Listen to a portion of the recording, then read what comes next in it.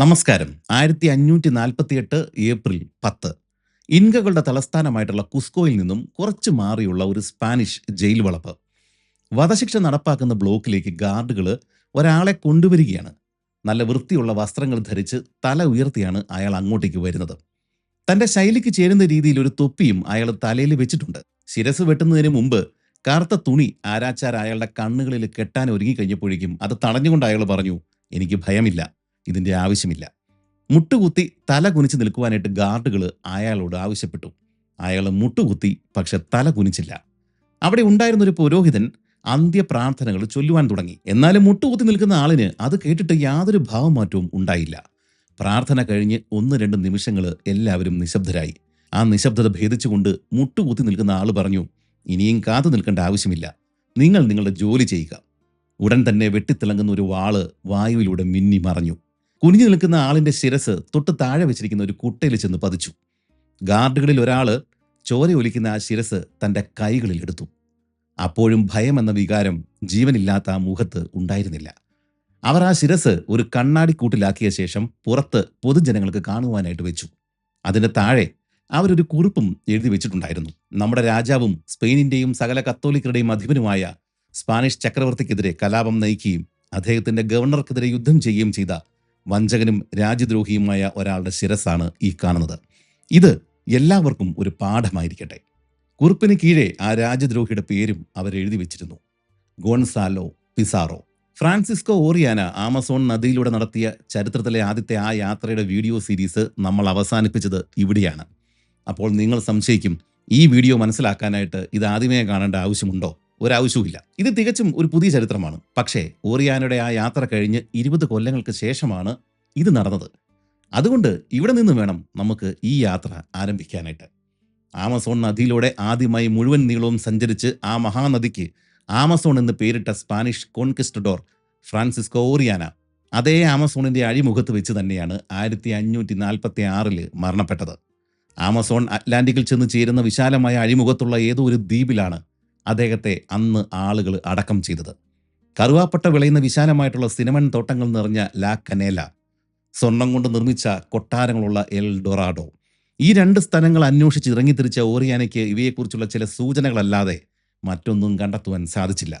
ഇദ്ദേഹത്തിന്റെ ഈ യാത്രയുടെ തുടക്കത്തിൽ കൂടെ ഉണ്ടായിരുന്ന ആളാണ് ഇൻകകളുടെ സാമ്രാജ്യം തകർത്തെറിഞ്ഞ സാക്ഷാൽ ഫ്രാൻസിസ്കോ പിസാറോയുടെ സഹോദരൻ ഗോൺസാലോ പിസാറോ.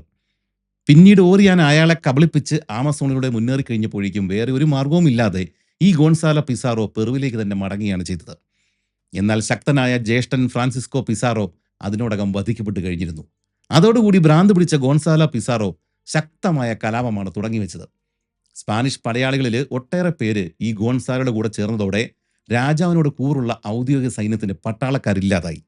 സ്പെയിനിൽ നിന്നും കൂടുതൽ പട്ടാളക്കാരെ തെക്കേ അമേരിക്കയിലേക്ക് കൊണ്ടുവന്നാണ് രാജാവിന്റെ ആളുകൾ ആ പ്രശ്നം പരിഹരിച്ചത്. അവസാനം അവര് ഗോൺസാലോ പിസാറോയെ പിടികൂടി വധിക്കുക തന്നെ ചെയ്തു. സ്വർണത്തിന് മേലുള്ള ആർത്തിയും സ്പാനിഷ് രാജാവിനോടുള്ള വെല്ലുവിളിയും പിസാറോയെ കൊണ്ടെത്തിച്ചത് സ്വന്തം മരണത്തിൽ തന്നെയായിരുന്നു. 1548 ഇത് സംഭവിച്ചത്. അതായത് ഓറിയാന മരിച്ചിട്ട് 2 വർഷങ്ങൾക്ക് ശേഷം. ഇന്ത്യയിൽ അക്ബർ ചക്രവർത്തി മുഗൾ സിംഹാസനത്തിൽ തന്റെ അധികാരം ഉറപ്പിക്കുന്നതിനും ഏകദേശം 5 വർഷങ്ങൾക്ക് മുമ്പ്. അങ്ങനെ 1500കളുടെ അവസാനം അന്നത്തെ സ്പാനിഷ് കോളനിയായിരുന്ന പെറുവിലെ അവസ്ഥ ഇതായിരുന്നു. സ്പാനിഷുകാർ തമ്മിലുള്ള ആഭ്യന്തര യുദ്ധങ്ങളൊക്കെ അവസാനിച്ചു. ഗോൺസാലോ പിസാറോയെ വധിച്ചു. പെറുവിൽ നിന്നും ആമസോൺ നദിയിലൂടെ കിഴക്കോട്ടേക്ക് സഞ്ചരിച്ചാൽ അറ്റ്ലാന്റിക്കിൽ എത്തിച്ചേരാമെന്ന് ഫ്രാൻസിസ്കോ ഓറിയാന തെളിയിച്ചു കഴിഞ്ഞു. ആമസോണിന്റെ തീരം വിചാരിച്ചതുപോലെ വിജനമല്ല. അവിടെ പോരാളികളായിട്ടുള്ള ഒട്ടനവധി ഗോത്രവർഗ്ഗക്കാർ ജീവിക്കുന്നുണ്ട്. എന്നാൽ ഓറിയാന അന്വേഷിച്ചിറങ്ങിയ സ്വർണ്ണ നഗരമായിട്ടുള്ള എൽ ഡൊറാഡോ എവിടെയാണെന്ന് ഇപ്പോഴും ഒരു ധാരണയുമില്ല. എങ്കിലും പെറുവില് കാര്യങ്ങളൊക്കെ ശാന്തമാണ്. പക്ഷേ ആരും വിചാരിക്കാത്ത മറ്റൊരു പ്രശ്നം അവിടെ ഉണ്ടായിരുന്നു. മുമ്പ് പറഞ്ഞ ആഭ്യന്തര യുദ്ധത്തിൽ പങ്കെടുക്കാനായിട്ട് 100 കണക്കിന് സൈനികരാണ് യുദ്ധത്തിന്റെ സമയത്ത് പെറുവിൽ എത്തിയത് സ്പെയിനിൽ നിന്ന്. സത്യത്തില് അവർക്കിനി വേറെ പണിയൊന്നുമില്ല. യുദ്ധമെല്ലാം കഴിയുമ്പോഴേക്കും ഇവർക്ക് കൊടുക്കാമെന്ന് പറഞ്ഞിരുന്ന സ്ഥലങ്ങൾ, ഭൂമിയും വീടുകളും ഇതൊക്കെ ഇതുവരെയും കൊടുക്കാനും സാധിച്ചിട്ടില്ല. ഇതാണ് സത്യത്തിൽ പ്രശ്നങ്ങൾ സൃഷ്ടിച്ചത്. ജോലി കഴിഞ്ഞാൽ കൂലി കൊടുക്കണ്ടേ? ആയുധങ്ങളുമായിട്ട് തെരുവിൽ കുടിച്ച് കൂത്താടി അഴിഞ്ഞാടി നടന്നിരുന്ന 100 കണക്കിന് വരുന്ന ഈ സ്പാനിഷ് സൈനികർ അന്നത്തെ പെറുവിലെ സ്പാനിഷ് വൈസ്രോയി ഡോൺ മെൻഡോസയ്ക്ക് പരിഹരിക്കാൻ പറ്റാത്ത വലിയൊരു തലവേദന തന്നെയായിരുന്നു. ഇവരെ എങ്ങനെ ഒതുക്കും? ഇവരെ ഇവിടെ നിന്ന് എങ്ങനെ ഒഴിവാക്കും? ഇത് എത്ര ആലോചിച്ചിട്ടും അദ്ദേഹത്തിന് ഒരു പിടുത്തവും കിട്ടിയില്ല. അങ്ങനെ ഇരിക്കെ ഒരു ദിവസം ഒരു മനുഷ്യൻ അദ്ദേഹത്തിന്റെ മുന്നിൽ പ്രത്യക്ഷപ്പെട്ടു. ഫ്രാൻസിസ്കോ ഓറിയാന ഇവിടെ നിന്നും അങ്ങോട്ടേക്ക് സഞ്ചരിച്ച ആമസോൺ നദിയിലൂടെ തിരികെ അറ്റ്ലാന്റിക് തീരത്ത് നിന്നും ഇങ്ങോട്ടേക്ക് സഞ്ചരിച്ചു വന്ന ഒരാൾ. അതായത് കിഴക്ക് നിന്നും പടിഞ്ഞാറേക്ക് ഒഴുക്കിനെതിരെ സഞ്ചരിച്ചു വന്ന ഒരാൾ. നമ്മൾ കരുതും അതൊരു സ്പാനിഷുകാരനോ അല്ലെങ്കിൽ ഒരു പോർച്ചുഗീസുകാരനോ ആയിരിക്കുമെന്ന്. തെറ്റി. അയാൾ ഒരു ആമസോൺ ഗോത്രവർഗ നേതാവായിരുന്നു. 1500കളുടെ തുടക്കത്തിൽ ബ്രസീലിന്റെ തീരപ്രദേശങ്ങളിൽ താമസിച്ചിരുന്ന ഗോത്രവർഗ വിഭാഗമായിരുന്നു തുപ്പിനാമ്പസ്. 16-ാം നൂറ്റാണ്ടിൽ പോർച്ചുഗീസുകാരും ഫ്രഞ്ചുകാരും ബ്രസീലിയൻ തീരങ്ങളിൽ എത്തുമ്പോഴേക്കും ആ ഭാഗങ്ങളിൽ ഏറ്റവും ശക്തമായിട്ട് നിലയുറപ്പിച്ചിരുന്ന ഗോത്രവർഗ്ഗങ്ങളിൽ ഒന്നായിരുന്നു ഈ തുപ്പിനാമ്പസ്. കൃഷി ചെയ്തും മീൻ പിടിച്ചുമൊക്കെയാണ് അവർ ജീവിച്ചിരുന്നത്. ഒരുപാട് ആളുകളുള്ള വളരെ വലിയ ഗ്രാമങ്ങളായിരുന്നു അവർക്കുണ്ടായിരുന്നത്. അടുത്തുള്ള മറ്റു ഗോത്രങ്ങളുമായിട്ട് സ്ഥിരമായിട്ട് യുദ്ധങ്ങൾ നടത്തിയിരുന്ന ഒരു വിഭാഗമായിരുന്നു ഈ തുപ്പിനാമ്പസ്. ഇവർ മറ്റു ഗോത്രങ്ങളെ ആക്രമിച്ച് തടവിലാക്കുന്ന ആളുകളെ പിന്നീട് കൊന്നു ഭക്ഷിച്ചിരുന്നു എന്നാണ് പറയപ്പെടുന്നത്. അതുകൊണ്ട് തന്നെ ഇവരെ ഒതുക്കുവാൻ വേണ്ടിയിട്ട് ഇവരുടെ ശത്രു ഗോത്രങ്ങൾ ഇപ്പോൾ ഇവിടേക്ക് വന്ന ഈ പോർച്ചുഗീസുകാരുമായിട്ട് സഖ്യത്തിലായി. പോർച്ചുഗീസുകാരെ അവർക്ക് തോക്കുകളും ആയുധങ്ങളും കൊടുത്തതോടെ തുപ്പിനാമ്പ ഗോത്രക്കാരുടെ നിലനിൽപ്പ് തന്നെ അപകടത്തിലായി. അങ്ങനെ മറ്റൊരു മാർഗവുമില്ലാതെ അവർ പോർച്ചുഗീസുകാരുടെ ശത്രുക്കളായിട്ടുള്ള ഫ്രഞ്ചുകാരുമായിട്ട് സഖ്യത്തിലാവുകയും തിരിച്ചടിക്കാൻ തുടങ്ങുകയും ചെയ്തു. മറ്റ് ശത്രുഗോത്രങ്ങളെ അങ്ങനെ ഒതുക്കിയതോടെ ഇവർ അടവ് മാറ്റി. ഇവർ സൈഡ് അങ്ങ് മാറ്റി. തുപ്പിനാമ്പാസ് പിന്നീട് പോർച്ചുഗീസുകാരുമായിട്ട് തന്നെ സൗഹൃദത്തിലാവുകയാണ് ചെയ്തത്. അതും പോരാഞ്ഞിട്ട് തങ്ങൾ യുദ്ധത്തിൽ പിടികൂടുന്ന മറ്റ് ഗോത്രത്തിൽപ്പെടുന്ന ആളുകളെ അവർ പോർച്ചുഗീസുകാർക്ക് അടിമകളായിട്ട് വിൽക്കാനും തുടങ്ങി. എന്നാൽ അവസാനം പോർച്ചുഗീസുകാർ തന്നെ ഇവർക്കെതിരെ തിരിഞ്ഞതോടെ ബ്രസീലിയൻ തീരങ്ങളിൽ തങ്ങൾക്കിനി ജീവിക്കാൻ സാധിക്കില്ല എന്ന് തന്നെ ഈ തുപ്പിനാമ്പാസ് തിരിച്ചറിഞ്ഞു. കൂടാതെ പോർച്ചുഗീസുകാരുടെ കൂടെ എത്തിയ പുതിയ രോഗങ്ങളും ഇവരുടെ താളം അങ്ങ് തെറ്റിച്ചു. അങ്ങനെ ഇരിക്കെ ഇവരുടെ കൂടെ ഉണ്ടായിരുന്ന മന്ത്രവാദികൾ ഒരു പ്രവചനം നടത്തി. നമ്മൾ ഈ തീരങ്ങളിൽ നിന്നും ഇനി പടിഞ്ഞാറോട്ട് ഉൾക്കാടുകളിലേക്ക്, ഈ പറഞ്ഞ നമ്മുടെ ഇന്നത്തെ ആമസോൺ വനങ്ങളിലേക്ക് കയറണം. അവിടെ പട്ടിണിയും യുദ്ധങ്ങളൊന്നും ഇല്ലാത്ത ഒരു ലോകമുണ്ട്. അത് നമ്മൾ കണ്ടെത്തണം. ഇനി അവിടെ വേണം നമ്മൾ ജീവിക്കാനായിട്ട്. അങ്ങനെ ഈ തുപ്പിനാമ്പകൾ കൂട്ടത്തോടെ തീരപ്രദേശങ്ങളിൽ നിന്നും ആമസോൺ വനങ്ങളിലേക്ക് കയറി തുടങ്ങി. ആമസോൺ നദിയിലൂടെ തന്നെയായിരുന്നു ഇവരുടെ യാത്ര. വിരാരതു എന്നൊരു യോദ്ധാവായിരുന്നു അവരുടെ നേതാവ്. ഏതാണ്ട് 2000-ഓളം ആളുകളാണ് അയാളുടെ കൂടെ 100 കണക്കിന് ചെറു തോണികളിൽ ആമസോൺ നദിയിലൂടെ പടിഞ്ഞാറ് ദിശയിലേക്ക് യാത്ര തിരിച്ചത്. രസം എന്താണെന്ന് വെച്ചാൽ ഇവരുടെ കൂടെ ഭാഷ അറിയാവുന്ന 2 പോർച്ചുഗീസുകാരും ഉണ്ടായിരുന്നു. ഇവരുടെ പേരുകൾ ഇന്നും നമുക്കറിയില്ല. അങ്ങനെ കുറച്ച് ദിവസങ്ങൾ കഴിഞ്ഞപ്പോഴേക്കും അവർ ആമസോൺ നദിയുടെ തീരത്ത് തന്നെയുള്ള വലിയൊരു തടാകത്തിലാണ് എത്തിച്ചേർന്നത്. ഇത് ശരിക്കുള്ളൊരു തടാകമായിരുന്നില്ല എന്നാണ് ഇപ്പോൾ നമ്മൾ കരുതുന്നത്. അതായത് മഴക്കാലത്ത് ആമസോണിലെ വെള്ളം കയറി കിടക്കുന്ന ഭാഗങ്ങൾ കണ്ടാൽ ഈ തടാകങ്ങൾ പോലെയാണ് നമുക്ക് തോന്നുക. എന്തായാലും അതിൻ്റെ തീരത്ത് ഒട്ടനവധി ഗ്രാമങ്ങളാണ് ഇവർക്ക് ഈ തുപ്പിനാമ്പാസിന് കാണാൻ സാധിച്ചത്. ഒമാഗോ എന്നറിയപ്പെടുന്ന ഒരു ഗോത്ര വിഭാഗമായിരുന്നു അവിടെ ഉണ്ടായിരുന്നത്. നമ്മൾ മുമ്പ് ചെയ്ത ഈ ഫ്രാൻസിസ്കോ ഓറിയാനയുടെ ഫസ്റ്റ് ആമസോൺ റിവർ എക്സ്പെഡീഷൻ എന്ന് പറഞ്ഞ സീരീസിൽ അദ്ദേഹം ഇവരുമായിട്ട് ഏറ്റുമുട്ടിയ കാര്യമൊക്കെ നിങ്ങൾക്ക് ഓർമ്മ കാണണം. എന്തായാലും തുപ്പിനാമ്പകളും ഇവരുമായിട്ട് ഏറ്റുമുട്ടി. ഇവരെക്കാളും വലിയ വള്ളങ്ങളായിരുന്നു ഒമാഗുകൾക്ക് ഉണ്ടായിരുന്നത്. തുപ്പിനാമ്പുകൾക്ക് അതുകൊണ്ട് തന്നെ അവരോട് പിടിച്ചു നിൽക്കാൻ സാധിച്ചില്ല. എങ്കിലും ഒരു വിധത്തിൽ അവരവിടെ നിന്ന് രക്ഷപ്പെട്ടു. എന്നിട്ട് അവിടെ നിന്ന് വീണ്ടും അവർ പടിഞ്ഞാറ് ഭാഗത്തേക്ക് ഉൾവനങ്ങളിലേക്കുള്ള യാത്ര തുടർന്നു. അവസാനം നീണ്ട 10 വർഷങ്ങൾക്ക് ശേഷമാണ് അവർ മൊയോബാമ്പ എന്ന് പറഞ്ഞൊരു സ്ഥലത്ത് എത്തിച്ചേർന്നത്. ഇന്നത്തെ പെറുവിൽ ലിമയ്ക്ക് അടുത്തുള്ള ഏതോ ഒരു സ്ഥലമാണ്. എന്നിട്ട് അവിടെ എത്തിയ ശേഷം ഇവരെന്ത് ചെയ്തു? അവിടെ വേറെ പല ഗോത്രവർഗ വിഭാഗങ്ങൾ ജീവിക്കുന്നുണ്ട്. അവരൊക്കെ ആയിട്ട് സൗഹൃദത്തിലായിട്ട് അവിടെ സ്ഥിരമായിട്ട് താമസിക്കാനായിട്ട് തുടങ്ങി. ഇവരുടെ ഈ നീണ്ട യാത്രയുടെ കഥകൾ അവിടെ ഉണ്ടായിരുന്ന സകലർക്കും വലിയ അത്ഭുതമായിട്ടാണ് തോന്നിയത്. 10 വർഷം കൊണ്ട് പല ഗോത്രവർഗ വിഭാഗങ്ങളുമായിട്ട് യുദ്ധം ചെയ്തിട്ട് ഈ ആമസോണിൻ്റെ ബ്രസീലിൻ്റെ കിഴക്കൻ ഭാഗത്ത് നിന്ന് ആമസോണിലൂടെ വനങ്ങൾ പിന്നിട്ട് ഇവർ ഒരു വിധത്തിൽ ഈ 10 വർഷങ്ങൾക്ക് ശേഷം ഇവിടെ എത്തിച്ചേർന്നിരിക്കുകയാണ്. അത് വലിയൊരു കാര്യമാണ്. ശബ്ദമുണ്ടാക്കിയും ആംഗ്യം കാണിച്ചുമൊക്കെയാണ് തുപ്പിനാമ്പകളുടെ നേതാവായിട്ടുള്ള വിരാരതു അവിടെയുള്ളവരോട് തങ്ങളുടെ ഈ സാഹസ യാത്ര വിവരിച്ചു കൊടുത്തത്. അക്കൂട്ടത്തിൽ ഒമാഗുകളുടെ രാജ്യത്തെക്കുറിച്ചിട്ട് കുറച്ച് എരിവും പുളിയൊക്കെ കൂട്ടിയിട്ടാണ് അയാൾ സംസാരിച്ചത്. അവിടെ ധാരാളം സ്വർണ്ണമുണ്ട് എന്ന വാചകമാണ് കൂടുതലും ആളുകൾക്ക് ഇഷ്ടപ്പെട്ടത്. ഇത് നമ്മൾ മുമ്പ് പറഞ്ഞ പെറുവിലെ അന്നത്തെ സ്പാനിഷ് വൈസ്രോയി ആയിട്ടുണ്ടായിരുന്ന ഡോൺ മെൻഡോസയുടെ കാതിലും ചെന്നെത്തി. ഇദ്ദേഹമാകട്ടെ ജോലിയും കൂലിയും ഇല്ലാതെ നടക്കുന്ന സ്പാനിഷ് പടയാളികളെ കൊണ്ട് പൊറുതിമുട്ടിയിരിക്കുന്ന സമയമായിരുന്നല്ലോ അത്. അങ്ങ് കിഴക്ക് ആമസോൺ നദിയുടെ തീരത്ത് നിറയെ സ്വർണ്ണമുള്ള ഒരു സ്ഥലം. കൊള്ളാമല്ലോ. ഈ വിരാരതുവിനെ, ഈ പറഞ്ഞ ഗോത്രവർഗ നേതാവിനെ നേരിട്ട് ഈ പെറുവിലെ ലിമയിലേക്ക് വിളിച്ചു വരുത്തിയിട്ട് ഇദ്ദേഹം ഇത് സത്യം തന്നെയാണോ എന്ന് ഉറപ്പുവരുത്തി. അപ്പോൾ ഇത് തന്നെയാവണം ആളുകൾ പറയുന്ന എൽ ഡൊറാഡോ. ഇദ്ദേഹം അങ്ങ് ഉറപ്പിച്ചു. ഇവിടെയാണ് ഈ ഡോൺ മെൻഡോസയുടെ കൂർമ്മ ബുദ്ധി പ്രവർത്തിച്ചത്. ഈ എൽ ഡൊറാഡോ കണ്ടെത്താൻ വേണ്ടിയിട്ട് ഒരു എക്സ്പെഡീഷൻ സംഘത്തെ തന്നെ ആമസോണിലൂടെ കിഴക്കോട്ടേക്ക് അയക്കാം. അവർക്ക് വഴി കാട്ടാനായിട്ട് ഈ തുപ്പിനാമ്പുകളുടെ കൂടെ ഇങ്ങോട്ടേക്ക് വന്ന 2 പോർച്ചുഗീസുകാരിൽ ഒരാളെ നിയമിക്കുകയും ചെയ്യാം. പക്ഷേ ആരെയൊക്കെയാണ് ഇദ്ദേഹം ഈ പര്യവേഷണത്തിന് വേണ്ടിയിട്ട് അയക്കുവാനായിട്ട് പോകുന്നത്? മുമ്പ് പറഞ്ഞ ജോലിയും കൂലിയും ഇല്ലാത്ത ലിമയിലെ തെരുവുകളിൽ പ്രശ്നം സൃഷ്ടിച്ച് നടക്കുന്ന കുറ്റവാളികളും മദ്യപാനികളുമായിട്ടുള്ള അതേ ആളുകളെ, അതേ പഴയ സൈനികരെ തന്നെയാണ് എൽ ഡൊറാഡോ കണ്ടെത്താൻ വേണ്ടിയിട്ട് ഇദ്ദേഹം പറഞ്ഞു വിടാൻ പോകുന്നത്. ഒരു വെടിക്ക് 2 പക്ഷി. എൽ ഡൊറാഡോ കണ്ടെത്താനായിട്ട് സാധിക്കാതെ ഈ യാത്രയിൽ ഇവന്മാർ ചത്തൊടുങ്ങിപ്പോയാൽ നല്ല കാര്യം. ഇനി അതെങ്ങാനും കണ്ടെത്തിയാൽ അളവറ്റ സ്വർണവും നിധിയുമാണ് സ്പാനിഷ് ഖജനാവിലേക്ക് വന്ന് ചേരാൻ പോകുന്നത്. അതിലൊരു ഭാഗം കൊടുത്താൽ ഇവന്മാരെ സെറ്റിൽ ചെയ്യാനും പറ്റും. രണ്ടായാലും ലാഭമാണ്. അങ്ങനെ ഡോൺ മെൻഡോസെ ആമസോൺ എക്സ്പെഡീഷൻ പ്ലാൻ ചെയ്തു. പക്ഷെ 100 കണക്കിന് വരുന്ന ഈ കൊടും ക്രിമിനൽസിനെ കാട്ടിലൂടെ ആടുകളെ തെളിച്ചുകൊണ്ട് പോകുന്നത് പോലെ കൊണ്ടുപോകണം എന്നുണ്ടെങ്കിൽ അതിലും ക്രിമിനലായിട്ടുള്ള ഒരു ക്യാപ്റ്റനെയാണ് ആവശ്യമുള്ളത്. യാതൊരു ദയവുമില്ലാതെ ഇവന്മാരെ കൈകാര്യം ചെയ്ത് പരിചയമുള്ള ഒരാള്. ഭാഗ്യത്തിന് കൃത്യം അങ്ങനെ ഒരാള് ഈ സമയം ലിമയിൽ തന്നെ ഉണ്ടായിരുന്നു. പെദ്രോ ദെ ഉർസുവ. അങ്ങനെ വൈസ്രോയ്ക്ക് ആമസോണിലേക്ക് പോകുന്ന ക്രിമിനൽ ആത്മഹത്യാ സ്ക്വാഡിന് ഒരു തലവനെ കിട്ടി. പക്ഷേ ഈ യാത്ര തുടങ്ങുന്നതിന് മുമ്പ് ഇപ്പറഞ്ഞ പെദ്രോ ദി ഉർസുവ ആരാണ് എന്നും എന്തുകൊണ്ടാണ് ഇയാളെ തന്നെ ഇദ്ദേഹം ഈ പണി ഏൽപ്പിച്ചതെന്നും നമ്മൾ അറിഞ്ഞിരിക്കണം.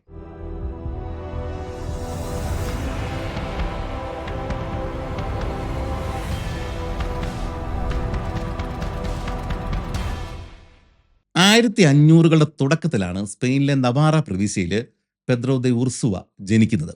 അക്കാലത്ത് സ്പെയിനിലും പോർച്ചുഗലിലും ഫ്രാൻസിലുമൊക്കെ ഉണ്ടായിരുന്ന യുവാക്കളുടെ ഏറ്റവും വലിയ മോഹമായിരുന്നു പുതുതായിട്ട് കണ്ടെത്തിയ ന്യൂ വേൾഡ് അമേരിക്ക. പ്രത്യേകിച്ച് കണ്ടുപിടിക്കാനും കീഴടക്കാനും ഒരുപാട് സ്ഥലങ്ങളുള്ള സ്വർണ്ണ നഗരങ്ങളുണ്ട് എന്ന് കേട്ടറിവുള്ള തെക്കേ അമേരിക്ക. ഭാഗ്യത്തിന് 1544 ഉർസുവയുടെ അമ്മാവന് സ്പാനിഷ് അമേരിക്കയിൽ ജഡ്ജിയായിട്ട് ജോലി കിട്ടി. അങ്ങനെ അമ്മാവൻ്റെ കൂടെ 24ാമത്തെ വയസ്സിൽ ഉർസുവ തെക്കേ അമേരിക്കയിൽ എത്തിച്ചേർന്നു. ഈ ഒരു കാലഘട്ടത്തിൽ സൈനികരായിട്ട് തെക്കേ അമേരിക്കയിൽ എത്തുന്ന സ്പാനിഷ് യുവാക്കൾക്ക് കപ്പലിൽ വെച്ച് തന്നെ ചില നിർദ്ദേശങ്ങൾ ലഭിക്കും. അതിലേറ്റവും പ്രധാനപ്പെട്ടത് ഇതാണ്: ആമസോണിലെ തദ്ദേശീയരായിട്ടുള്ള ആളുകളെ, അവിടെയുള്ള ഗോത്രവർഗ്ഗക്കാരെ ഒരിക്കലും നമുക്ക് സമന്മാരായിട്ട് കരുതരുത്. അവർ മൃഗങ്ങൾക്ക് സമാനന്മാരായിട്ടുള്ള അപരിഷ്കൃതരായിട്ടുള്ള വെറും കാട്ടുജാതികൾ മാത്രമാണ്.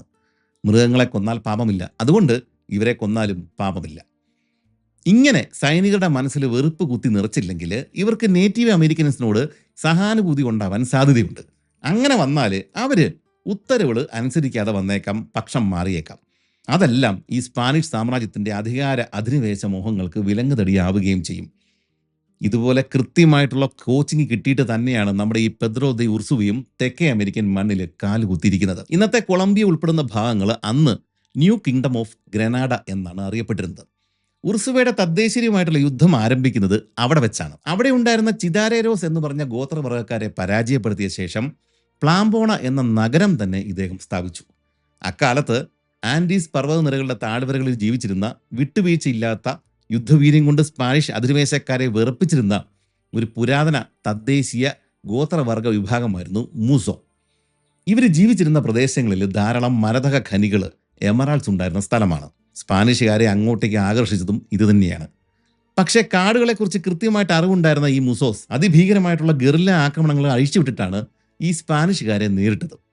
ഇവരെ തോൽപ്പിക്കാനായിട്ട് ഒരു രക്ഷയുമില്ലാതിരുന്ന സമയത്താണ് നമ്മുടെ ഈ ഉർസുവ അവിടെ എത്തുന്നത്. ഇദ്ദേഹം ആദ്യമേ തന്നെ ചെയ്തത് ഈ സ്പാനിഷ് പടയാളികൾക്ക്, ഈ സൈന്യത്തിന് കാടിൻ്റെ ഉള്ളിൽ തന്നെ തമ്പടിക്കാനായിട്ട് അവിടെ തന്നെ ഒരു താവളം നിർമ്മിക്കുക എന്നതായിരുന്നു. ഇതിനുശേഷം സ്പെയിനിൽ നിന്ന് നല്ല വലിയ വേട്ട നായ്ക്കളെ വരുത്തിയ ശേഷമാണ് അയാൾ ഈ മൂസോകളെ നേരിട്ടത്.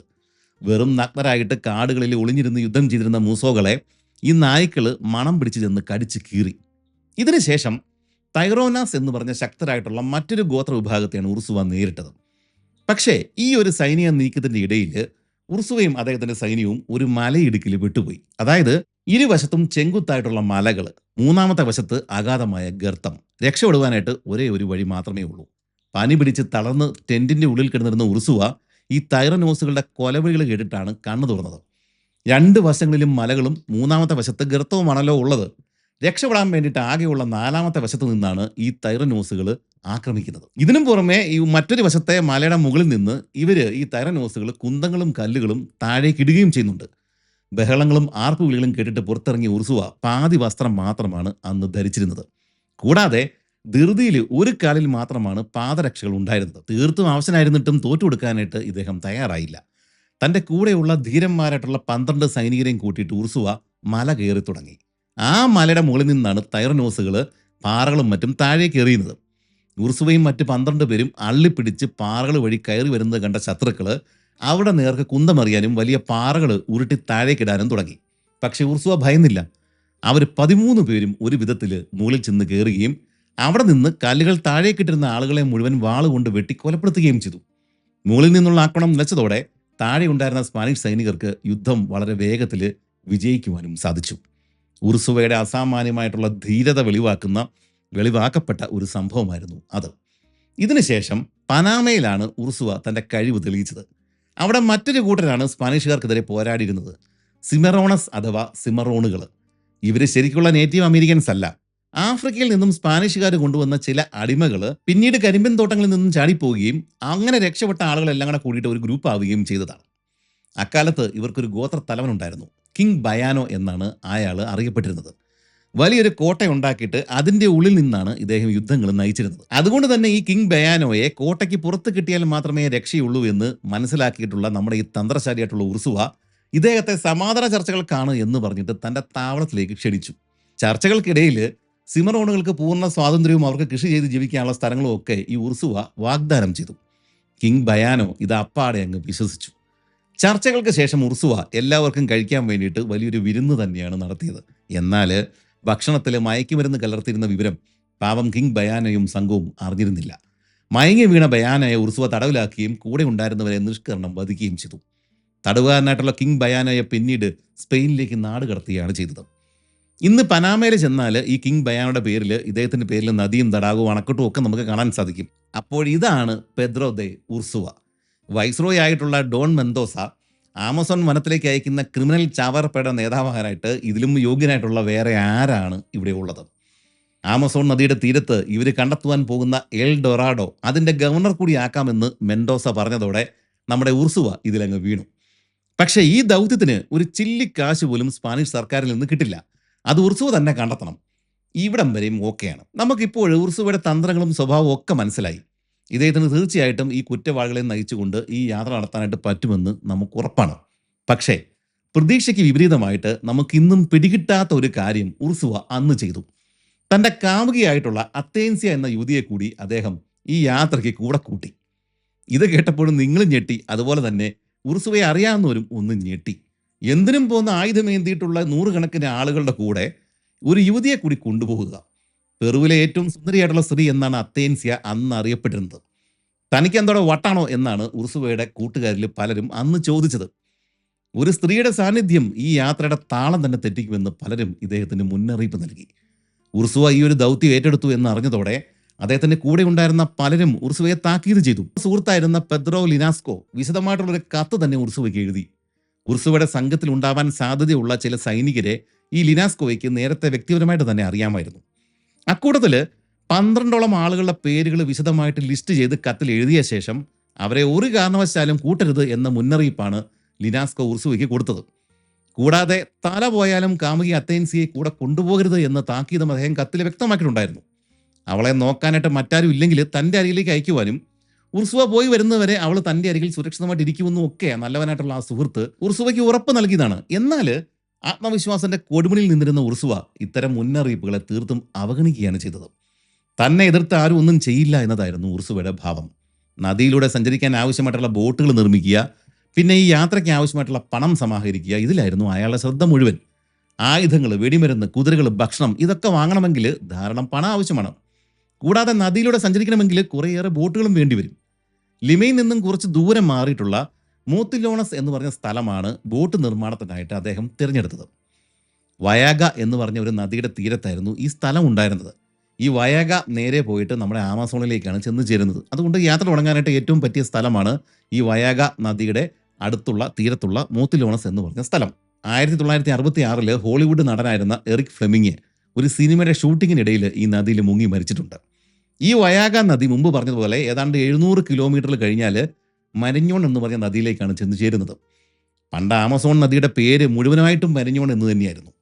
ഇന്ന് ആമസോണിന്റെ തുടക്കഭാഗത്തുള്ള ഒരു സ്ഥലത്തെ മാത്രമാണ് മരിഞ്ഞോൺ എന്ന് വിളിക്കുന്നത്. ചുരുക്കത്തിൽ ഉർസുവ ബോട്ടുകൾ നിർമ്മിക്കുന്ന മോത്തിലോണസ് എന്ന് പറഞ്ഞ സ്ഥലത്തു നിന്നും 700 കിലോമീറ്ററുകൾ താണ്ടിയാൽ സാക്ഷാൽ ആമസോണിൽ തന്നെയാണ് എത്തിച്ചേരുക. ഉർസുവ 1559 തുടക്കത്തിൽ ഈ പറഞ്ഞ മോത്തിലോണസിൽ എത്തിച്ചേർന്നു. അവിടുത്തെ കാടുകളിൽ നിന്നും വെട്ടിയെടുത്ത സെയ്ബ, സ്പാനിഷ് ദേവദാരു, ബാൽസ, പീച്ച് പാം അങ്ങനെ തുടങ്ങിയ മരങ്ങളായിരുന്നു ബോട്ട് നിർമ്മാണത്തിനായിട്ട് ഉപയോഗിച്ചത്. പിന്നെ പല ചെടികളുടെയും കറയും മറ്റുമൊക്കെ പശയുടെ സ്ഥാനത്ത് യൂസ് ചെയ്തു. അതുപോലെ തന്നെ കാട്ടുചെടികളുടെ നാരുകൾ ബോട്ടുകളുടെ പലകൾ ഉറപ്പിക്കാൻ വേണ്ടിയിട്ട് ഉപയോഗിച്ചു. ഈ സകല ജോലികളുടെയും മേൽനോട്ടക്കാരനായിട്ട് തൻ്റെ ഏറ്റവും വിശ്വസ്തനായിട്ടുള്ള പെദ്രോ റെമീറോ എന്ന് പറഞ്ഞ ഒരു സൈനികനെയാണ് ഉർസുവ നിയമിച്ചത്. ഇതിനുശേഷം ഉർസുവ കൂടുതൽ പട്ടാളക്കാരെയും ജോലിക്കാരെയും സംഘത്തിലേക്ക് ചേർക്കുവാൻ വേണ്ടിയിട്ട് ലിമയിലേക്ക് തന്നെ, പെറുവിൻ്റെ തലസ്ഥാനമായിട്ടുള്ള ലിമയിലേക്ക് തന്നെ മടങ്ങുകയും ചെയ്തു. യാത്ര തുടങ്ങുമ്പോഴേക്കും ഉർസുവയുടെ പ്രായം 35-ഉം കാമുകി ദോനിയ അത്തൈൻസയുടെ പ്രായം 28-ഉമായിരുന്നു. ഇവരുടെ കൂടെ 100 കണക്കിന് ആൾക്കാരാണ് ഇനി പോകാൻ പോകുന്നത്. അക്കൂട്ടത്തിൽ പ്രധാനമായിട്ടും നമ്മൾ അറിഞ്ഞിരിക്കുന്ന ഒരാൾ ലോപ്പെ ദി അഗീറ എന്ന് പറഞ്ഞ ഒരു വ്യക്തിയാണ്. മുമ്പ് നടന്ന ഒരു യുദ്ധത്തിൽ കാലിന് പരിക്ക് പറ്റിയിട്ട് ചെറിയ തോതിൽ മുടന്തുള്ള ആളാണ് ഈ അഗീറ. ഏകദേശം 50 വയസ്സുണ്ട്. ഉർസുവയുടെ സുഹൃത്തായിട്ടുള്ള പെദ്രോ ലിനാസ്കോ ആമസോണിലേക്ക് ഒരു കാരണവശാലും കൊണ്ടുപോകരുത് എന്ന് പേരെടുത്ത് കത്തിൽ പ്രത്യേകം പരാമർശിച്ചിട്ടുള്ള ആളാണ് ഈ അഗീറ. ഉർസുവ തൻ്റെ കാമുകിയെയാണ് കൂടെ കൂട്ടിയിരിക്കുന്നതെങ്കിൽ അഗീറെ 14 വയസ്സുള്ള തൻ്റെ മകള് എലിവേറെ കൂടി കൊണ്ടുപോകാനാണ് പ്ലാൻ ഇട്ടിരിക്കുന്നത്. തങ്ങൾ പോയി കഴിഞ്ഞാൽ, ഈ കാട്ടിലേക്ക് പോയി കഴിഞ്ഞാൽ ഈ പെണ്ണുങ്ങളെ നോക്കാനായിട്ട് ആരുമില്ല എന്ന തോന്നൽ തന്നെയാവാം ഈ ഉർസുവയെ പോലെ തന്നെ അഗീറയുടെയും തലയിലുള്ളത്. ഉർസുവയുടെ കാമുകിയായിട്ടുള്ള ദോനിയ അത്യൻസിയെ നോക്കുവാനും അഗീറയുടെ മകളായിട്ടുള്ള എൽവിറയെ നോക്കാനും ഒക്കെ ഓരോ തോഴിമാരും അടിമകളും ഒക്കെ ഇവരുടെ കൂട്ടത്തിലുണ്ട്. ഈ അഗീറയുടെ കീഴിൽ സ്പെയിനിലെ ബാസ്ക് പ്രവിശ്യയിൽ നിന്നുള്ള 50ഓളം തോക്കുധാരികളായിട്ടുള്ള സൈനികരും ഉണ്ടായിരുന്നു. ഈ അഗീറ സംഘത്തിലേക്ക് വന്നു കഴിഞ്ഞാൽ അദ്ദേഹത്തിൻ്റെ കീഴിലുള്ള ഈ ഒരു 50 പേരെ കൂടി കിട്ടും, തോക്കുള്ള 50 പേരെ കൂടി കിട്ടും എന്നുള്ള കാരണം കൊണ്ട് തന്നെയാവണം എതിർപ്പുകളെ അവഗണിച്ചിട്ട് ഇദ്ദേഹത്തെ കൂടി, അഗീറയെ കൂടി ഇയാൾ ഈ സംഘത്തിൽ ചേർത്തത്. ഇയാളെ കൂടാതെ ഏതാണ്ട് 350ഓളം സ്പാനിഷ് സൈനികരാണ് ഈ യാത്രയിലേക്ക് ചേർന്നത് എന്നാണ് കണക്കുകൾ പറയുന്നത്. ഇവരെല്ലാം തന്നെ അനേകം യുദ്ധങ്ങൾ ചെയ്ത് രക്തം കണ്ട് അറപ്പ് മാറിയ, ഇപ്പോൾ കുറ്റകൃത്യങ്ങൾ ചെയ്ത് ജീവിക്കുന്ന ആളുകൾ തന്നെയായിരുന്നു. ഇതിനും പുറമെ സാധനങ്ങൾ ചുമക്കാനായിട്ട്, ആഹാരം പാചകം ചെയ്യാനായിട്ട്, അങ്ങനെയുള്ള മറ്റ് പല കാര്യങ്ങൾക്കൊക്കെ ആയിട്ട് 100 കണക്കിന് ആൻഡിയൻ നിവാസികളായിട്ടുള്ള നേറ്റീവ് അമേരിക്കൻസും ഇവരുടെ കൂടെ ഉണ്ട്. ഈ സംഘത്തിലുള്ള പല ഉയർന്ന സ്പാനിഷ് സൈനികർക്കും സ്വന്തമായിട്ട് ആഫ്രിക്കൻ വംശജരായിട്ടുള്ള അടിമകളും ഉണ്ടായിരുന്നു. ഇത്തരത്തിൽ 20-25 ആഫ്രിക്കൻ സ്ലേവ്സും ഉർസുവയുടെ ഈ വമ്പൻ സംഘത്തിൻ്റെ ഭാഗമായിട്ടുണ്ട്. ഇതിനെല്ലാം പുറമെ സംഘത്തിലെ സ്ത്രീകളുടെ കാര്യമാണ് പ്രത്യേകം പറയേണ്ടത്. ഇവരുടെ കൂടെയുള്ള നേറ്റീവ് അമേരിക്കൻസ്, ആഫ്രിക്കൻ അടിമകൾ, ഇവരുടെ കൂട്ടത്തിലെല്ലാം പെണ്ണുങ്ങളും ഉണ്ട്. അവരുടെ എല്ലാം എണ്ണമോ പേരും ഒന്നും നമുക്ക് ലഭ്യമല്ല. എന്നാൽ ഉർസുവയുടെ കാമുകി അത്തേൻസിയ, ഈ അഗീറയുടെ മകൾ എൽവിറ, ഇവരെല്ലാം കൂട്ടിയിട്ട് രേഖകളിൽ പേരെടുത്ത് പറഞ്ഞിട്ടുള്ള 13 വനിതകളും ഈ പ്രധാന സംഘത്തിൽ ഉണ്ടായിരുന്നു. സ്പാനിഷ് സൈനികരുടെ ഭാര്യമാരും കാമുകിമാരും വേലക്കാരും ഒക്കെ ആയിരുന്നു ഇവർ. ഏതാണ്ട് ഒരു വിനോദയാത്രയ്ക്ക് പോകുന്ന ലാഘവത്തിലാണ് പലരും ഈ എക്സ്പെഡീഷൻ എടുത്തിട്ടുള്ളത് എന്നാണ് തോന്നുന്നത്. 1559 തുടക്കത്തിലാണ് ഉർസുവ ഈ മോത്തിലോണസിൽ എത്തിയിട്ട് ബോട്ടുകൾ നിർമ്മിക്കാനായിട്ട് പെദ്രോ റെമീറയെ ഏൽപ്പിക്കുന്നത്. ശേഷം അദ്ദേഹം ലിമയിലേക്ക് തിരിച്ചു വരികയും ഇപ്പറഞ്ഞ ആളുകളെ, ആ സൈനികരെ കൂടെ കൂട്ടുകയും ചെയ്തു. ഇതിന് ഏതാണ്ട് 1 വർഷത്തോളം സമയമാണ് എടുത്തത്. ഇതിനാവശ്യമുള്ള പണമൊന്നും കയ്യിലില്ലാത്തത് കൊണ്ട് തന്നെയാണ് ഇത്രയും യാത്ര വൈകിയത്. അതുകൊണ്ട് തന്നെ സൈനികരിലെ പല ആളുകളും മടുത്തിട്ട് യാത്രയിൽ നിന്ന് ഒഴിവാകുമോ എന്നൊരു സംശയം, ഒരു ഭയം ഉർസുവയ്ക്കുണ്ടായിരുന്നു. 1 വർഷമായി. ഇതുകൊണ്ട് തന്നെയാണ് നമ്മുടെ ഈ ഉർസുവ ഈ പെറുവിൻ്റെ തലസ്ഥാനമായിട്ടുള്ള ലിമയിൽ നിന്നും, അയാൾ ഉള്ളത് ഇപ്പോൾ ലിമയിലാണല്ലോ, അവിടെ നിന്നും ഇദ്ദേഹം യാത്ര തുടങ്ങുന്നതിന് മുമ്പ് തന്നെ ഇദ്ദേഹം അവിടെ റിക്രൂട്ട് ചെയ്ത ആളുകളെ ഒരു സംഘമായിട്ട് നേരെ ഇദ്ദേഹം എന്ത് ചെയ്തു, ബോട്ടുകൾ നിർമ്മിക്കുന്ന മോത്തിലോണസിലേക്ക് അയച്ചു. യാത്ര തുടങ്ങുമെന്നൊക്കെ എല്ലാവർക്കും തോന്നണ്ടേ, അതിന് വേണ്ടിയിട്ട്. അങ്ങനെ അവിടെ ചെന്നെത്തിയ ഈ സൈനികർ എന്ത് ചെയ്തു, ഉർസുവ ഇപ്പം തന്നെ എത്തിച്ചേരും, നമുക്ക് ഇവിടുന്ന് ഒരുമിച്ച് പോകാം, ബോട്ടേ പോകാം എന്നുള്ള പ്രതീക്ഷയിൽ ബോട്ട് ഉണ്ടാക്കുന്നതൊക്കെ കണ്ടുകൊണ്ട് അവിടെ തന്നെ അങ്ങ് കഴിഞ്ഞുകൂടി. ശേഷം 1559 അവസാനത്തിലോ അല്ലെങ്കിൽ 1560 തുടക്കത്തിലോ ആവണം ഉർസുവ ലിമയിൽ നിന്നും ബാക്കിയുള്ള ആളുകളെയും കൂട്ടിയിട്ട് തിരികെ ഈ ബോട്ടുകൾ നിർമ്മിക്കുന്ന മോത്തിലോണസിലേക്ക് യാത്ര തിരിക്കുന്നത്. ഈ യാത്രയിൽ ഇദ്ദേഹവും സംഘവും മൊയോബാമ്പ എന്ന് പറഞ്ഞ സ്ഥലത്ത് എത്തിച്ചേർന്നു. മുമ്പ് അറ്റ്ലാന്റിക്കിൽ നിന്നും യാത്ര തിരിച്ചു വന്ന നമ്മുടെ തുപ്പിനാമ്പസ് അവസാനം എത്തിച്ചേർന്ന സ്ഥലമാണ് ഇത്. അവരിൽ നിന്നും പോകേണ്ട സ്ഥലത്തെക്കുറിച്ച് കൂടുതൽ വിവരങ്ങൾ അറിയാൻ വേണ്ടിയിട്ടാണ് നമ്മുടെ ഈ ഉർസുവയും സംഘവും ഇപ്പോൾ ഇവിടെ എത്തിച്ചേർന്നത്. അപ്പോഴാണ് ഇവിടെയുള്ള ഒരു പുരോഹിതൻ്റെ കയ്യിൽ കണക്കിലധികം കാശുണ്ട് എന്ന വിവരം ഉർസുവ അറിയുന്നത്. ഉർസുവയുടെ വലിയ സന്നാഹങ്ങൾ കണ്ടപ്പോൾ എൽ ഡൊറാഡോ ഇയാൾ കണ്ടെത്തുക തന്നെ ചെയ്യുമെന്ന് ആ പുരോഹിതനും തോന്നി. അതുകൊണ്ട് അയാൾ പറഞ്ഞു, ഞാൻ കാശ് തരാം, പക്ഷേ തന്നെ എൽ ഡൊറാഡോയിലെ ബിഷപ്പാക്കണം. പണം കിട്ടുമെന്ന് പറഞ്ഞു കഴിഞ്ഞപ്പോഴേക്കും ഉർസുവ അതിനങ്ങ് സമ്മതിച്ചു. എന്നാൽ കുറച്ച് ദിവസങ്ങൾ കഴിഞ്ഞപ്പോഴേക്കും ഈ ദൗത്യം വിജയിക്കില്ല എന്നൊരു തോന്നൽ ആ പുരോഹിതൻ്റെ മനസ്സിൽ എങ്ങനെയോ കടന്നുകൂടി. അതോടുകൂടി അയാൾ കൊടുക്കാമെന്നാ പറഞ്ഞിരുന്ന പണം അയാൾ കൊടുക്കില്ല എന്ന് ഉർസുവയോട് തീർത്തങ്ങ് പറഞ്ഞു. എന്നാൽ ഇയാളുടെ കയ്യിൽ കണക്കറ്റ കാശുണ്ടെന്നുള്ള വിവരം ഇദ്ദേഹത്തിനും ഈ ഉർസുവയ്ക്കും കൂട്ടുകാർക്കും മനസ്സിലായി. അതെങ്ങനെയെങ്കിലും തട്ടിയെടുക്കണമെന്ന് തന്നെ ഇവരങ്ങ് തീരുമാനിച്ചു. ആളുകൾ കാണാതെ പുരോഹിതനെ തട്ടിക്കൊണ്ടു പോയിട്ട് ഭീഷണിപ്പെടുത്തിയിട്ട് പണം കൈക്കലാക്കാനായിരുന്നു ഇവന്മാരുടെ പദ്ധതി. അങ്ങനെ ഒരു ദിവസം രാത്രിയിൽ തങ്ങളുടെ കൂടെയുള്ള ഒരാൾക്ക് പരിക്ക് പറ്റി മരിക്കാൻ കിടക്കുകയാണ് എന്നും പറഞ്ഞിട്ട് ഉർസുവയുടെ ചില കൂട്ടുകാർ ഈ പുരോഹിതൻ്റെ അരികിലെത്തി. മരിക്കുന്നതിന് മുമ്പ് അന്ത്യപ്രാർത്ഥനകൾ ചൊല്ലിത്തരണം എന്നൊക്കെ പറഞ്ഞിട്ടാണ് ഇവർ ഈ പുരോഹിതനെ അവിടെ നിന്ന് പൊക്കിക്കൊണ്ടുവരുന്നത്.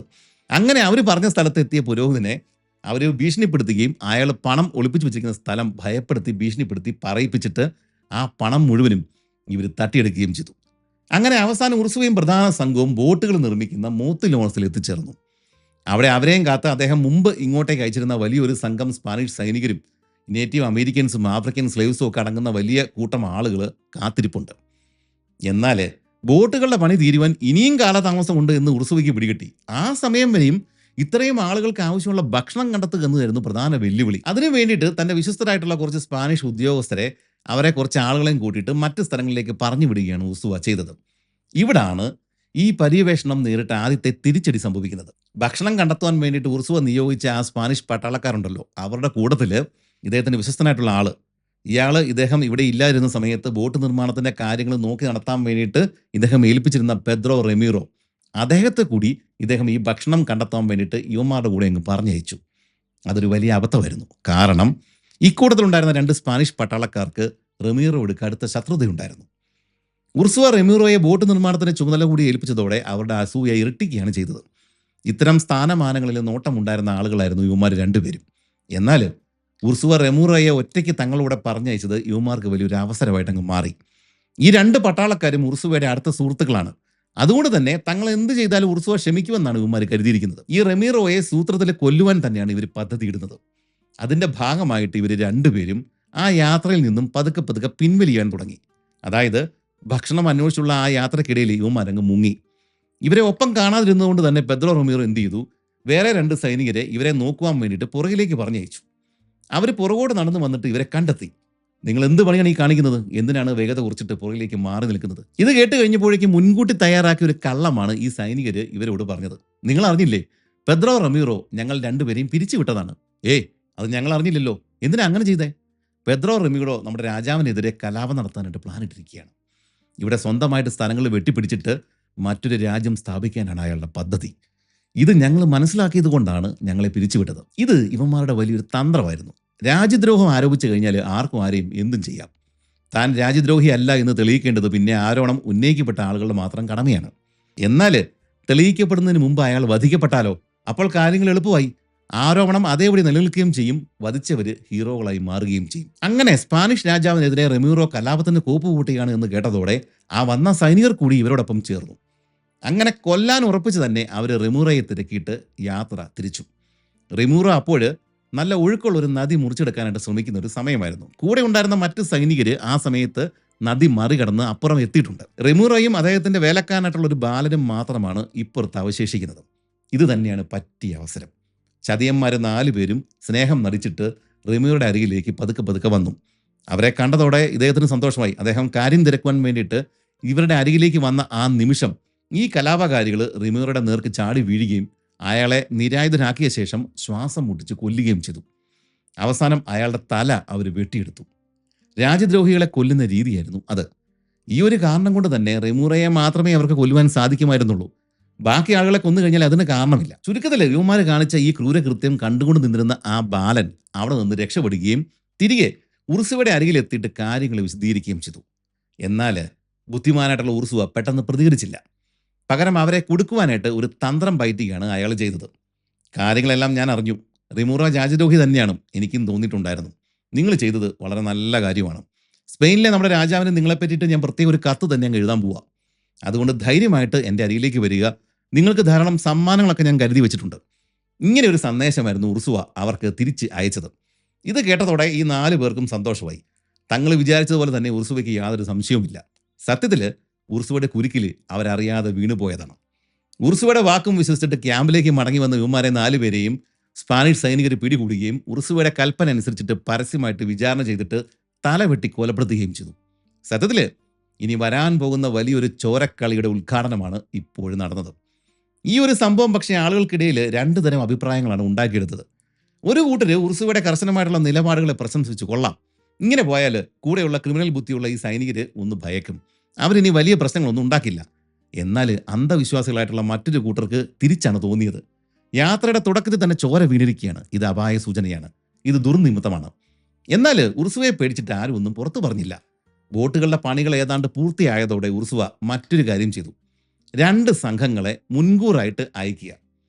അവർ പോകേണ്ട വഴികൾ നന്നായിട്ട് പഠിക്കും. ഗോത്രവർഗ്ഗക്കാരൊക്കെ ആയിട്ട് അവിടെയുള്ള ഗോത്രവർഗ്ഗക്കാരൊക്കെ ആയിട്ട് സൗഹൃദം സ്ഥാപിക്കും. വേണ്ട വിവരങ്ങൾ ശേഖരിക്കും. ഭക്ഷണം കിട്ടാനുള്ള വഴികൾ കണ്ടെത്തി വെക്കുകയും ചെയ്യും. അങ്ങനെ വന്നാൽ ഈ പുറകെ പോകുന്ന ഉർസുവയുടെ സംഘത്തിന് വളരെ ഈസിയാവും കാര്യങ്ങൾ. ഒന്നാമത്തെ സംഘത്തെ ലീഡ് ചെയ്യുന്നത് ഗാർസിയ എന്ന സൈനികനാണ്. ഇദ്ദേഹത്തിൻ്റെ കൂടെ 30 ആളുകളാണ് ഉള്ളത്. കപ്പരൂസ എന്ന് പറഞ്ഞ സ്ഥലത്തേക്കാണ് ഈ ഗ്രൂപ്പ് പോകുന്നത്. മുഖം മറയ്ക്കുന്ന തൊപ്പി അല്ലെങ്കിൽ ഹുഡ് എന്ന അർത്ഥമാണ് ഈ വാക്കിനുള്ളത്. ആ ഭാഗത്തുള്ള നേറ്റീവ് ആമസോൺ ഗോത്രക്കാർ തലയിൽ ഇതുപോലെ തൊപ്പി ധരിക്കാറുണ്ട്. അതുകൊണ്ട് സ്പാനിഷുകാരിട്ട പേരാണ് ഇത്. ചെറിയ തടിവള്ളങ്ങളിലും ചെങ്ങാടങ്ങളിലൊക്കെ ആയിട്ടാണ് ഇവർ ഈ ഗ്രൂപ്പ് യാത്ര തിരിച്ചത്. ഉർസുവ അയക്കുന്ന 2ാമത്തെ ഗ്രൂപ്പ് വരുന്നതുവരെയും കാപ്പരൂസയിൽ കാത്തിരിക്കാനായിരുന്നു ഇവർക്ക് കിട്ടിയ നിർദ്ദേശം. എന്നാൽ കുറേയേറെ ദിവസങ്ങൾ കാത്തു നിന്നിട്ടും 2ാമത്തെ ഗ്രൂപ്പ് വരാതിരുന്നത് കൊണ്ട് തന്നെ ഈ ഗാർസിയയ്ക്കും ആളുകൾക്കും ആശങ്കയായി. കയ്യിലുള്ള ആഹാരവും തീർന്നു. തങ്ങളെ തിരക്കി ഇനി ആരും വരില്ല എന്ന് കരുതിയിട്ട് അവരെന്ത് ചെയ്തു? ഈ നിൽക്കാമെന്ന് പറഞ്ഞ സ്ഥലത്ത് നിന്ന് മാറിയിട്ട് അവർ വീണ്ടും അവിടെ നിന്ന് മുന്നോട്ടേക്ക് യാത്ര തുടർന്നു. എന്നാൽ പിന്നെ ഇവർക്ക് മടങ്ങി വന്നാൽ പോലെ എന്നൊക്കെ നിങ്ങൾ ഇപ്പോൾ ചിന്തിക്കുന്നുണ്ടാവും. ഇവര് നദിയുടെ ഒഴുക്കിനനുസരിച്ചാണ് പോകുന്നത്. തിരികെ വരണം എന്നുണ്ടെങ്കിൽ ഒഴുക്കിനെതിരെ തുഴയണം. ഈ പട്ടിണി കിടക്കുന്ന ഇവർക്ക് ഇത് പ്രയാസമുള്ള കാര്യമാണ്. ഈ യാത്രക്കിടയിൽ ഗാർസിയുടെ 2 സൈനികർ ഭക്ഷണം തേടിയിട്ട് കാട്ടിലേക്ക് പോയെങ്കിലും അവർ പിന്നീട് ഒരിക്കലും മടങ്ങി വന്നില്ല. അവസാനം മറ്റ് മാർഗങ്ങളൊന്നും ഇല്ലാത്തത് കൊണ്ട് തന്നെ അവർ നദിയിലുണ്ടായിരുന്ന കെയ്മൻ മുതലകളെ വെടിവെച്ച് കൊന്ന് അവയുടെ തൊലി ഉരിച്ച് ഭക്ഷിക്കാൻ തുടങ്ങി.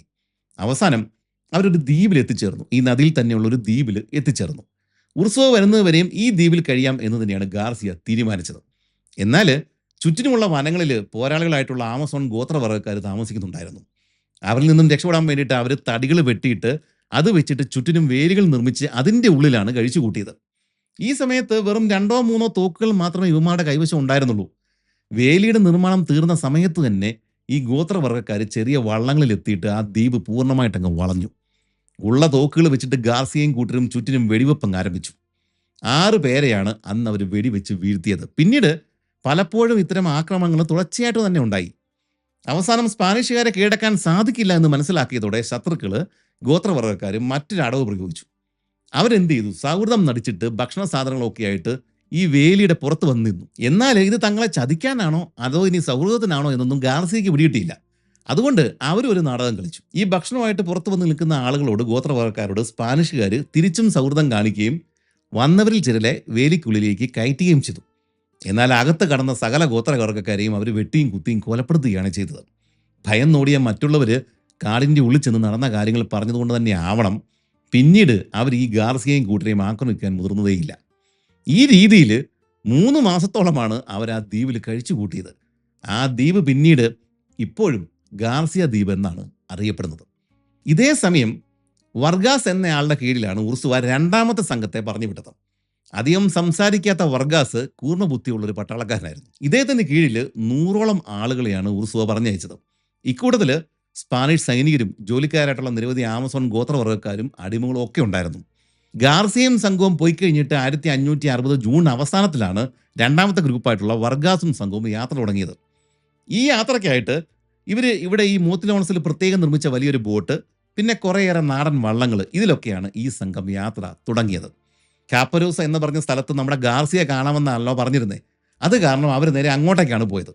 എന്നാൽ മുമ്പ് പറഞ്ഞല്ലോ ഗാർസിയയും സംഘവും അവിടെ നിന്നില്ല. പിന്നെ ഇപ്പോഴും മറ്റൊരു ദ്വീപിലാണല്ലോ കിടക്കുന്നത്. അപ്പോൾ ഈ ഗാർസിയയും സംഘവും കാണാം എന്ന് പറഞ്ഞിരുന്ന സ്ഥലത്താണ് നമ്മുടെ ഈ വർഗാസും സംഘവും ഇപ്പോൾ എത്തിയിരിക്കുന്നത്. പക്ഷെ അവരെ കണ്ടില്ല. ഇവർ ഈ ബോട്ടുകൾ നിർമ്മിക്കുന്നതും ഇപ്പോൾ യാത്ര ചെയ്യുന്നതും വയാഗ എന്ന് പറഞ്ഞ നദിയിലാണല്ലോ. മുമ്പ് പറഞ്ഞത് ഒന്നുകൂടി ഓർമ്മിപ്പിക്കുകയാണ്. ഈ നദി വടക്കോട്ടേക്ക് ഒഴുകിയിട്ട് മരഞ്ഞോൺ നദിയിലാണ് ചെന്ന് ചേരുന്നത്. ഫ്രാൻസിസ്കോ ഓറിയാന ആമസോൺ നദിക്ക് പേരിടുന്നതിന് മുമ്പ് ആമസോണിന്റെ മുഴുവൻ പേരും മരഞ്ഞോൺ എന്നായിരുന്നു. ഇവരുടെ ഈ യാത്ര നടക്കുന്ന സമയത്തൊന്നും ആമസോൺ എന്ന് പറഞ്ഞ പേരല്ല ഉണ്ടായിരുന്നത്. ഈ പറഞ്ഞ മരഞ്ഞോൺ എന്ന് പറഞ്ഞ പേരാണ് ഉണ്ടായിരുന്നത്. ഇന്ന് ആമസോണിന്റെ തുടക്ക ഭാഗത്തെ മാത്രമാണ് മരഞ്ഞോൺ എന്ന് വിളിക്കുന്നത്. ഈ 2ാമത്തെ ഗ്രൂപ്പ് വർഗാസും സംഘവും ആദ്യത്തെ ഗ്രൂപ്പ് ഗാർസിയയും കൂട്ടരെയും തപ്പി വയാഗ നദിയിലൂടെ അവസാനം ആമസോണിന്റെ തുടക്കമായിട്ടുള്ള ഈ മരഞ്ഞോൺ നദിയിൽ എത്തിച്ചേർന്നു. തപ്പി തപ്പി തപ്പി മുന്നോട്ട് പോവാണ്. ഇനി ഈ മരഞ്ഞോൺ നദിയിൽ എത്തിച്ചേർന്നാൽ ഒരു പ്രത്യേകതയുണ്ട്. മരഞ്ഞോൺ ആമസോണിന്റെ ആ തുടക്ക ഭാഗമാണല്ലോ. ഇനി ഇടവും വലവും നോക്കാതെ കിഴക്കോട്ട് ഒഴുക്കിനനുസരിച്ചിട്ട് നേരെ അങ്ങ് തുഴഞ്ഞാൽ ഒറിയാന ചെയ്തതുപോലെ, ഫ്രാൻസിസ്കോ ഒറിയാന ചെയ്തതുപോലെ നേരെ ആമസോണിലൂടെ അറ്റ്ലാന്റിക് സമുദ്രത്തിലാണ് എത്തിച്ചേരുക. പക്ഷെ വർഗാസിന്റെ ലക്ഷ്യം അതല്ലല്ലോ. അയാൾ തന്റെ വലിയ ബോട്ടിൽ കുറച്ച് ആളുകളെ ഒരു പ്രത്യേക സ്ഥലത്ത് നിർത്തിയ ശേഷം ഗാർസിയയും സംഘത്തെയും തിരക്കി ഈ മരഞ്ഞോൺ നദിയിലൂടെ വീണ്ടും മുന്നോട്ടേക്ക് നീങ്ങി. 22 ദിവസങ്ങളാണ് വർഗാസ് ഇത്തരത്തിൽ മുന്നോട്ട് നീങ്ങിയത്. അവസാനം പട്ടിണി കൊണ്ട് വലഞ്ഞതോടെ കൂടെയുള്ള ചില ആളുകൾ വർഗാസിനെ കൊന്നിട്ട് രക്ഷപ്പെട്ടാലോ എന്ന് വരെ ആലോചിച്ചു. ആളുകളുടെ അവസ്ഥ മനസ്സിലാക്കിയ വർഗാസ് തീരത്ത് കണ്ട പല ഗോത്രവർഗ ഗ്രാമങ്ങളെയും ആക്രമിക്കാൻ തുടങ്ങി. അവിടെ നിന്നും ആ ഗ്രാമങ്ങളിൽ നിന്നും ധാരാളം ചോളം ഇവർക്ക് കിട്ടി. അതുകൊണ്ട് ഈ സൈനികർ കുറച്ചൊക്കെ ശാന്തരായി. എന്നാൽ താൻ കാര്യമായിട്ട് പണിയെടുത്തു എന്ന് ഉർസുവയെ ബോധ്യപ്പെടുത്താൻ വേണ്ടിയിട്ട് എന്തെങ്കിലും തെളിവുകൾ വർഗാസിന് വേണമായിരുന്നു. അതുകൊണ്ട് അയാൾ ഈ ഗ്രാമങ്ങളിൽ നിന്ന് കുറച്ച് ആളുകളെ തടവുകാരായിട്ട് പിടികൂടുകയും ചെയ്തു. അങ്ങനെ മരഞ്ഞോൺ നദിയുടെ തുടക്ക ഭാഗങ്ങളിൽ ഭീതി വിതച്ചുകൊണ്ട് ഒരു മാസക്കാലമാണ് വർഗാസിന്റെ ആളുകൾ അവിടെ അഴിഞ്ഞാടിയത്. ഉർസുവയും കൂട്ടരും ഇതേ വഴി തന്നെയാണ് വരേണ്ടത്. താൻ ആളുകളെ വിരട്ടി ഓടിച്ചത് കൊണ്ട് തന്നെ ഇനി ഉർസുവ വരുമ്പോഴേക്കും ഇവരുടെ ശല്യം ഉണ്ടാവില്ല എന്നാണ് വർഗാസിന്റെ ചിന്ത. അങ്ങനെ വള്ളങ്ങൾ നിറയെ ചോളവും പിന്നെ കുറച്ച് തടവുകാരും ഒക്കെ ആയിട്ട് വർഗാസ് താൻ ബോട്ടിലെ ആളുകളെ നിർത്തിപ്പോന്നിരുന്ന ആ സ്ഥലത്തേക്ക് മടങ്ങി. എന്നാൽ ആ ബോട്ടിൽ അവിടെ കുറച്ച് ബോട്ടിലെ ആൾക്കാരെ നിർത്തിയിട്ടാണല്ലോ ഇദ്ദേഹം ഈ പണിക്ക് വേണ്ടിയിട്ട് ആക്രമിക്കാൻ വേണ്ടിയിട്ട് വള്ളങ്ങളിൽ മുന്നോട്ടേക്ക് പോയത്. എന്നിട്ട് ചോളവും കുറച്ച് ആളുകളൊക്കെ ആയിട്ട് തിരിച്ചു വന്നേക്കുവാണ്. പക്ഷെ ബോട്ടിൽ അപ്പോഴേക്കും കാര്യങ്ങൾ ദയനീയമായിട്ടുള്ള ഒരു അവസ്ഥയിലായിരുന്നു ഉണ്ടായിരുന്നത്. പട്ടിണിയും രോഗവും കാരണം ബോട്ടിലുണ്ടായിരുന്ന 3 സ്പാനിഷ് സൈനികർ പിന്നെ കുറച്ച് ഗോത്രവംശജര് അവരൊക്കെ ഇതിനോടകം തന്നെ മരണപ്പെട്ടു പോയിട്ടുണ്ടായിരുന്നു. ചോളവും മറ്റ് ഭക്ഷണ സാധനങ്ങളൊക്കെ ആയിട്ട് വർഗാസ് മടങ്ങി വന്നതുകൊണ്ട് മാത്രം ബോട്ടിൽ ബാക്കിയുള്ള ആളുകൾ ജീവനോടെ രക്ഷപ്പെട്ടു എന്ന് പറയാം. ഇനി ഉർസുവയും സംഘവും വരുന്നതുവരെയും ഇവരും ഇവിടെ കാത്തിരിക്കണം. ഏതാണ്ട് 2 മാസക്കാലമാണ് അവരങ്ങനെ ഉർസുവയും കാത്ത് ഈ വയാഗ നദി മരഞ്ഞോൺ നദിയിലേക്ക് ചെന്ന് ചേരുന്ന സ്ഥലത്ത് കാത്തു കിടന്നത്. ഇതിനിടെ ഇവരുടെ ആ വലിയ ബോട്ടുണ്ടല്ലോ, ആ ബോട്ടിന്റെ തടി അഴുകിയിട്ട് ലീക്ക് ചെയ്യാൻ തുടങ്ങി. അത് കാരണം ബോട്ട് പൂർണ്ണമായിട്ടും അവർക്ക് ഉപേക്ഷിക്കേണ്ടി വന്നു. ചുരുക്കത്തിൽ ഉർസുവ വരുന്നത് വരെയും രോഗങ്ങൾ പടർന്നു പിടിക്കുന്ന ഈ കാട്ടുമൂലയിൽ ഇവർക്ക് കഴിഞ്ഞുകൂടിയേ മതിയാവും. പക്ഷെ ഉർസുവ വരാനുള്ള കാലതാമസം വർഗാസിന്റെ കൂടെ ഉണ്ടായിരുന്ന സൈനികർക്കിടയിൽ കടുത്ത അമർഷമാണ് ഉണ്ടാക്കിയത്. ഒന്നുകിൽ വർഗാസിനെ കൊലപ്പെടുത്തിയ ശേഷം പെറുവിലേക്ക് മടങ്ങുക, അല്ലെങ്കിൽ വർഗാസിനെ ഇവിടെ തന്നെ ഉപേക്ഷിച്ച് കളഞ്ഞിട്ട് പുതിയ സ്ഥലങ്ങൾ കണ്ടെത്താൻ വേണ്ടിയിട്ട് മുന്നോട്ടേക്ക് പോവുക. ഇങ്ങനെ എന്തെങ്കിലും ചെയ്യാൻ തന്നെയാണ് സൈനികർ രഹസ്യമായിട്ട് പദ്ധതിയിട്ടത്. അങ്ങനെ ഉർസുവ മുൻകൂട്ടി അയച്ച 2 സംഘങ്ങളുടെ കാര്യം ഈ പരുവത്തിലായി. ഒന്നാമത്തെ ആള് ഗാർസിയൻ സംഘവും ഒരു ദ്വീപിൽ കുടുങ്ങിക്കിടപ്പാണ്. രണ്ടാമത്തെ ആള് വർഗാസും സംഘവും ഈ വയാഗ നദി മരഞ്ഞോൺ നദിയിലേക്ക് ചെന്ന് ചേരുന്ന സ്ഥലത്ത് പട്ടിണി കിടപ്പാണ്. ഇതേ സമയം ഉർസുവയുടെ കാര്യവും അത്ര കേമൊന്നും ആയിരുന്നില്ല. ബോട്ടുകളുടെ നിർമ്മാണം വൈകുന്നത് കണ്ടതോടെ അദ്ദേഹത്തിന് ക്ഷമ കിട്ടും. ഉർസുവയെ ഭയന്നിട്ട് പണിക്കാർ വേഗത കൂട്ടി ഒരു വിധത്തിൽ ബോട്ടുകൾ നിർമ്മിച്ച് അവസാനം നീറ്റിലിറക്കി. എന്നാൽ ആ ബോട്ടുകൾ വെള്ളത്തിലിറക്കി ആ നിമിഷം തന്നെ വലിയൊരു ദുരന്തം വരെ കാത്തിരിപ്പുണ്ടായിരുന്നു. പച്ച മരത്തിന്റെ തടികൾ ഉപയോഗിച്ചും ശരിയായിട്ട് ഉണങ്ങാത്ത തടികൾ കൊണ്ടുമൊക്കെയാണ് ഇവന്മാർ ഈ ബോട്ടുകൾ ധൃതിക്ക് നിർമ്മിച്ചത്. അതുകൊണ്ട് തന്നെ വെള്ളത്തിലിറങ്ങിയ ഉടൻ തന്നെ ആ ബോട്ടുകളുടെ അടിഭാഗം വിണ്ടു കീറാനും ചോർന്നൊലിക്കാനും തുടങ്ങി. ചുരുക്കത്തിൽ ഒരു വലിയ ബോട്ടും 3 ചെറിയ ബോട്ടുകളും മാത്രമാണ് ഇനി ഉപയോഗിക്കാൻ സാധിക്കുക. ഉർസുവ ധൃതി കൂട്ടിയത് കൊണ്ടാണ് ഈ പണിക്കാർ പച്ച മരത്തിൽ തന്നെ ഈ ബോട്ടുകൾ നിർമ്മിച്ചത്. ഇനി ഈ ചോർന്നൊലിക്കുന്ന ബോട്ടുകൾക്ക് പകരം വേറെ വലിയ ബോട്ടുകൾ ഉണ്ടാക്കാനായിട്ട് സമയം തീരെയില്ല. കാരണം താൻ മുന്നേ പറഞ്ഞു വിട്ട തന്റെ സുഹൃത്തുക്കളുടെ ഗാർസിയുടെയും വർഗാസിന്റെയും കാര്യം ഇപ്പോൾ തന്നെ പരിഗണനയിലായി കാണുമെന്ന് ഉർസുവയ്ക്ക് അറിയാമായിരുന്നു. അവരുടെ അരികിൽ എത്രയും പെട്ടെന്ന് എത്തിച്ചേരണം. എന്നാൽ ഇത്രയും ആളുകളെ കൊണ്ടുപോകാനുള്ള ബോട്ടുകൾ ഇപ്പോൾ ഇല്ലതാനും. അതുകൊണ്ട് ഈ വലിയ ബോട്ടുകൾ ഇനി ഉണ്ടാക്കേണ്ട, അതിന് സമയമില്ല. അതുകൊണ്ട് തന്നെ ചെറിയ വള്ളങ്ങളും ചെങ്ങാടങ്ങളും പെട്ടെന്ന് ഉണ്ടാക്കാൻ വേണ്ടിയിട്ട് ഉർസുവ ഉത്തരവിട്ടു. പക്ഷെ ഇതെല്ലാം നിർമ്മിച്ചു കഴിഞ്ഞപ്പോഴാണ് അടുത്ത പ്രശ്നം തലപൊക്കിയത്. ഈ ചെറിയ വള്ളങ്ങളിലും ചെങ്ങാടങ്ങളിലും ഇത്രയധികം കുതിരകളെയും മറ്റും മൃഗങ്ങളെയും ഒന്നും കൊണ്ടുപോകാൻ പറ്റില്ല. അവസാനം ആകെയുള്ള 300 കുതിരകളിൽ വെറും 40 കുതിരകളെ മാത്രമാണ് ഇവർക്ക് കൊണ്ടുപോകാൻ സാധിച്ചുള്ളൂ. ബാക്കിയുള്ള 100 കണക്കിന് കുതിരകളെയും മറ്റ് കന്നുകാലികളെയും യാതൊരു നിർവാഹവും ഇല്ലാതെ അവർ കൊടുങ്കാട്ടിൽ അനാഥമായിട്ട് ഉപേക്ഷിക്കുകയാണ് ചെയ്തത്.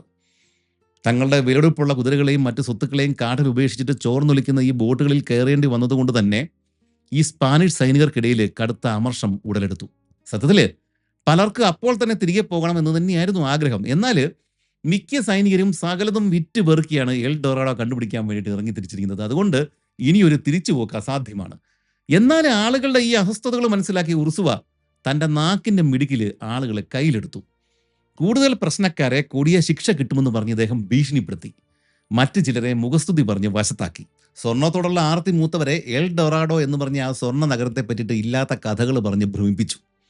നിങ്ങൾ ദൈവത്തിലും എന്നിലും വിശ്വസിക്കുക, വലിയ സമ്പത്തും നിധിയൊക്കെയാണ് നമ്മളെ കാത്തിരിക്കുന്നത്.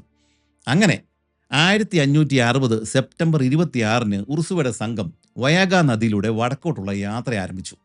മുമ്പ് പറഞ്ഞതുപോലെ വലിയൊരു ബോട്ടും പിന്നെ 3 ചെറിയ ബോട്ടുകളും ഒട്ടനവധി ചെറിയ വള്ളങ്ങളുമാണ് ഇപ്പോഴും ഇവരുടെ കൈവശം ഉള്ളത്. സംഘത്തലവനായതുകൊണ്ട് തന്നെ ഉർസുവയും കാമുകിയ അത്തേൻസിയും വലിയ ബോട്ടിന്റെ ഉള്ളിലുള്ള പ്രത്യേക മുറികളിലാണ് ഉണ്ടായിരുന്നത്. അഗീറയുടെ മകൾ എൽവിറ ഉൾപ്പെടെയുള്ള മറ്റ് സ്ത്രീകൾക്കും പെൺകുട്ടികൾക്കും കൂടെയുള്ള 3 ചെറിയ ബോട്ടുകളിലാണ് ഇടം കിട്ടിയത്. എന്നാൽ ഉർസുവയ്ക്കും അത്തേൻസിക്കും ഉണ്ടായിരുന്നതുപോലെ പ്രത്യേക മുറികളൊന്നും അവർക്കുണ്ടായിരുന്നില്ല. തൻ്റെ മകൾ എൽവിറയ്ക്ക് പ്രത്യേകം പരിഗണന ലഭിക്കാത്തതിൽ അഗീറയ്ക്ക് നല്ല അമർഷം ഉണ്ടായിരുന്നു. അതുപോലെ തന്നെ ബോട്ടുകൾ കിട്ടാതെ ചെറിയ തടിവള്ളങ്ങളിലേക്കും ചെങ്ങാടങ്ങളിലേക്കും മാറേണ്ടി വന്ന സൈനികർക്കും കടുത്ത വെറുപ്പും അമർഷവും തുടക്കം മുതലേ തോന്നി തുടങ്ങിയിരുന്നു. ഈ വലിയ ബോട്ടിന്റെ ഉള്ളിൽ നിന്നും ഉറുസുവയുടെയും അത്തേൻസിയുടെയും കളിയും ചിരിയൊക്കെ കേൾക്കാൻ തുടങ്ങിയതോടെ സൈനികരിലെ വെറുപ്പ് പതുക്കെ പതുക്കെ പകയായി മാറാനായിട്ട് അധിക സമയമൊന്നും വേണ്ടി വന്നില്ല. ചുരുക്കത്തിൽ ഉറുസുവയും കാമുകിയും ആഡംബരത്തോടെ ആ വലിയ ബോട്ടിൽ യാത്ര ചെയ്ത് കഴിഞ്ഞപ്പോഴേക്കും അവശേഷിക്കുന്ന ആളുകൾ, സ്ത്രീകളും സൈനികരും ഒക്കെ ആകെ തിങ്ങി നിറഞ്ഞ ചോർന്നൊലിക്കുന്ന ചെറിയ ബോട്ടുകളിലും ചെങ്ങാടങ്ങളിലും തടിവള്ളങ്ങളിലും ഒക്കെ ആയിട്ട് മരണത്തെ മുഖാമുഖം കണ്ടുകൊണ്ടാണ് ആ കൊടുങ്കാട്ടിലൂടെ, ആ നദിയിലൂടെ യാത്ര തുടങ്ങിയത്. യാത്രയുടെ തുടക്കത്തിൽ അവർക്ക് ഒരു വശത്ത് ആൻഡീസ് പർവ്വതനിരകൾ കാണുവാൻ സാധിക്കുന്നുണ്ടായിരുന്നു. എന്നാൽ ആദ്യ ദിവസം കഴിഞ്ഞതോടെ മലകൾ പതുക്കെ പതുക്കെ ഇല്ലാതാവാൻ, അപ്രത്യക്ഷമാകാൻ തുടങ്ങി. പിന്നീട് ഇരുവശത്തും വെള്ളം കയറി കിടക്കുന്ന വിശാലമായിട്ടുള്ള സമതല പ്രദേശങ്ങളാണ് ഉണ്ടായിരുന്നത്. അവർ തീരം വിട്ടിട്ട്, അതായത് പടിഞ്ഞാറുള്ള തീരം വിട്ടിട്ട് ആമസോൺ വന്യതയിലേക്ക് കടക്കുന്നതിൻ്റെ സൂചനകളായിരുന്നു അതെല്ലാം. എന്നാൽ യാത്രയുടെ 3-ാം ദിവസം വലിയൊരു അപകടം അവരെയും കാത്തിരിപ്പുണ്ടായിരുന്നു. ഉർസുവ യാത്ര ചെയ്തിരുന്ന ആ വലിയ ബോട്ട് നദിയുടെ നടുക്ക് ജലപ്പരപ്പിന് തൊട്ട് താഴെ മറഞ്ഞിരുന്ന വലിയൊരു മണൽക്കോനിയിൽ ശക്തിയോടെ ചെന്നങ്ങിടിച്ചു. ഇവർ നദിയുടെ ഒഴുക്കിൻ്റെ അനുസരിച്ചിട്ടാണ് ഇങ്ങനെ പോകുന്നത്. അതുകൊണ്ട് തന്നെ ബോട്ടിൻ്റെ വേഗതയും കൂടുതലാണ്.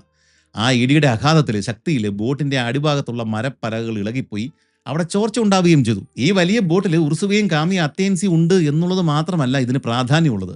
ഈ തോണികളിലും ചെങ്ങാടങ്ങളിലും ഒക്കെ ആയിട്ട് ഇതിൻ്റെ ഒപ്പം യാത്ര ചെയ്യുന്ന മറ്റ് സൈനികരുടെ വിലപിടിപ്പുള്ള പല സാധനങ്ങളും ഈ ബോട്ടിൽ തന്നെയാണ് ഉള്ളത്. അതുകൊണ്ട് തന്നെ ഈ ബോട്ട് മുങ്ങാതിരിക്കേണ്ടത് അവരുടെയും ആവശ്യമാണ്.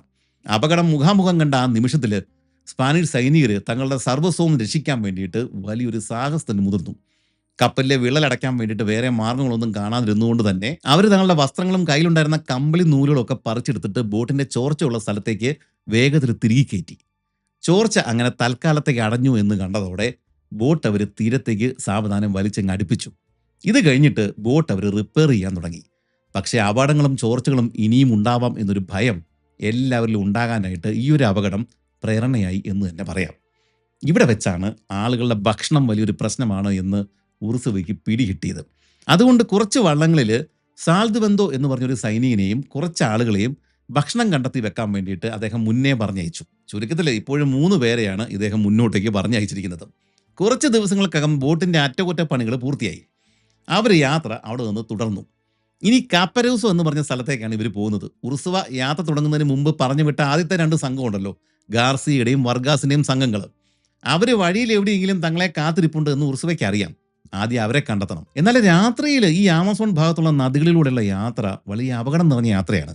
ഈ നദിയിലെ അപകടകരമായിട്ടുള്ള ചുഴികൾ, ഒഴുകി വരുന്ന കൂറ്റൻ മരത്തടികൾ, ഇതൊന്നും ഇരുട്ടിൽ കാണാൻ സാധിക്കില്ല. അതുകൊണ്ട് തന്നെ ഉറുസുവ എന്ത് ചെയ്തു, രാത്രിയിലെ യാത്ര പൂർണ്ണമായിട്ട് ഒഴിവാക്കിയിട്ട് പകല് മാത്രമാണ് സഞ്ചരിച്ചത്. രാത്രിയിൽ ഈ ബോട്ടുകൾ തീരത്തോട് കെട്ടിയിട്ട ശേഷം കരയിൽ ടെൻറ്റുകൾ കെട്ടിയിട്ടാണ് അവർ കിടന്നുറങ്ങിയിരുന്നത്. കുറച്ച് ദിവസങ്ങൾ കഴിഞ്ഞപ്പോഴേക്കും ഉറുസുവ ഈ അവസാനം പറഞ്ഞു വിട്ട ആളുണ്ടല്ലോ, സാൽദ്ബെന്തോ, അദ്ദേഹത്തെയും കൂട്ടരെയും അവർ വഴിയിൽ വെച്ച് കണ്ടുമുട്ടി. ഭാഗ്യത്തിന് അവർ കുറേയേറെ കിഴങ്ങുകളും മറ്റ് ഭക്ഷണ സാധനങ്ങളൊക്കെ കണ്ടെത്തിയിട്ടുണ്ടായിരുന്നു. എന്നാൽ വേറെ പ്രശ്നമുണ്ട്. ഈ ചോർന്നൊലിക്കുന്ന ബോട്ടിലേക്ക് ഇനിയും കൂടുതൽ സാധനങ്ങൾ കയറ്റാൻ പറ്റില്ല. അതുകൊണ്ട് തന്നെ ഈ ശേഖരിച്ച ഭക്ഷണത്തിൽ ഭൂരിഭാഗവും ഇപ്പോൾ തന്നെ തിന്നു തീർത്താക്കാനായിട്ട് ഉറുസുവ ആളുകളോട് ആവശ്യപ്പെട്ടു. ഇതിനുശേഷം ഇവർ ഈ വയാഗ നദി, മരഞ്ഞോൺ നദിയിലേക്ക് ചെന്ന് ചേരുന്ന സ്ഥലത്ത് എത്തിച്ചേർന്നു. അവിടെ ആരാ ഉള്ളത്? ചോർന്നൊലിച്ച് തകർന്നു പോയ ഒരു ബോട്ട്, അതിൻ്റെ തീരത്ത് കുറച്ച് ടെൻറ്റുകൾ, അവിടെ ഈ 2ാമത് ഇദ്ദേഹം പറഞ്ഞു വിട്ട വർഗാസും സംഘവും കിടപ്പുണ്ട്. അവിടെ ഇദ്ദേഹം കണ്ട കാഴ്ച വളരെ ദയനീയമായിരുന്നു. ഈ തീരത്തോട് ചേർന്നിട്ട് ചോർച്ച വന്നിട്ട് മുങ്ങാറായിട്ടുള്ള ബോട്ട്, പട്ടിണി കിടന്ന് ക്ഷീണിച്ച അവസരമായിട്ടുള്ള വർഗാസും മറ്റ് സൈനികരും. കൃത്യസമയത്താണ് ഉറുസുവ അവിടെ എത്തിച്ചേർന്നത്. 1-2 ദിവസങ്ങൾ വൈകിയിരുന്നുവെങ്കിൽ കുറച്ച് പേരെങ്കിലും പട്ടിണി കിടന്ന് മരണപ്പെടുമായിരുന്നു. പക്ഷെ വർഗാസിൻ്റെ ആ ബോട്ട് അപ്പോഴേക്കും നന്നാക്കിയെടുക്കാൻ പോലും സാധിക്കാത്ത രീതിയിൽ നശിച്ചു പോയിട്ടുണ്ടായിരുന്നു. ആ ബോട്ടും കൊണ്ട് ഇനിയും മുന്നോട്ടേക്ക് നീങ്ങാൻ സാധിക്കില്ല. ഇത് ശരിക്കും മറ്റൊരു കുഴപ്പമാണ് സൃഷ്ടിച്ചത്. കാരണം ഇനി ഈ വർഗാസിൻ്റെ ആളുകളെ കൂടിയിട്ട് ഈ ബാക്കിയുള്ള ബോട്ടുകളിലേക്ക് തിരികെ കയറ്റണം. അങ്ങനെ ഓവർലോഡായിട്ടുള്ള വഞ്ചികളൊക്കെ ആയിട്ട് നമ്മുടെ ഉറുസുവും സംഘവും വീണ്ടും മുന്നോട്ടുള്ള പ്രയാണം തുടർന്നു. അവിടെ നിന്നും അവർ മരഞ്ഞോൺ നദിയിലൂടെ യാത്ര ചെയ്ത് അവസാനം ഒരു ദ്വീപിൻ്റെ സമീപം എത്തിച്ചേർന്നു. അവിടെയാണ് ആമസോൺ ഗോത്രക്കാരൊക്കെ ആയിട്ട് യുദ്ധം ചെയ്ത് ഗാർസിയയും കൂട്ടരും ഒക്കെ 2-3 മാസമായിട്ട് തമ്പടിച്ചിരിക്കുന്നത്. ഇവിടെ പട്ടിണി കാരണം ആരും മരിച്ചിരുന്നില്ല. അവർക്ക് ഭക്ഷണമൊക്കെ കിട്ടുന്നുണ്ടായിരുന്നു. എന്നാൽ ഗോത്രവർഗ്ഗക്കാരുടെ നിരന്തരമായിട്ടുള്ള ആക്രമണം കാരണം ദ്വീപിന് പുറത്തേക്ക് പോകാൻ കഴിയാതെ കുടുങ്ങിക്കിടക്കുകയായിരുന്നു ഇവന്മാരെല്ലാം. അതും കൂടാതെ അവിടെ ഉണ്ടായിരുന്ന ഇവരുടെ കൂടെ ഉണ്ടായിരുന്ന തടിവഞ്ചികൾ ഇത്രയും നാളായതുകൊണ്ട് തന്നെ ചോർച്ചയൊക്കെ വന്ന് നശിക്കുകയും ചെയ്തു. ആ വഞ്ചികളും ഇതുപോലെ തന്നെ പച്ച മരത്തിൽ പെട്ടെന്ന് തല്ലിക്കൂട്ടിയ വഞ്ചികളാണ്. അതെല്ലാം തന്നെ ചോർച്ച വന്ന് നശിച്ചുപോയി. ഉർസുവയും കൂട്ടരും ഒക്കെ അകലെ നിന്ന് ഇങ്ങനെ വഞ്ചികളിൽ വരുന്നത് കണ്ടതോടെ ഈ ദ്വീപിലുണ്ടായിരുന്ന ഗാർസിയയും കൂട്ടരും ഒക്കെ വലിയ ആർപ്പുവിളിയൊക്കെ നടത്തിയിട്ടാണ് അവരെ സ്വാഗതം ചെയ്തത്. പക്ഷേ ഈ വരുന്ന വഞ്ചിയിലുള്ള ആളുകൾക്ക് അത്ര സന്തോഷമൊന്നുമില്ല. കാരണം ഇനി ഇവന്മാരെയും കൂടെ ഇതിനകത്തോട്ട് കയറ്റണം. പക്ഷേ ആ ദ്വീപിൽ ചെന്ന് കഴിഞ്ഞപ്പോഴേക്കും ഉർസുവയ്ക്ക് ഒരു കാര്യം പിടികിട്ടി. ഇവന്മാർക്ക് വള്ളം തുഴയാനുള്ള ആരോഗ്യമൊന്നുമില്ല. ഇവന്മാരെ കൂടെ കയറ്റി ഇപ്പോൾ ഇവിടുന്ന് പോകുന്നതുകൊണ്ട് യാതൊരു പ്രയോജനവും ഇല്ല. അതുകൊണ്ട് തന്നെ ആ ദ്വീപിൽ കുറച്ച് നാൾ കഴിയാൻ തന്നെ അദ്ദേഹം തീരുമാനമെടുത്തു. യാത്ര തുടങ്ങിയതിന് ശേഷം ഈ ബോട്ടുകളിൽ നിന്നും കുതിരകളെ ഒന്ന് നിലത്തോട്ട് ഇറക്കിയിട്ട് നടത്താനൊന്നും ഇവർക്ക് പറ്റിയിട്ടില്ല. കുറച്ച് കുതിരകളെ ഇവർ കയറ്റിയിട്ടുണ്ടല്ലോ. അതുകൊണ്ട് തന്നെ ആ കുതിരകളെ ഒന്ന് ദ്വീപിൽ ഇറക്കിയിട്ടൊന്ന് നടത്താൻ വേണ്ടിയിട്ട് തന്നെ ഉർസുവ ഉത്തരവിട്ടു.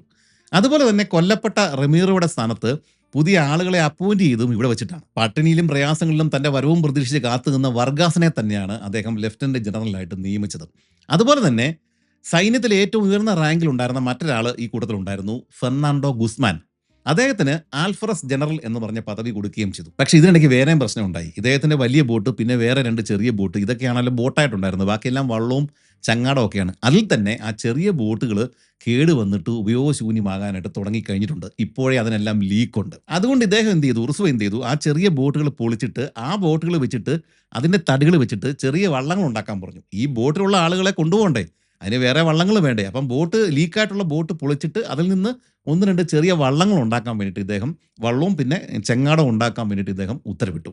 എന്നിട്ടാണ് ഇവർ അവിടെ നിന്നും യാത്ര തുടർന്നത്. ഇത്രയും പറഞ്ഞപ്പോൾ നിങ്ങൾക്ക് ഒരു കാര്യം മനസ്സിലായിട്ടുണ്ട്, എത്രയോ ദുരന്തമാണ് ഈ യാത്ര എന്ന് പറയുന്നത്. കാരണം ഈ ആമസോൺ പോലുള്ള വലിയ നദിയാണ്, അതിലൂടെ ചെങ്ങാടത്തിൽ പോവുക, നിറഞ്ഞ ഓവർലോഡായിട്ടുള്ള വള്ളങ്ങളിൽ.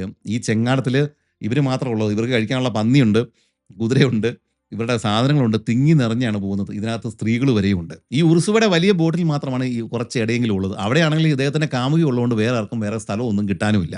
ചുരുക്കത്തിൽ ഈ കൂടെയുള്ള ആളുകളുടെ അവസ്ഥ, അവരുടെ ഇദ്ദേഹത്തെപ്പറ്റി ചിന്തിക്കുന്ന ചിന്തയൊക്കെ നമുക്കിപ്പോൾ മനസ്സിലാക്കാൻ സാധിക്കാവുന്നതേ ഉള്ളൂ. അങ്ങനെ ആ ദ്വീപിൽ നിന്ന് അവർ യാത്രയായി. അപ്പോൾ ഇദ്ദേഹം മുന്നേ പറഞ്ഞു വിട്ട എല്ലാവരും ഇദ്ദേഹത്തിൻ്റെ കൂടെ ഇപ്പോൾ എത്തിയിട്ടുണ്ട്. പക്ഷേ അവരുടെ കയ്യിൽ നേരത്തെ ഉണ്ടായിരുന്ന ഒരു വള്ളവും ഒരു ചങ്ങാടവും ഒരു ബോട്ടും ഉപയോഗിക്കാൻ പറ്റാത്തത് കൊണ്ട് തന്നെ അവരെല്ലാം ഓൾറെഡി ഉള്ള വള്ളങ്ങളിലേക്ക് കയറിയിട്ട് അതിഭീകരമായ രീതിയിൽ ഓവർലോഡായ രീതിയിലാണ് ഇപ്പോൾ ഈ സംഘം ഈ നദിയിലൂടെ, മാരഞ്ഞോൺ നദിയിലൂടെ, ആമസോണിൻ്റെ തുടക്ക ഭാഗത്തിലൂടെ ഇവർ കിഴക്ക് ഭാഗത്തേക്ക് നീങ്ങിക്കൊണ്ടിരിക്കുന്നത്. ഇതിൻ്റെ ഇടയിൽ നദിയുടെ ഓരങ്ങളിൽ ധാരാളം കുടിലുകളും ഗ്രാമങ്ങളും ഒക്കെ ഇവർ കാണാൻ സാധിക്കുന്നുണ്ടായിരുന്നു. പക്ഷേ ഒരിടത്തും ആളുകളെ കാണാൻ സാധിക്കുന്നില്ല. കാരണം മറ്റൊന്നുമല്ല, ഇദ്ദേഹം മുന്നേ പറഞ്ഞു വിട്ട 2 മഹാന്മാരുണ്ടല്ലോ, ഗാർസിയയും വർഗാസും. ഇവന്മാരെ കുറേ നാളായിട്ട് ഇവിടെ കിടന്ന് കറങ്ങുന്നുണ്ടല്ലോ. ഇവരുടെ ആക്രമണങ്ങൾ കാരണം ഇവിടെ ഉണ്ടായിരുന്ന സകല ആളുകളും ഇവിടെ നിന്ന് സ്ഥലം വിട്ടു പോയിരിക്കുകയാണ്. കാരണം ഈ സ്പാനിഷുകാരുടെ ക്രൂരമായിട്ടുള്ള ആക്രമണ രീതികൾ ഗോത്രവർഗ്ഗക്കാർക്ക് ഭയമായിരുന്നു. എന്നാൽ ഇത് ഉർസുവയ്ക്കും കൂട്ടർക്കും അനുഗ്രഹമായിട്ട് മാറി. കാരണം ഉപേക്ഷിക്കപ്പെട്ട ഗ്രാമങ്ങളിൽ നിന്നും ധാരാളം ചോളവും മധുരക്കിഴങ്ങും ഒക്കെ ഇവർക്ക് ലഭിക്കുന്നുണ്ടായിരുന്നു. എന്നാൽ ഉർസുവയും കൂട്ടരെയും ഞെട്ടിച്ച മറ്റൊന്നുകൂടി അവിടെ ഉണ്ടായിരുന്നു. ആ കാട്ടുഗ്രാമങ്ങളിൽ കൊത്തിപ്പെറുക്കി നടന്നിരുന്ന യൂറോപ്യൻ കോഴികളെ കണ്ട് അവർ ഞെട്ടി. ഇതൊക്കെ ഇവിടെ എങ്ങനെയാണ് എത്തിയത്? ഈ വഴി വന്നിട്ടുള്ള ഒരേ ഒരു യൂറോപ്യൻ ഫ്രാൻസിസ്കോ ഓറിയാനയാണ്. അദ്ദേഹത്തിൻ്റെ ബോട്ടുകളിൽ ഇത്തരം കോഴികൾ ഉണ്ടായിരുന്നു എന്ന് വ്യക്തമല്ല. ഇത് സത്യത്തിൽ ഒരു അത്ഭുതം തന്നെയാണ്. ഒന്നുകിൽ ഇത് ഓറിയാനയുടെ ബോട്ടുകളിൽ നിന്നും ചാടിപ്പോയ കോഴികളാണ്, അല്ലെങ്കിൽ കുറച്ച് നാളുകൾക്ക് മുമ്പ് അറ്റ്ലാന്റിക്കിൽ നിന്നും ഇതേ വഴി ഇങ്ങോട്ടേക്ക് തിരിച്ചു വന്ന നമ്മുടെ വിരാരതുവിൻ്റെ തൂപ്പിനാമ്പ സംഘം ഉണ്ടല്ലോ, അവരുടെ കയ്യിൽ നിന്നും ഇവർ വാങ്ങിയതാവാം. കാരണം ഈ തൂപ്പിനാമ്പുകൾ അറ്റ്ലാന്റിക്കിന് തീരത്താണ് ഉണ്ടായിരുന്നത്. അവർക്ക് യൂറോപ്യൻ കപ്പലുകളൊക്കെ ആയിട്ട് വ്യാപാര ബന്ധമുള്ളതാണ്. അവിടെ നിന്ന് അവർ വാങ്ങിക്കൊണ്ട് വന്നിട്ട് ഈ തീരങ്ങളിൽ ഇവർക്ക് വിറ്റതാവാൻ സാധ്യതയുണ്ട്. എന്നാൽ ചില ചരിത്രകാരന്മാർ കരുതുന്നത് മറ്റൊന്നാണ്. ഈ ആമസോൺ വനത്തിൻ്റെ ഉള്ളിൽ ചില ഈ ഗോത്രവർഗ വിഭാഗങ്ങൾ തമ്മിൽ അതിവിപുലമായ രീതിയിലുള്ള വ്യാപാര ബന്ധങ്ങളാണ് ഉണ്ടായിരുന്നത് എന്നാണ് പറയപ്പെടുന്നത്. വലിയൊരു കച്ചവട നെറ്റ്വർക്ക് തന്നെ ഇതിൻ്റെ ഉള്ളിൽ വിവിധ ഗോത്രവർഗ്ഗങ്ങൾ തമ്മിൽ ഉണ്ടായിരുന്നു. അതായത് അറ്റ്ലാന്റിക്കിന് തീരത്തുള്ള ഒരു ഗോത്രം യൂറോപ്യൻ കപ്പലിൽ നിന്നും ഇതുപോലെ എന്തെങ്കിലും സാധനങ്ങൾ വാങ്ങിയാൽ മാസങ്ങൾക്കുള്ളിൽ അത് കച്ചവടക്കാർ മുഖേന കൈമറിഞ്ഞ് ഇത്തരം ഉൾനാടൻ ഗ്രാമങ്ങളിൽ എത്തിച്ചേരുമെന്നാണ് അവർ പറയുന്നത്. അതുപോലെ തന്നെ ഈ സ്പാനിഷ് അധികാരികൾ അറിയാതെ ജെസ്യൂട്ട് മിഷണറിമാർ ഇതുവഴി അവർ ഒറ്റയ്ക്കും പെട്ടയ്ക്കും ഒക്കെ ഇതുവഴി വരുന്നുണ്ട്. അതിൻ്റെ ഒന്നും രേഖകളൊന്നും നമ്മുടെ കയ്യിലില്ല. പലരും പല കമൻസിൽ ചോദിക്കാറുണ്ട് ഈ ജെസ്യൂട്ട് മിഷണറിമാരുടെ അവരുടെ യാത്രകളുടെ കാര്യങ്ങളൊക്കെ. അതിനൊന്നും പലതിനും രേഖകളും കാര്യങ്ങളൊന്നും ഇല്ല. കാരണം അവർ മിക്കപ്പോഴും ഈ മെയിൻ സ്ട്രീമിലുള്ള ഈ രാജാവിൻ്റെ ആളുകൾ പോകുന്ന വഴിയിലൂടെ ആയിരിക്കില്ല ഇവർ പോകുന്നത്. കാരണം രാജാവിൻ്റെ ആൾക്കാരും റോയൽ ആൾക്കാരും ഈ ജെസ്യൂട്ട് മിഷണറിമാരും തമ്മിൽ എപ്പോഴും അടിയാ. മിഷണറിമാർ സാധാരണഗതിയിൽ ഈ ഇവിടെയുള്ള ആമസോൺ ഗോത്രവർഗ്ഗക്കാരെ മതം മാറ്റാനും അവരോട് കാര്യങ്ങൾ സംസാരിക്കാനും അവരെ നന്നാക്കിയെടുക്കാനൊക്കെയാണ് അവർ ശ്രമിക്കുന്നത്. അതുകൊണ്ട് തന്നെ ഇവരെ കീഴ്പ്പെടുത്തിയിട്ട് പണിയിപ്പിക്കാനുമായിട്ട് വന്നിരിക്കുന്ന ഈ റോയൽ സ്പാനിഷ് ആർമിയും തമ്മിൽ എപ്പോഴും അടിയാണ്. അതുകൊണ്ട് ഈ ജെസ്യൂട്ട് മിഷണറിമാർ ഇവർ ആരോടും പറയാതെ അവരുടെ സ്വന്തമായ രീതിയിൽ വള്ളങ്ങളിലും ഒക്കെ ആയിട്ട് അവർ പലപ്പോഴും ഇവിടെ വന്ന് പോയിട്ടുണ്ടാവാം. അവരിൽ നിന്നാവാം ഈ കോഴിയൊക്കെ ഇവിടെ എത്തിയിട്ടുണ്ടാവുക. ആ സാധ്യതയും നമുക്ക് തള്ളിക്കളയാൻ പറ്റില്ല. ഉർസുവയും സംഘവും ഇവിടെ നിന്നും യാത്ര തിരിച്ച ശേഷം പിന്നീട് എത്തിച്ചേർന്നത് കരാരി എന്ന് പറഞ്ഞൊരു ഗ്രാമത്തിലാണ്. നദിയുടെ തീരത്തുണ്ടായിരുന്ന ഉയർന്ന പാറക്കൂട്ടങ്ങളുടെ മുകളിലാണ് ഈ ഗ്രാമം ഉണ്ടായിരുന്നത്. പക്ഷേ ദൂരെ നിന്നും ഇത്രയധികം തോണികൾ വരുന്നത് കണ്ടപ്പോൾ തന്നെ അവിടെ ഉണ്ടായിരുന്ന ആളുകളൊക്കെ ഭയന്ന് കാടിൻ്റെ ഉള്ളിലേക്ക് പോയി ഒളിച്ചു കഴിഞ്ഞിട്ടുണ്ടായിരുന്നു. എന്തായാലും സ്പാനിഷുകാർ വിജനമായിട്ടുള്ള ആ ഗ്രാമത്തിൽ തന്നെ തമ്പടിക്കാനാണ് തീരുമാനിച്ചത്. 1-2 ദിവസങ്ങൾ കഴിഞ്ഞപ്പോഴേക്കും ഈ സ്പാനിഷുകാർ ഒരു ശല്യക്കാരല്ല എന്ന് കണ്ടിട്ട് ഈ ഗ്രാമത്തലവനും കുറച്ച് പേരും കാടിറങ്ങിയിട്ട് അവരുടെ അരികിലേക്ക് മടങ്ങി വന്നു. ഉർസുവ അയാളെ നന്നായിട്ട് തന്നെ സ്വീകരിക്കുകയും കണ്ണാടികളും കത്തികളും ഒക്കെ അവർക്ക് സമ്മാനമായിട്ട് കൊടുക്കുകയും ചെയ്തു. അതോടെ അവർ തിരികെ കാട്ടിലേക്ക് പോയിട്ട് ഈ സ്പാനിഷുകാർക്കുള്ള ഭക്ഷണ സാധനങ്ങളൊക്കെ ആയിട്ട് മടങ്ങിയെത്തി. എന്നാൽ തൻ്റെ കൂടെയുള്ള ആളുകൾ ഇവരുമായിട്ട് പ്രശ്നമുണ്ടാക്കാൻ സാധ്യതയുണ്ട് എന്ന് തിരിച്ചറിഞ്ഞ ഉർസുവ താൻ അറിയാതെ മറ്റാരും ഗ്രാമവാസികളുമായിട്ട് കച്ചവടത്തിൽ ഏർപ്പെടരുത് എന്നിട്ട് കർശനമായ താക്കീത് നൽകി. ഇവരിൽ നിന്നും ഉർസുവയ്ക്ക് മറ്റൊരു കാര്യം കൂടി പിടികിട്ടി. അങ്ങ് ദൂരെ കാടിൻ്റെ ഉള്ളിൽ വേറെയും ഗ്രാമങ്ങളുണ്ട്. ഒരുപക്ഷെ അതിലേതെങ്കിലും ഒന്നാവാം താൻ അന്വേഷിക്കുന്ന എൽ ഡൊറാഡോ. ഇതറിയാനായിട്ട് ഉർസുവ പെഡ്രോ ഗാലിയാസ് എന്ന് പറഞ്ഞൊരു സ്പാനിഷ് ഉദ്യോഗസ്ഥനെ ഏൽപ്പിച്ചു. അയാൾ കുറച്ച് പേരുമായിട്ട് കാടിൻ്റെ ഉള്ളിലേക്ക് പോവുകയും ചെയ്തു. എന്നാൽ വഴിയിൽ ഇവരെ കണ്ട മാത്രയിൽ ആളുകൾ ഓടി ഒളിക്കുവാൻ തുടങ്ങി. അവസാനം ഒരു സ്ത്രീയെ ഇവർ ഓടിച്ചിട്ട് പിടികൂടി. നദീതീരത്ത് താമസിക്കുന്ന ആളുകളുടെ ഭാഷയായിരുന്നില്ല ആ സ്ത്രീയുടേത്. വീട് എവിടെയാണ് എന്ന് ആംഗ്യം കാണിച്ച് ചോദിച്ചു കഴിഞ്ഞപ്പോഴേക്കും മുകളിലേക്ക് ചൂണ്ടിയിട്ട് 6 എന്നാണ് അവർ ആംഗ്യം കാണിച്ചത്. അതായത് 6 സൂര്യന്മാരുടെ അല്ലെങ്കിൽ 6 ദിവസം അകലെയാണ് അവരുടെ വീട്, ഉൾക്കാട്ടിലേക്ക് മാറിയിട്ടാണ് അവരുടെ വീട് എന്നാണ് അതിൻ്റെ അർത്ഥം. ഇത്രയും ഉള്ളിലേക്ക് കയറാനായിട്ട് സമയവും ഭക്ഷണവും കൈവശം ഇല്ലാതിരുന്നുകൊണ്ട് തന്നെ പെഡ്രോ ഗാലിയസ് തിരികെ മടങ്ങിപ്പോരുകയാണ് ചെയ്തത്. എന്നാൽ ഗാലിയാസും സംഘവും തിരികെ ചെല്ലുമ്പോഴേക്കും ഉർസുവയുടെ ക്യാമ്പിൽ വലിയ കുഴപ്പങ്ങൾ നടക്കുന്നുണ്ടായിരുന്നു. സൈനികരിൽ കുറച്ച് പേര് വള്ളങ്ങൾ മോഷ്ടിച്ചിട്ട് ഇവിടെ നിന്നും കടന്നു കളയാൻ പ്ലാൻ ഇട്ടിട്ടുണ്ടായിരുന്നു. എന്നാൽ ഉർസുവ അത് കണ്ടെത്തുകയും എല്ലാവരെയും പിടികൂടുകയും ചെയ്തു. ഇതൊരു വലിയ കുറ്റകൃത്യം തന്നെയായിരുന്നു, വധശിക്ഷ വരെയും കിട്ടാവുന്ന കുറ്റം. എന്നാൽ ഉർസുവ ഇത് നിസാരമായിട്ടാണ് പരിഗണിച്ചത്. കൂടുതൽ നേരം വള്ളം തുഴയുക എന്ന ശിക്ഷ മാത്രമാണ് അദ്ദേഹം അവർക്ക് കൊടുത്തത്. തങ്ങളെ എന്ത് ചെയ്താലും ഇത്രയൊക്കെ സംഭവിക്കൂ എന്നുള്ള ധാരണ ആളുകൾക്കിടയിൽ വളരുവാൻ ഇത് സഹായകമായി. ഉർസുവ കഴിവില്ലാത്ത നേതാവാണ് എന്ന് പലരും പിറുപിറുക്കാൻ തുടങ്ങി. ചുരുക്കത്തിൽ ഉർസുവയ്ക്കെതിരായിട്ടുള്ള വിദ്വേഷത്തിന്റെ വിത്തുകൾ ഇപ്പോഴേ വളരുവാൻ തുടങ്ങിക്കഴിഞ്ഞിരുന്നു. അങ്ങനെ പാറമുകളിലെ ഗ്രാമമായിട്ടുള്ള കരാരിയിൽ നിന്നും യാത്ര തിരിച്ച് കുറച്ച് ദിവസങ്ങൾക്കുള്ളിൽ മറ്റൊരു ഗ്രാമത്തിൽ അവരെത്തിച്ചേർന്നു. അവിടെ ഉണ്ടായിരുന്ന കുടിലുകളിൽ സ്വർണം കണ്ടതോടെ തങ്ങൾ എൽ ഡൊറാഡോയ്ക്ക് കൂടുതൽ അടുത്തു എന്ന് തന്നെ ഉർസുവ കരുതി. എന്നാൽ കാര്യങ്ങൾ കൂടുതൽ വഷളാവുകയാണ് ചെയ്തത്. ഉർസുവ സഞ്ചരിച്ചിരുന്ന വലിയ ബോട്ടില്ലേ, ആ ബോട്ടിലെ ചോർച്ച ഇനി തടയാൻ പറ്റില്ല, അതുപോലെ വലുതായി. അവസാനം അത് പൂർണ്ണമായിട്ട് മുങ്ങും എന്ന അവസ്ഥ വന്നതോടെ ഉർസുവയ്ക്കും കാമുകി ദോന്യ അത്തേൻസിക്കും ചെറിയ വള്ളങ്ങളിലേക്കും ചെങ്ങാടങ്ങളിലേക്കും മാറേണ്ടി വന്നു. ഇത് വല്ലാത്തൊരവസ്ഥയാണ് സൃഷ്ടിച്ചത്. ആയിരക്കണക്കിന് കിലോമീറ്ററുകൾ ഇതുപോലെ വന്യമായിട്ടുള്ള ആമസോൺ നദിയിലൂടെ ചെറിയ നാടൻ വള്ളങ്ങളിൽ സ്ത്രീകൾ ഉൾപ്പെടെയുള്ള 100 കണക്കിന് ആളുകൾ സഞ്ചരിക്കുക എന്നത് ഇന്ന് പോലും നമുക്ക് സങ്കല്പിക്കാൻ സാധ്യമല്ല. ഇനിയും മുന്നോട്ട് പോകുമ്പോൾ തീരങ്ങളിൽ കൂടുതൽ ഗ്രാമങ്ങൾ കണ്ടേക്കാം എന്നാണ് ഉർസുവ കരുതുന്നത്. അതുകൊണ്ട് തന്നെ ഇപ്പോഴേ നിറഞ്ഞു തുളുമ്പി നിൽക്കുന്ന വള്ളങ്ങളിൽ ഇനിയും കൂടുതൽ ഭക്ഷണം കരുതേണ്ട ആവശ്യമില്ല എന്ന് തന്നെ അദ്ദേഹം കരുതി. അത് പക്ഷേ വലിയൊരു അബദ്ധം തന്നെയായിരുന്നു. കാരണം പിന്നീട് മനുഷ്യവാസമില്ലാത്ത കൊടും കാടുകൾക്കിടയിലൂടെയാണ് അവർക്ക് സഞ്ചരിക്കേണ്ടി വന്നത്. അതും തുടർച്ചയായിട്ട് 9 ദിവസങ്ങൾ. സകലരും പട്ടിണി കിടന്ന് കൂട്ടത്തോടെ മരിച്ചു വീഴുമെന്ന അവസ്ഥയായിരുന്നു അപ്പോൾ ഉണ്ടായിരുന്നത്. അതോടെ ആളുകൾ കൂടുതൽ രോഷാകുലരായി. സ്പാനിഷ് രാജാവിനോടും ഉർസുവയോടും പണ്ടേ വൈരാഗ്യം ഉണ്ടായിരുന്ന ലോപ്പെ ദി അഗീറ ഇത് മുതലെടുക്കാൻ തുടങ്ങുകയും ചെയ്തു. ഇയാളാണ് മകൾ എൽവിയോടൊപ്പം യാത്ര ചെയ്യുന്ന ആള്. ഇയാളെക്കുറിച്ചാണ് ഉർസുവയുടെ സുഹൃത്ത് കത്തിലൂടെ മുന്നറിയിപ്പ് കൊടുത്തിരുന്നത്, ഓർമ്മയുണ്ടാവുമല്ലോ. തുടർച്ചയായിട്ട് 9 ദിവസങ്ങൾ ആളും അനക്കവും ഇല്ലാതെ തീരത്തൊരൊറ്റ ഗ്രാമം പോലും കാണാതെ അവർ ആമസോൺ നദിയിലൂടെ യാത്ര ചെയ്തു. ഇതേ വഴിയിലൂടെ ഏതാണ്ട് 20 വർഷങ്ങൾക്ക് മുമ്പ് ഫ്രാൻസിസ്കോ ഓറിയാന നടത്തിയ യാത്രയുടെ വീഡിയോ ഇപ്പോഴും നിങ്ങൾ ഓർക്കുന്നുണ്ടെങ്കിൽ സമാനമായ അനുഭവം അവർക്ക് ഉണ്ടായതായിട്ട് നമുക്ക് കാണുവാൻ സാധിക്കും. ദിവസങ്ങളോളം വിജനമായിട്ടുള്ള കൊടും കാടുകളിലൂടെ സഞ്ചരിച്ച ഓറിയാനയും കൂട്ടരും പൊടുന്നിനെ നദിക്കിരുവശവും 100 കണക്കിന് കുടിലുകൾ നിറഞ്ഞ ഒരു വിചിത്ര ലോകത്തിലേക്കാണ് ചെന്ന് പെട്ടത്. ഇന്നത്തെ ബ്രസീലിന്റെ പടിഞ്ഞാറൻ ഭാഗത്ത് ആമസോൺ നദിയുടെ തീരങ്ങളിൽ ഒട്ടനവധി ഗ്രാമങ്ങളിലായി ജീവിച്ചിരുന്ന മാച്ചിപ്പാരോകൾ എന്ന ഗോത്രവർഗ വിഭാഗമായിരുന്നു അത്. ഓറിയാനയും കൂട്ടരും ദിവസങ്ങളോളം തുടർച്ചയായിട്ട് യുദ്ധം ചെയ്താണ് ഈ ഭാഗങ്ങൾ പിന്നിട്ട് ആമസോണിലൂടെ മുന്നോട്ട് പോയത്. അതിനുശേഷം കൃത്യം 2 പതിറ്റാണ്ടുകൾ കഴിഞ്ഞ് പെദ്രോ ദി ഉർസുവയും സംഘവും എത്തിപ്പെട്ടിരിക്കുന്നത് വീണ്ടും ഇതേ മാച്ചിപ്പാരകളുടെ മുന്നിലേക്കാണ്. ഒരുപക്ഷെ ഫ്രാൻസിസ്കോ ഓറിയയുടെ വരവ് അവരിപ്പോഴും ഓർക്കുന്നുണ്ടാവണം. ആമസോണിലൂടെ ഇത്രയധികം തോണികളും ചെങ്ങാടുകളും ഒരുമിച്ച് വരുന്നത് കണ്ടപ്പോൾ തന്നെ അവർക്ക് കാര്യം പിടികിട്ടി.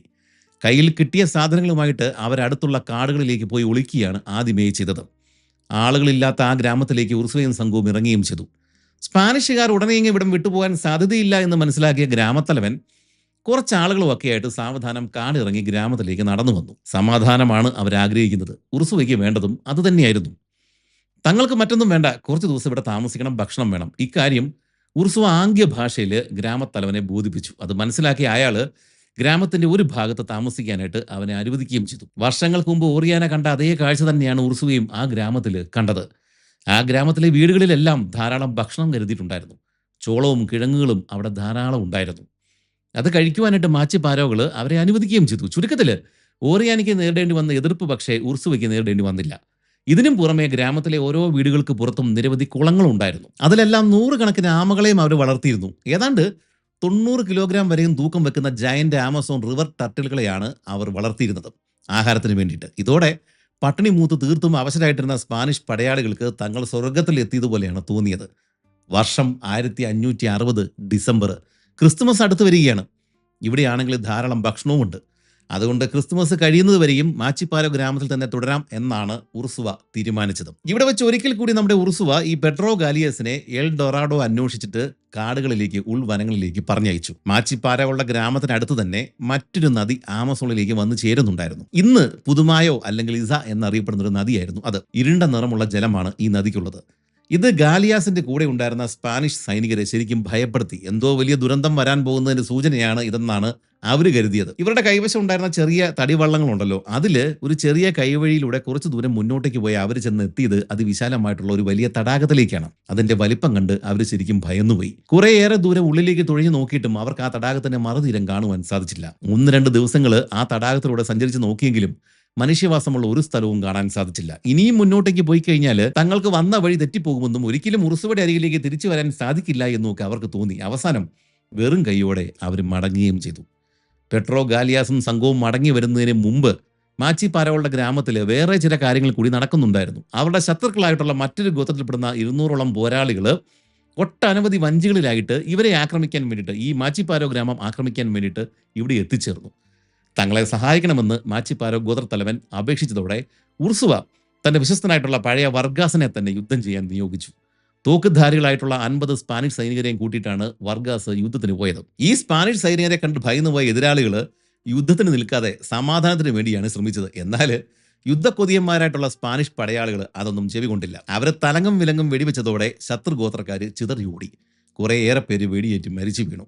മറ്റുള്ളവർ ജീവനും കൊണ്ട് അതിവേഗത്തിൽ തുഴഞ്ഞ് അവിടെ നിന്ന് രക്ഷപ്പെടുകയും ചെയ്തു. സത്യത്തിൽ ഈ ഒരു യുദ്ധം സ്പാനിഷ് സൈനികർക്കിടയിൽ, അവർക്കിടയിൽ ഉണ്ടായിരുന്ന, അവർക്കകത്തുണ്ടായിരുന്ന ഇതുവരെ നിദ്രയിലായിരുന്ന രക്തക്കൊതിയെ വീണ്ടും ഉണർത്തുകയാണ് ചെയ്തത്.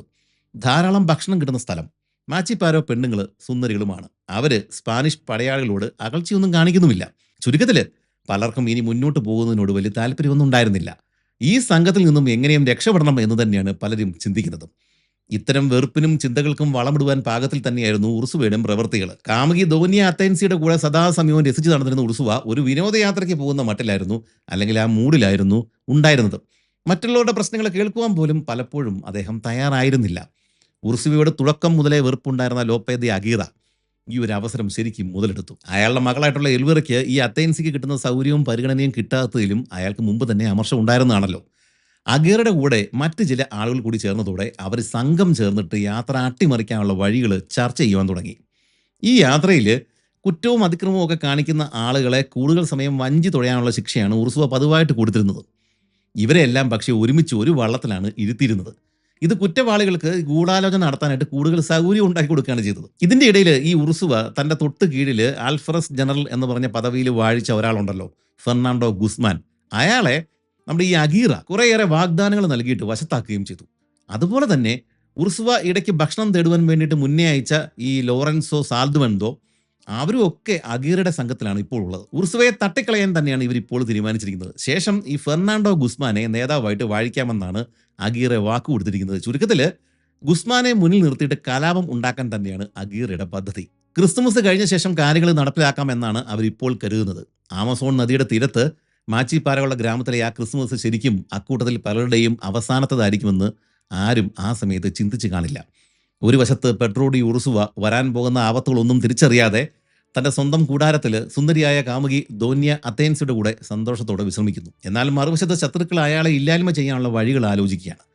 തങ്ങളുടെ ഗൂഢാലോചന നടപ്പിലാക്കാനായിട്ട് ആ ജനവാസമുള്ള ഗ്രാമം സുരക്ഷിതമല്ല എന്ന് മനസ്സിലാക്കിയ അവര് അവിടെ വെച്ച് കൃത്യം നിർവഹിച്ചില്ല. ക്രിസ്തുമസിന് തൊട്ട് പിറ്റേ ദിവസം അവർ ഗ്രാമത്തിൽ നിന്നും നദിയിലൂടെ തങ്ങളുടെ യാത്ര തുടർന്നു. അന്ന് വൈകുന്നേരം അവർ ഇതേപോലെ തന്നെയുള്ള മറ്റൊരു മാച്ചിപ്പാലോ ഗ്രാമത്തിലാണ് എത്തിച്ചേർന്നത്. പതിവ് പോലെ അവർ അകലെ നിന്നും ആളുകൾ വരുന്നത് കണ്ടതോടെ ഗ്രാമവാസികൾ കാട്ടിലേക്ക് പോയി ഒളിച്ചതുകൊണ്ട് തന്നെ ഈ സ്പാനിഷ് സംഘത്തിന് അവിടെ പ്രയാസമില്ലാതെ ഇറങ്ങുവാനും കുടിലുകൾ കൈവശപ്പെടുത്താനും അവിടെ താമസിക്കാനും ഒക്കെ സാധിച്ചു. ഇനി കുറച്ച് ദിവസങ്ങൾ ഇവിടെ തങ്ങാമെന്ന് തന്നെയാണ് ഉറുസുവ കരുതുന്നത്. കാരണം സ്വർണ്ണ നഗരമായിട്ടുള്ള എൽ ഡൊറാഡോ ഇതിനടുത്ത് എവിടെയോ ഉൾക്കാടുകളിൽ മറഞ്ഞിരിക്കുകയാണ് എന്നാണ് ഉറുസുവ കരുതുന്നത്. ഇവിടെ താമസിച്ചുകൊണ്ട് ഉള്ളിലേക്ക് കൂടുതൽ ആളുകളെ പറഞ്ഞുവിടാം. എന്നാൽ ഈ ഒരു താമസം ഉറുസുവയുടെ ശത്രുക്കൾക്ക് കൂടുതൽ ഗുണകരമാകുകയാണ് ചെയ്തത്. അവർ രാത്രികളുടെ മറവിൽ രഹസ്യമായിട്ട് യോഗങ്ങൾ കൂടാൻ തുടങ്ങി.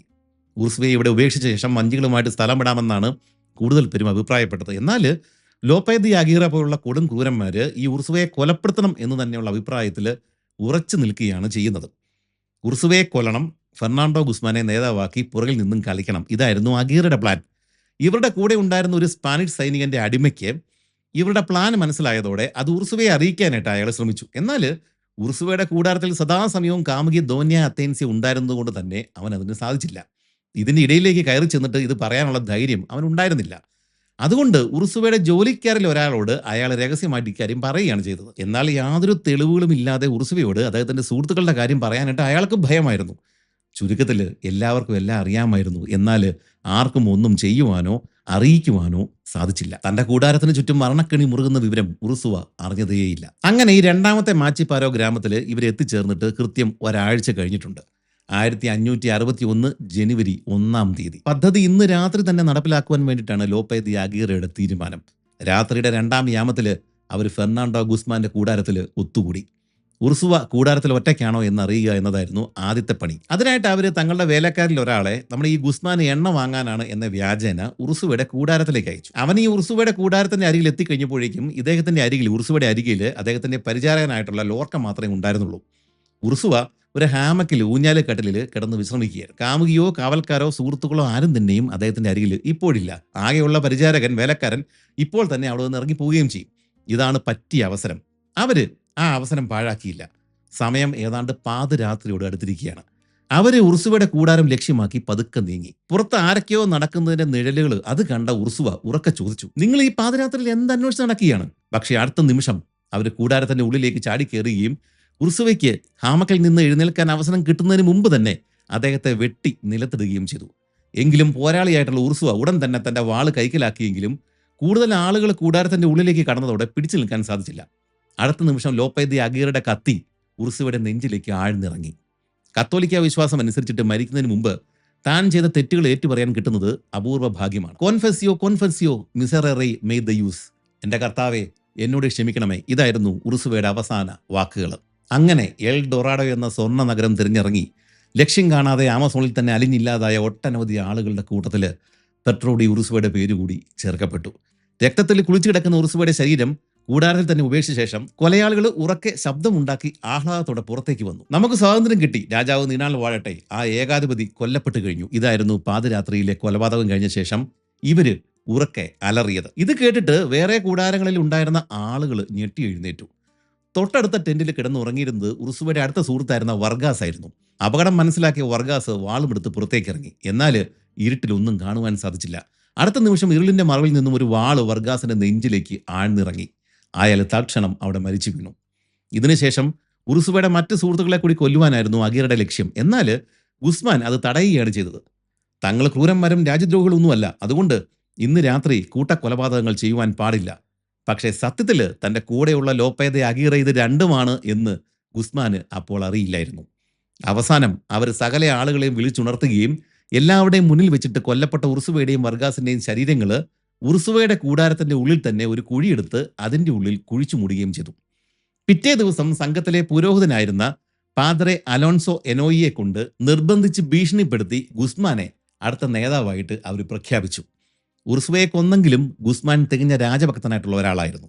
ഉർസുവയെ കൊന്നതിന്റെ ശരിയായ കാരണങ്ങൾ രേഖകളിലാക്കിയാൽ മാത്രമേ തനിക്കിനി തിരികെ സ്പെയിനിലേക്ക് മടങ്ങുവാൻ സാധിക്കുള്ളൂ എന്ന് അയാൾക്ക് നന്നായിട്ട് അറിയാം. അതുകൊണ്ട് ഉർസുവയെ കൊന്നതിന്റെ കാരണങ്ങൾ ഒരു രേഖയാക്കിയിട്ട് അതിൽ മറ്റുള്ള ആളുകളെ കൊണ്ട് ഒപ്പുകൂടി ഇടിപ്പിച്ചാൽ മാത്രമേ തനിക്ക് രക്ഷയുള്ളൂ എന്ന് ഗുസ്മാന് ശരിക്കും അറിയാം. അങ്ങനെ ഉർസുവയുടെ ആ ഒരു ലീഡർഷിപ്പ് ശരിയല്ലായിരുന്നു എന്നൊക്കെ കാണിച്ചുകൊണ്ട് ഒരു രേഖ അവർ തയ്യാറാക്കി. എന്നിട്ട് സംഘത്തിലെ എല്ലാവരോടും അതിൽ ഒപ്പുവെക്കാനായിട്ട് ആവശ്യപ്പെട്ടു. ആദ്യം ഗുസ്മാൻ തന്നെ അതിൽ ഒപ്പുവെക്കുകയും ചെയ്തു. എന്നാൽ ലോപ്പേ ദി അഗീറയുടെ ഊഴം വന്നു കഴിഞ്ഞപ്പോഴേക്കും സകലരും ഞെട്ടി. ലോപ്പേ ദി അഗീറ തന്റെ പേര് എഴുതിയ ശേഷം അടിയിൽ രാജ്യദ്രോഹി എന്നുകൂടി എഴുതി ചേർത്ത ശേഷമാണ് അയാൾ ഒപ്പിട്ടത്. സകലരും ശരിക്കും ഇത് കണ്ട് ഞെട്ടിപ്പോയി. ഇത് കണ്ട് അഗീറെ പറഞ്ഞു, എടാ മണ്ടന്മാരെ, നിങ്ങൾ എന്താണ് വിചാരിച്ചു വെച്ചിരിക്കുന്നത്? രാജാവിന്റെ ആളായിട്ടുള്ള ഉർസുവയെ കൊന്നാല് നിങ്ങൾ ധീരന്മാരാണ്, ഹീറോകളാണ് എന്ന് മറ്റുള്ളവർ കരുതുമെന്നാണോ നിങ്ങൾ ധരിച്ചു വെച്ചിരിക്കുന്നത്? നീയൊക്കെ ഒപ്പിട്ട് ഈ ഒരു കഷ്ണം പേപ്പർ മതിയാവുമോ കോടതിയിൽ നിങ്ങളുടെ നിരപരാധിത്വം തെളിയിക്കുവാനായിട്ട്? ഒന്നും നടക്കുവാൻ പോകുന്നില്ല. ഉർസുവ വധിക്കപ്പെട്ടതോടെ നാം എല്ലാം രാജ്യദ്രോഹികളായി മാറിക്കഴിഞ്ഞു. ഇനി എൽ ഡൊറാഡോ കണ്ടെത്തിയാൽ പോലും രാജാവ് നിങ്ങളോട് ക്ഷമിക്കുവാൻ പോകുന്നില്ല. ഈ ഒരു കഷ്ണം കടലാസിന്റെ പുറകിൽ നിങ്ങൾക്ക് എക്കാലവും ഒളിച്ചിരിക്കുവാൻ സാധിക്കില്ല. ഉർസുവ കൊല്ലപ്പെട്ട വിവരം എന്ന് പുറത്തറിയുന്നുവോ അന്ന് തന്നെ സ്പാനിഷ് സൈന്യം, സ്പാനിഷ് റോയൽ ആർമി നിങ്ങളെ തേടി എത്തുമെന്ന് ഉറപ്പാണ്. അതുകൊണ്ട് എൽ ഡൊറാഡോ എന്ന സങ്കല്പം, ആ മോഹം അങ്ങ് അവസാനിപ്പിക്കുക. ഞാനും നിങ്ങളുമെല്ലാം ഇപ്പോൾ രാജ്യദ്രോഹികളാണ്. ഇരൊറ്റ വഴിയേ ഉള്ളിനി. ഈ പോകുന്ന വഴിയിൽ കൊള്ളാവുന്ന ഒരു സ്ഥലം വെട്ടിപ്പിടിച്ചെടുക്കുക, എന്നിട്ട് മരണം വരെയും അവിടെ സുഖമായിട്ട് കഴിയുക. ചുരുക്കത്തിൽ ഗുസ്മാൻ വിചാരിച്ചതുപോലെയുള്ള കാര്യങ്ങൾ എന്ന് അഗീറെ പരസ്യമായിട്ട് പ്രഖ്യാപിച്ചു കഴിഞ്ഞു. ഇനി അവർക്കിടയിൽ ആർക്കെങ്കിലും ഇനിയും രാജാവിനോടും സ്പെയിനോടും കൂറുണ്ടെങ്കിൽ അതുകൊണ്ടൊന്നും കാര്യമില്ല എന്ന് അവരെ ബോധ്യപ്പെടുത്തുകയാണ് അഗീറെ ചെയ്തത്. ഉർസുവയെ വധിക്കുന്നതിന് മുമ്പ് ഇക്കാര്യം പറഞ്ഞിരുന്നുവെങ്കിൽ തൻ്റെ കൂടെ ഒരാളെ പോലും കിട്ടില്ലായിരുന്നുവെന്ന് അഗീറയ്ക്ക് നന്നായിട്ട് അറിയാമായിരുന്നു. ഇതിനും പുറമെ ഉർസുവയുടെ കൂടാരത്തിൽ സൂക്ഷിച്ചിരുന്ന വൈൻ ഭരണികൾ അവർ തുറക്കുകയും മദ്യം ആളുകൾക്കെല്ലാം വീതം വെച്ച് കൊടുക്കുകയും ചെയ്തു. ഇനി എന്നെങ്കിലും ഒരു വിചാരണ നേരിട്ടാൽ ഉർസുവയെ കൊന്നിട്ട് നിങ്ങൾ ആ വീഞ്ഞു കുടിച്ച് ആഘോഷിച്ചില്ല എന്ന് ന്യായാധിപൻ ചോദിച്ചാൽ ആർക്കും ഇതിൽ നിന്നും രക്ഷപ്പെടാൻ സാധിക്കില്ല. ലോപ്പേ അഗീറെ സകല എണ്ണത്തിനെയും കുടുക്കി. ഇനി അഗീറയുടെ കൂടെ കൂടുകയല്ലാതെ അവർക്കിനി വേറെ മാർഗങ്ങളൊന്നും തന്നെയില്ല. അതായത് സ്പാനിഷ് സാമ്രാജ്യത്തിനെതിരെയുള്ള ഒരു വിമത സേന അല്ലെങ്കിൽ ഒരു റിബൽ ആർമിയായിട്ട് ഇത് മാറിക്കഴിഞ്ഞു. മറ്റൊരു രീതിയിൽ പറഞ്ഞാൽ അഗീറെ അത് അങ്ങനെ ആക്കി തീർത്തു. എന്നാൽ തങ്ങൾ രാജ്യദ്രോഹികളായി മാറി എന്ന പ്രസ്താവനയോട് കേട്ടുനിന്ന് എല്ലാവരും യോജിച്ചിരുന്നില്ല. അലോൺസോ ബെന്തേര എന്ന് പറഞ്ഞ സൈനികനായിരുന്നു ഒരാൾ. എൽ ഡൊറാഡോ കണ്ടെത്തിയാൽ രാജാവ് ഇതെല്ലാം ക്ഷമിക്കുമെന്നാണ് അയാൾ പറയുന്നത്. ഈ ഒരു സൈനികന്റെ പേര് പ്രത്യേകം പറയാനായിട്ട് ഒരു കാരണമുണ്ട്. ഉർസുവ കൊല്ലപ്പെട്ട ശേഷം അദ്ദേഹത്തിന്റെ കാമുകി ദോന്യ അത്തേൻസ്യ പിന്നീട് അഭയം പ്രാപിച്ചത് ഈ അലോൺസോ ബെന്തേരയുടെ അരികിലാണ്. ബെന്തേര അഗീരയ്ക്കെതിരെ സംസാരിക്കുന്നത് ഒരു പക്ഷേ ഈ ദോന്യ അത്തേൻസ്യയുടെ സ്വാധീനം കൊണ്ടാവാം. അങ്ങനെ ഉർസുവയെ കൊലപ്പെടുത്തിയിട്ട് 5 ദിവസങ്ങൾക്ക് ശേഷം ഗുസ്മാന്റെ ആ ഒരു ലീഡർഷിപ്പിൽ സ്പാനിഷ് സംഘം ഈ മാച്ചിപ്പാലോ ഗ്രാമങ്ങളിൽ നിന്നും വീണ്ടും മുന്നോട്ടേക്ക് നീങ്ങി. ഇതിനുശേഷം ഉപേക്ഷിക്കപ്പെട്ട മറ്റൊരു ഗ്രാമത്തിലാണ് അവരെത്തിച്ചേർന്നത്. ഇവിടെ താമസിച്ചുകൊണ്ട് പുതിയ ബോട്ടുകൾ നിർമ്മിക്കാനായിരുന്നു അവരുടെ പദ്ധതി. എന്നാൽ ഇവിടെ വെച്ച് അവരുടെ കൈവശം ബാക്കിയുണ്ടായിരുന്ന കുതിരകളെ തട്ടിയെടുത്തിട്ട് കാട്ടിലൂടെ തിരിച്ച് പെറുവിലേക്ക് മടങ്ങാനായിട്ട് ചില ആളുകൾ പദ്ധതി ഇടുന്നുണ്ട് എന്ന് അഗീറയ്ക്ക് പിടികിട്ടി. തന്നെ അയാൾ സൂത്രത്തിൽ അവരുടെ കുതിരകളെ മുഴുവൻ വകവരുത്തുകയാണ് ചെയ്തത്. ആരെയും കൂട്ടത്തിൽ നിന്നും രക്ഷപ്പെടാൻ അനുവദിക്കില്ല എന്നുള്ള വാശിയിലായിരുന്നു അഗീറെ. ആരെങ്കിലും രക്ഷപ്പെട്ട് പുറത്ത് ചെന്നാൽ ഉർസുവയുടെ കൊലപാതക വിവരം അറിയുകയും സ്പാനിഷ് പട തങ്ങളെ അന്വേഷിച്ച് വരികയും ചെയ്യും. എൽ ഡൊറാഡോ ഒരു സ്വപ്നം മാത്രമാണ് എന്ന് തിരിച്ചറിഞ്ഞ ലോപ്പേ അഗീറയ്ക്ക് ഈ കാട്ടിൽ നിന്നും രക്ഷപ്പെട്ട് അറ്റ്ലാന്റിക്കിൽ എത്തിയ ശേഷം അവിടെയുള്ള ഏതെങ്കിലും ദ്വീപ് പിടിച്ചെടുത്തിട്ട് അവിടുത്തെ രാജാവായിട്ട് കഴിയാം എന്നായിരുന്നു പ്ലാൻ. അതുകൊണ്ട് തന്നെ കടലിലൂടെ സഞ്ചരിക്കുവാൻ സാധിക്കുന്ന വലിയ ബോട്ടുകൾ നിർമ്മിക്കാനാണ് അയാൾ തൻ്റെ ആളുകളോട് പറഞ്ഞത്. എന്നാൽ അഗീറെ വിചാരിക്കാത്തൊരു പ്രശ്നം അവിടെ തലപൊക്കി. നേരത്തെ ഉർസുവ നേരിട്ട അതേ പ്രശ്നം, ഭക്ഷണം. ഇത്രയും നാളത്തെ യാത്രയും ദുരന്തങ്ങളും ഉർസുവയുടെ കൊലപാതകവും കഴിഞ്ഞതോടെ ഈ സംഘത്തിൽ ഉണ്ടായിരുന്ന ആമസോൺ ഗോത്രവർഗ്ഗക്കാരിൽ ഭൂരിഭാഗം പേരും എങ്ങോട്ടൊക്കെ ഓടിപ്പോയി കഴിഞ്ഞിട്ടുണ്ടായിരുന്നു.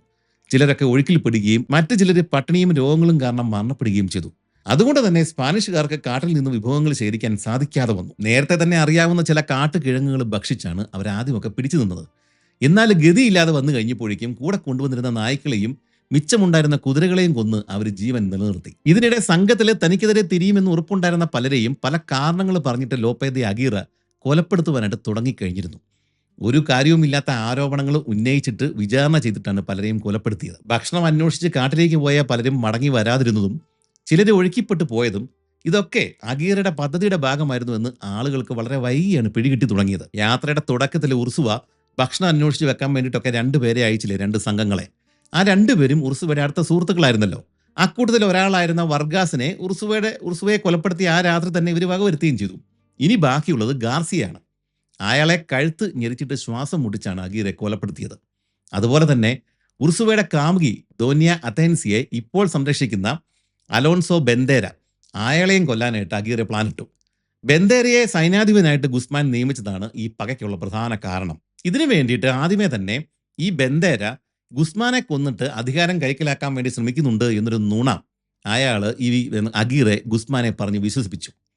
ഇത് സത്യമാണ് എന്ന് കരുതിയിട്ട് ജീവൻ നഷ്ടപ്പെടുമോ എന്ന് ഭയന്നു പോയ ഗുസ്മാൻ ബെന്തേരെ കൊല്ലാൻ വേണ്ടിയിട്ട് അഗീറയ്ക്ക് രഹസ്യമായിട്ട് അനുവാദം നൽകി. ബെന്തേരയെ പെട്ടെന്ന് കൊല്ലാൻ പറ്റില്ല, അയാളുടെ കൂടെ കുറേയേറെ സുഹൃത്തുക്കൾ എപ്പോഴും ഉണ്ടാവും. അതുകൊണ്ട് ഗുസ്മാൻ തന്റെ കൂടാരത്തിലേക്ക് ചീട്ട് കളിക്കാൻ വേണ്ടിയിട്ട് ബെന്തേരയെ ക്ഷണിച്ചു. ബെന്തേരയും മറ്റൊരു സുഹൃത്തും മാത്രമാണ് അപ്പോൾ കൂടാരത്തിലേക്ക് വന്നത്. അവർ ചീട്ടുകളിൽ മുഴുകിയിരിക്കുന്ന സമയത്ത് അഗീറയും ആളുകളും കൂടാരം വളയുകയും അവരെ രണ്ടുപേരെയും വെട്ടി കൊലപ്പെടുത്തുകയും ചെയ്തു. ബെന്തേര കൊല്ലപ്പെട്ടു എന്നറിഞ്ഞതോടെ ഉർസുവയുടെ കാമുകി പാവം ദോന്യ അഥേൻസ അടുത്തതായിട്ട് അഭയം പ്രാപിച്ചത് ലോറൻസോ സാൾഡുവെൻഡോ എന്ന് പറഞ്ഞ ഒരു സൈനികന്റെ അരികിലാണ്. പണ്ട് ഭക്ഷണം തേടുവാനായിട്ട് ഉർസുവ മുന്നേ പറഞ്ഞയച്ച ആ കൂട്ടത്തിലുള്ള ഒരാളാണ് ഇദ്ദേഹം. തുടർച്ചയായിട്ട് കൂട്ടക്കൊലപാതകങ്ങൾ നടക്കുന്നതോടെ ക്യാമ്പിൽ ആകെക്കൂടി ആശങ്കയായി. ആരാണ് നല്ലവൻ, ആരുടെ കൂടെ നിന്നാലാണ് ജീവൻ രക്ഷിക്കാൻ സാധിക്കുക? അതോടെ ചിലര് ചെറിയ വള്ളങ്ങളിൽ രക്ഷപ്പെടാൻ പ്ലാനിട്ടു. എന്നാൽ ഇത് മുൻകൂട്ടി മനസ്സിലാക്കിയ അഗീറയും കൂട്ടരും 150ഓളം ചെറിയ വള്ളങ്ങൾ രാത്രിയിൽ കയറഴിച്ച് നദിയിലേക്ക് ഒഴുക്കി വിടുകയാണ് ചെയ്തത്. ഇനി പുതുതായിട്ട് ഉണ്ടാക്കുന്ന ബോട്ടുകളിൽ ഗുസ്മാന്റെയും അഗീറുടെയും കീഴിലല്ലാതെ ഒരാൾക്കും ഇവിടെ നിന്നും പോകാനോ രക്ഷപ്പെടുവാനോ സാധിക്കില്ല. അങ്ങനെ ഏതാണ്ട് 4 മാസങ്ങൾക്ക് ശേഷം അവര് പുതിയ 2 വലിയ ബോട്ടുകൾ നിർമ്മിച്ചു. ഇതിനകമ്പടിയായിട്ട് ഏതാനും ചെറിയ തടി വള്ളങ്ങൾ കൂടി അവർ നിർമ്മിച്ചിട്ടുണ്ടായിരുന്നു. ദോന്യ അഥേൻസിയ ഇപ്പോൾ സംരക്ഷിക്കുന്ന ലോറൻസോ സാൾഡുവെൻഡോ അവൾക്ക് കിടക്കുവാൻ വേണ്ടിയിട്ട് നല്ല കിടക്കുകൾ ബോട്ടിലേക്ക് കയറ്റുവാൻ വേണ്ടിയിട്ട് ആളുകളോട് പറഞ്ഞു. എന്നാൽ തൻ്റെ മകൾക്ക് കിട്ടേണ്ട പരിഗണന മുഴുവൻ ഉർസുവ അഥേൻസിക്ക് കൊടുക്കുന്നതിൽ മുമ്പ് തന്നെ അസൂയ ഉണ്ടായിരുന്ന ആളായിരുന്നല്ലോ ഈ അഗീറെ. ഉർസുവ കൊല്ലപ്പെട്ടിട്ടും ഈ അഥേൻസിയോടുള്ള ദേഷ്യം അയാൾക്ക് മാറിയിട്ടുണ്ടായിരുന്നില്ല. ഉർസുവ കൊല്ലപ്പെട്ടിട്ടും അവൾക്ക് ആളുകൾ ഇപ്പോഴും പരിഗണന കൊടുക്കുന്നുണ്ട്. അതുകൊണ്ട് അവൾക്ക് ഇനിയും കൂടുതൽ പരിഗണന കൊടുക്കേണ്ട കാര്യമില്ല എന്ന് തന്നെ അഗീറെ ഈ ലോറൻസോ സാൾഡുവെൻഡോയോട് വാദിച്ചു.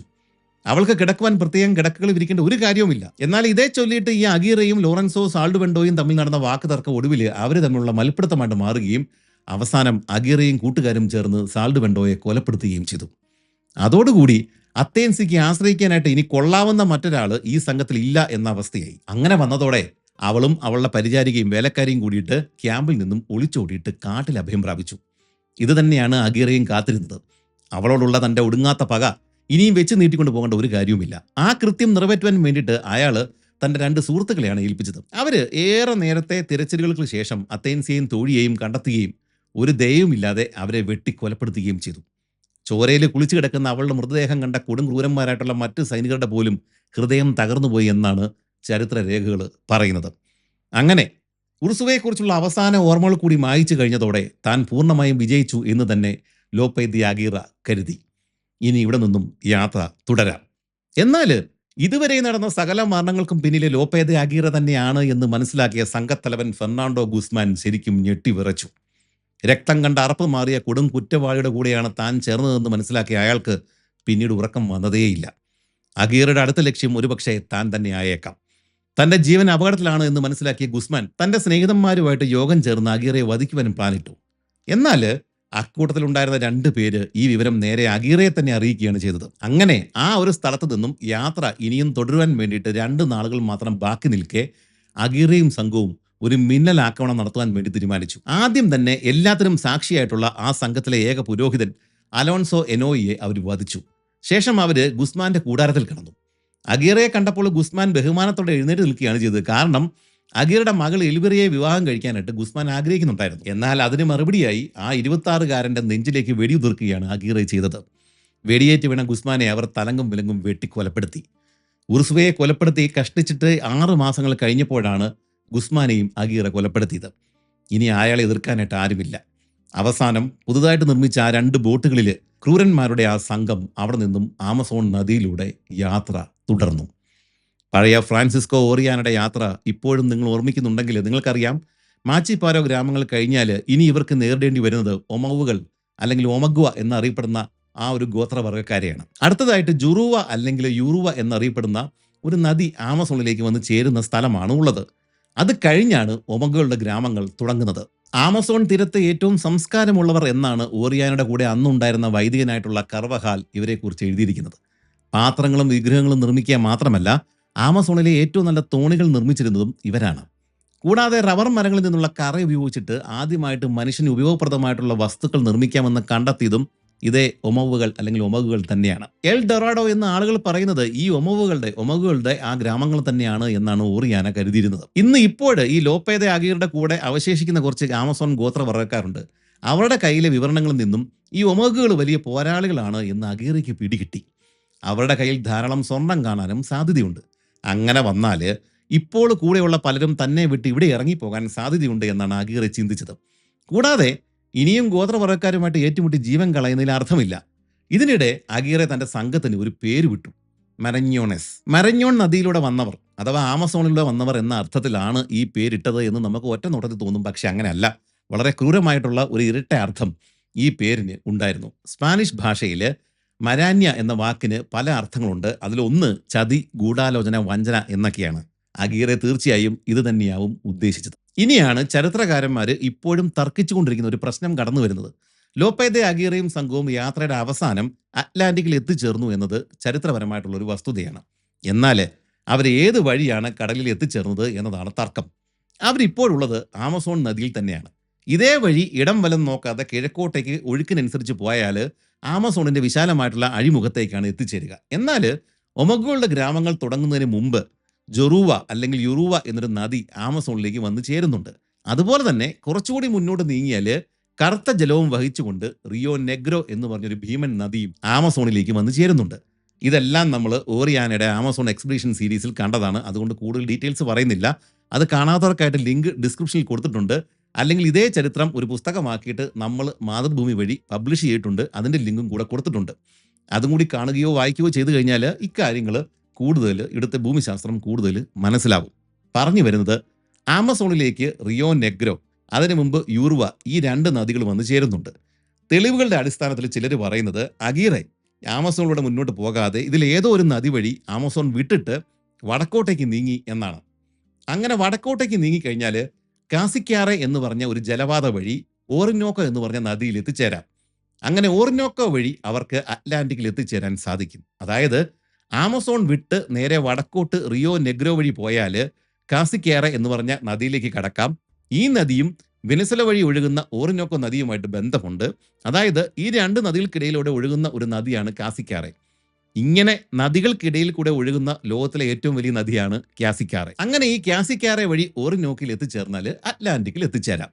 ഈ യാത്രയിൽ ഉണ്ടായിരുന്ന പലരും പിന്നീട് ചരിത്രരേഖകൾ തയ്യാറാക്കിയിട്ടുണ്ട്.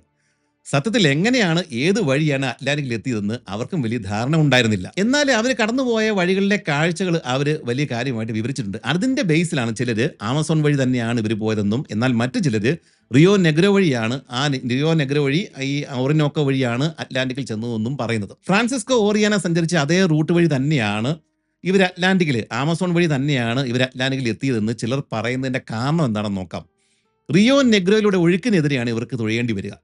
അതുകൊണ്ട് ഈ പറഞ്ഞ സമയത്തിനുള്ളിൽ അവർക്ക് അറ്റ്ലാന്റിക്കിൽ എത്തിച്ചേരാൻ സാധിക്കില്ല. രണ്ട്, ഈ കൂട്ടത്തിൽ ആർക്കും തന്നെ വലിയ ഭൂമിശാസ്ത്രം പിടിയില്ല. അതുകൊണ്ട് തന്നെ ഈ റിയോ നെഗ്രോ വഴി പോയാൽ അറ്റ്ലാന്റിക്കിൽ എത്തുമെന്ന് അക്കാലത്ത് ഇവർക്ക് യാതൊരു അറിവുണ്ടാകാൻ സാധ്യതയില്ല. ഒരു ഫ്രാൻസിസ്കോ ഓറിയാനയോ ഫെർഡിനാൻഡ് മഗല്ലനോ കപ്പലിൽ ഉണ്ടായിരുന്നെങ്കിൽ പിന്നെയും നമുക്ക് ചിന്തിക്കാം ഇവരങ്ങനെ പോയി കാണുമെന്ന്. പക്ഷേ ഇവിടെ അങ്ങനെയില്ല. ഈ ചോരക്കൊതിയന്മാർക്ക് ഇത്രയൊക്കെ ചിന്തിക്കാനുള്ള അതിനുള്ള ബുദ്ധിയോ സാധ്യതയോ ഇല്ല. ഇവർ കടന്നുപോയ നദികളെക്കുറിച്ചുള്ള വർണ്ണനകൾ, പിന്നെ ആ നദി അറ്റ്ലാന്റിക്കിൽ ചെന്ന് ചേരുന്ന സ്ഥലത്തെക്കുറിച്ചുള്ള വിവരങ്ങൾ, ഇതെല്ലാം തന്നെ ഫ്രാൻസിസ്കോ ഓറിയാനയുടെ വിവരണങ്ങളുമായിട്ട് ഒത്തുപോകുന്നതാണ്. ഒന്ന്, കടലിനോളം വലിപ്പമുള്ള അഴിമുഖം. ഇത് ആമസോണിന്റെ അഴിമുഖമായിട്ട് ഒത്തുപോകും. കടലിൽ എത്തിയ ശേഷം 17 ദിവസങ്ങൾ വടക്കോട്ട് യാത്ര ചെയ്തിട്ടാണ് അഗീറയും സംഘവും മാർഗരേത്ത എന്ന ദ്വീപിലെത്തിയത്. 20 വർഷങ്ങൾക്ക് മുമ്പ് ഏതാണ്ട് ഇത്രയും ദിവസങ്ങൾ തന്നെ യാത്ര ചെയ്തിട്ടാണ് ഓറിയാനയും സംഘവും ഈ മാർഗരേത്തയുടെ അരികിലുള്ള കുവോ ദ്വീപിൽ എത്തിച്ചേർന്നത്. ഇനി ഇവർ ആമസോൺ വഴിയല്ല, ഈ രണ്ടാമത്തെ വഴി ഓറിനോക്കോ നദി വഴിയാണ് പോയതെന്ന് വാദിക്കുന്നവർ പറയുന്നത്, ഇവര് യാത്രാമധ്യേ അരൈക്കൈനാസ് എന്ന് പറഞ്ഞ ഗോത്രവർഗ്ഗക്കാരെ കണ്ടു എന്ന് പറഞ്ഞിട്ടുണ്ട്. അവർ താമസിക്കുന്നത് റിയോ നെഗ്രോയുടെ തീരങ്ങളിലാണ്. കൂടാതെ യാത്രക്കിടയിൽ അവർ വലിയ ഉപ്പ് പാറകൾ കണ്ടു എന്നും പറയുന്നുണ്ട്. ഇതൊരു ഓറിനോക്കോ നദിയുടെ തീരങ്ങളിലാണ് ഇതുള്ളത്. ചുരുക്കത്തിൽ ഇതിപ്പോഴും തർക്ക വിഷയമാണ്. തൽക്കാലം ഏതൊക്കെയോ കൈവഴിയിലൂടെ സഞ്ചരിച്ചിട്ട് അവസാനം ഈ കൊള്ളക്കൂട്ടം അറ്റ്ലാന്റിക്കിൽ എത്തിച്ചേർന്നു എന്ന് തന്നെ നമുക്ക് അനുമാനിക്കാം. കടല് അടുക്കാറായി കഴിഞ്ഞപ്പോഴേക്കും നദിയുടെ വീതി കൂടിയതോടെ ആളുകൾ ഭയന്നു തുടങ്ങി. ഇപ്പോഴും ഇരുവശവും തീരങ്ങൾ കാണാനില്ല. കൂറ്റൻ തിരകൾ ബോട്ടുകളിൽ വന്നിടിച്ചതോടെ അതുവരെയും ഉണ്ടായിരുന്ന ശൗര്യമൊക്കെ എങ്ങോട്ടോ ഒഴുകിപ്പോയി. എന്നാൽ ഇതിന്റെയൊക്കെ ഇടയിലും അഗീറെ തന്റെ ആ ക്രൂര സ്വഭാവം കൈവടിഞ്ഞിട്ടുണ്ടായിരുന്നില്ല. ഇനി കടലിലൂടെ 2 ആഴ്ചകളോളം സഞ്ചരിച്ചാൽ മാത്രമേ ഇവർ ഈ പറയുന്ന മാർഗരീത്ത ദ്വീപിൽ എത്തിച്ചേരാൻ സാധിക്കുകയുള്ളൂ. ഇതിനിടയിൽ ഭക്ഷണം കിട്ടാനുള്ള വഴി അതിനുള്ള സാധ്യത കുറവാണ്. അതുകൊണ്ട് ബോട്ടുകളിലെ ആളുകളുടെ എണ്ണം കുറച്ചേ മതിയാവൂ. അപ്പോഴാണ് അഴിമുഖത്ത് ഒരു ചെറിയ ദ്വീപ് അയാൾ കണ്ടത്. തങ്ങളുടെ കൂടെ ഇപ്പോഴും അവശേഷിക്കുന്ന ആമസോൺ ഗോത്രവർഗ്ഗക്കാരെയും മറ്റ് അടിമകളെയും അയാൾ അവിടെ ഇറക്കി വിടുകയാണ് ചെയ്തത്. വേട്ടയാടുവാൻ യാതൊരുവിധ ആയുധങ്ങളും ഇല്ലാതെയാണ് ആ പാവങ്ങളെ അയാൾ അവിടെ ഇറക്കി വിട്ടത്. ഈ ഒരു പ്രവൃത്തിക്കെതിരെ ശബ്ദമുയർത്തിയ 2 സ്പാനിഷ് സൈനികരെ കൂടി അഗീറെ കൊലപ്പെടുത്തുകയും ചെയ്തു. ഈ സംഘത്തിൽ മുഴുവൻ ക്രൂരന്മാരായിരുന്നില്ല എന്നത് നമുക്ക് ഇതിൽ നിന്ന് മനസ്സിലാക്കാം. ഇതിനിടെ ബോട്ടുകളുടെ പുറകെ വന്നിരുന്ന പല തോണികളും കാണാതായി. അതിലൊരു വലിയ വള്ളം മറിഞ്ഞിട്ട് അതിലുണ്ടായിരുന്ന 3 സ്പാനിഷ് സൈനികരും ഗോത്രവർഗ്ഗക്കാരും മുങ്ങി മരിക്കുകയും ചെയ്തു. ഭക്ഷണം തേടി ചില ദ്വീപുകളിൽ ഇറങ്ങിയ പലരെയും പിന്നീട് കാണാതെ പോവുകയും ചെയ്തു. ചിലരൊക്കെ ഓടിപ്പോയി കാണും. ഒടുവിൽ 1561 ജൂലൈ മാസം 1-ാം തീയതി ഈ കൊടും കുറ്റവാളികളുടെ ആ സംഘം അറ്റ്ലാന്റിക്കിൽ പ്രവേശിച്ചു. ഇനി 2 ബോട്ടുകൾ മാത്രമാണ് ഈ സംഘത്തിൽ അവശേഷിക്കുന്നത്. വടക്കോട്ട് ബ്രസീലിയൻ തീരത്തിനോട് ചേർന്ന് നീങ്ങിയാൽ 2 സ്പാനിഷ് അധിനിവേശ ദ്വീപുകളുണ്ട്, കുവവയും മാർഗരീത്തയും. ഓർക്കുക, 20 വർഷങ്ങൾക്ക് മുമ്പ് ഫ്രാൻസിസ്കോ ഓറിയാനിയും ഇതേ ദ്വീപുകൾ തന്നെ ലക്ഷ്യമിട്ടാണ് നീങ്ങിയിരുന്നത്. പക്ഷെ ഇപ്പോൾ ലോപേ ദെ അഗീറ ലക്ഷ്യമിടുന്നത് ഇക്കൂട്ടത്തിലെ മാർഗരീത്ത എന്ന് പറഞ്ഞ ദ്വീപാണ്. അവിടെ ചെന്നിട്ട് ആ ദ്വീപ് പിടിച്ചെടുക്കുകയാണ് ഇയാളുടെ ലക്ഷ്യം. എന്നാൽ കടലിലൂടെയുള്ള ഈ യാത്രയിൽ കൂടെയുള്ള 2ാമത്തെ ബോട്ട് രക്ഷപ്പെട്ട് കളയുമോ എന്നൊരു ഭയം അഗീറയ്ക്ക് ഉണ്ടായിരുന്നു. അതുകൊണ്ട് തന്നെ ആ ബോട്ടിലെ കോമ്പസ് ഉൾപ്പെടെയുള്ള നാവിഗേഷണൽ ഉപകരണങ്ങളെല്ലാം അയാൾ ബലമായിട്ട് പിടിച്ചു വാങ്ങുകയാണ് ചെയ്തത്. രാത്രി തൻ്റെ ബോട്ടിന്റെ വെളിച്ചം നോക്കിയിട്ട് പുറകെ വരാനാണ് അയാൾ അവരോട് ആവശ്യപ്പെട്ടത്. അങ്ങനെ 3 ആഴ്ചകളിലെ യാത്രയ്ക്ക് ശേഷം ആ 2 ബോട്ടുകളും മാർഗരീത്ത ദ്വീപിൽ എത്തിച്ചേർന്നു. പ്രധാന തുറമുഖം എവിടെയാണ് എന്നും ഇവർക്ക് അറിയാനേ പാടില്ല. അതുകൊണ്ട് തന്നെ ഇവർക്ക് എവിടെയാണ് അടുക്കേണ്ടത് എന്ന് അറിയാൻ പാടില്ലാത്തതുകൊണ്ട് തന്നെ ഇവർ കുറച്ച് ദിവസങ്ങൾ ഈ ഒരു മാർഗരീത്ത ദ്വീപിന് ചുറ്റും കിടന്ന് കറങ്ങി. അങ്ങനെ അവസാനം ജൂലൈ 20 വരെയും ഇവരിങ്ങനെ കറങ്ങി നടന്നു. അവസാനം പറ്റിയൊരു സ്ഥലം കണ്ട ശേഷമാണ് ഇവർ ബോട്ടുകൾ തീരത്തോട് അടുപ്പിച്ചത്. പ്ലായ എൽ തിരാനോ അഥവാ ഏകാധിപതിയുടെ കടൽ തീരം, ഈ പേരിൽ തന്നെയാണ് ഇവർ ഇറങ്ങിയ ആ സ്ഥലം ഇപ്പോഴും അറിയപ്പെടുന്നത്. മാർഗരീത്ത ദ്വീപിൽ ക്രൂരനായിട്ടുള്ള ലോപേ ദെ അഗീറ വന്നിറങ്ങിയ സ്ഥലമായതുകൊണ്ടാണ് ഇന്നും അതങ്ങനെ തന്നെ അറിയപ്പെടുന്നത്. കാരണം അയാൾ അന്ന് അവിടെ കാണിച്ചു കൂടിയതൊക്കെ അത്രയ്ക്കും ഭീകരമായിരുന്നു. ഇവിടെ ഈ മാർഗരീത്ത ദ്വീപിൽ കരയിൽ ഇറങ്ങിയാൽ തന്നെ ഒറ്റിക്കൊടുക്കുമെന്ന് സംശയമുണ്ടായിരുന്ന 2 സ്പാനിഷ് സൈനികരെ കൊലപ്പെടുത്തുകയാണ് ഒരു ഉദ്ഘാടനം എന്ന നിലയിൽ അഗീറ ആദ്യമേ തന്നെ ചെയ്തത്. ഇത് കഴിഞ്ഞിട്ട് തങ്ങൾ എൽ ഡൊറാഡോ അന്വേഷിച്ചിറങ്ങിയ സ്പാനിഷ് സഞ്ചാരികളാണ്, വഴി തെറ്റിയതുകൊണ്ട് ഭക്ഷണവും വെള്ളവും തന്ന് സഹായിക്കണം എന്നും പറഞ്ഞൊരു കത്ത് അയാൾ ആ ദ്വീപിലെ മാർഗരീത്ത ദ്വീപിലെ സ്പാനിഷ് ഗവർണർക്ക് കൊടുത്തയച്ചു. അവർ എൽ ഡൊറാഡോ കണ്ടെത്തി എന്ന് ഗവർണറെ തെറ്റിദ്ധരിപ്പിക്കാൻ വേണ്ടിയിട്ട് അഗീറയുടെ കയ്യിൽ സൂത്രപ്പണികൾ കുറച്ചുണ്ടായിരുന്നു. കൊല്ലപ്പെട്ട നമ്മുടെ ഉർസുവയുടെ കാമുകി ദോന്യ അത്തേൻസിയുടെ വിലപിടിപ്പുള്ള വസ്ത്രങ്ങൾ ഇയാളുടെ കൈവശം ഉണ്ടായിരുന്നു. അതും കൂടെ ഒരു വെള്ളിക്കപ്പും ഒക്കെ എൽ ഡൊറാഡോ തങ്ങൾ കണ്ടെത്തി എന്ന് കാണിക്കാൻ വേണ്ടിയിട്ട് അഗീറെ ഒരാളുടെ കൈവശം കൊടുത്തയക്കുകയും ചെയ്തു. ഇത് കണ്ട് വിശ്വസിച്ചിട്ട് ബോട്ട് നേരിട്ട് കാണുവാൻ വേണ്ടിയിട്ട് ഗവർണർ ഇങ്ങോട്ടേക്ക് വരുമെന്ന് അറിയാമായിരുന്ന അഗീറെ തൻ്റെ ബോട്ടിലുണ്ടായിരുന്ന ആരോഗ്യമുണ്ടായിരുന്ന ആളുകളെ മുഴുവൻ അവിടെ നിന്ന് മാറ്റി. എന്നിട്ട് രോഗം വന്ന് ക്ഷീണിച്ച ആളുകളെ മാത്രം ബോട്ടിൽ നിലനിർത്തി. ബോട്ടിലെത്തിയ ഗവർണർക്ക് യാത്ര ചെയ്ത് ക്ഷീണിച്ച അവസരമായ കുറെ പട്ടിണിക്കോലങ്ങളെ മാത്രമാണ് കാണാൻ സാധിച്ചത്. അതുകൊണ്ട് ഇവർ ദ്വീപിനൊരു ഭീഷണിയാവില്ല എന്ന് തന്നെ അയാൾ കരുതി. ഇത് മനസ്സിലാക്കി അഗീറെ പറഞ്ഞു, ഞങ്ങൾക്ക് എല്ലാവരെയും സത്യത്തിൽ ഭയമാണ്, അതുകൊണ്ട് ദ്വീപിൽ ഇറങ്ങുമ്പോൾ ആയുധങ്ങൾ കരുതാനായിട്ട് ഞങ്ങളെ അനുവദിക്കണം. ക്ഷീണിച്ച അവസരമായി ഇവരെ കൊണ്ട് എന്ത് ശല്യം ഉണ്ടാകാനാണ്? ഇത് കരുതിയിട്ട് ഗവർണർ അതും സമ്മതിച്ചു. എന്നാൽ ആയുധങ്ങൾ കൈക്കലാക്കി ദ്വീപിൽ ഇറങ്ങിയത് ഗവർണർ കണ്ട പട്ടിണി പാവങ്ങളായിരുന്നില്ല, പകരം അഗീറയുടെ കൂട്ടുകാരായിട്ടുള്ള ക്രൂരന്മാരായിട്ടുള്ള സ്പാനിഷ് ഭടന്മാരായിരുന്നു. അവര് നിമിഷ നേരം കൊണ്ട് ഗവർണറെയും കൂടെ വന്നവരെയും തടവിലാക്കി. ഇതിനുശേഷം അവരെയും കൊണ്ട് ദ്വീപിലെ പട്ടണത്തിലേക്ക് മാർച്ച് ചെയ്ത അഗീറെ താനാണ് ഇന്നു മുതൽ ദ്വീപ് ഭരിക്കുന്നതെന്ന് ആളോട് ഉറക്കെ വിളിച്ചു പറഞ്ഞു. അധികാരം പിടിച്ചെടുത്ത ഉടനെ തന്നെ അഗീറെ ദ്വീപിലെ സ്പാനിഷ് റോയൽ ഖജനാവിലേക്ക് അതിക്രമിച്ച് കയറിയിട്ട് വാതിലുകൾ തകർത്തു. എന്നിട്ട് അവിടെ ഉണ്ടായിരുന്ന സ്വർണവും വിലപിടിപ്പുള്ള മുത്തുകളും ഒക്കെ അവൻ കൊള്ളയടിക്കുകയും അവിടെ ഉണ്ടായിരുന്ന കണക്ക് പുസ്തകങ്ങൾ വലിച്ചു കീറി നശിപ്പിക്കുകയും ചെയ്തു.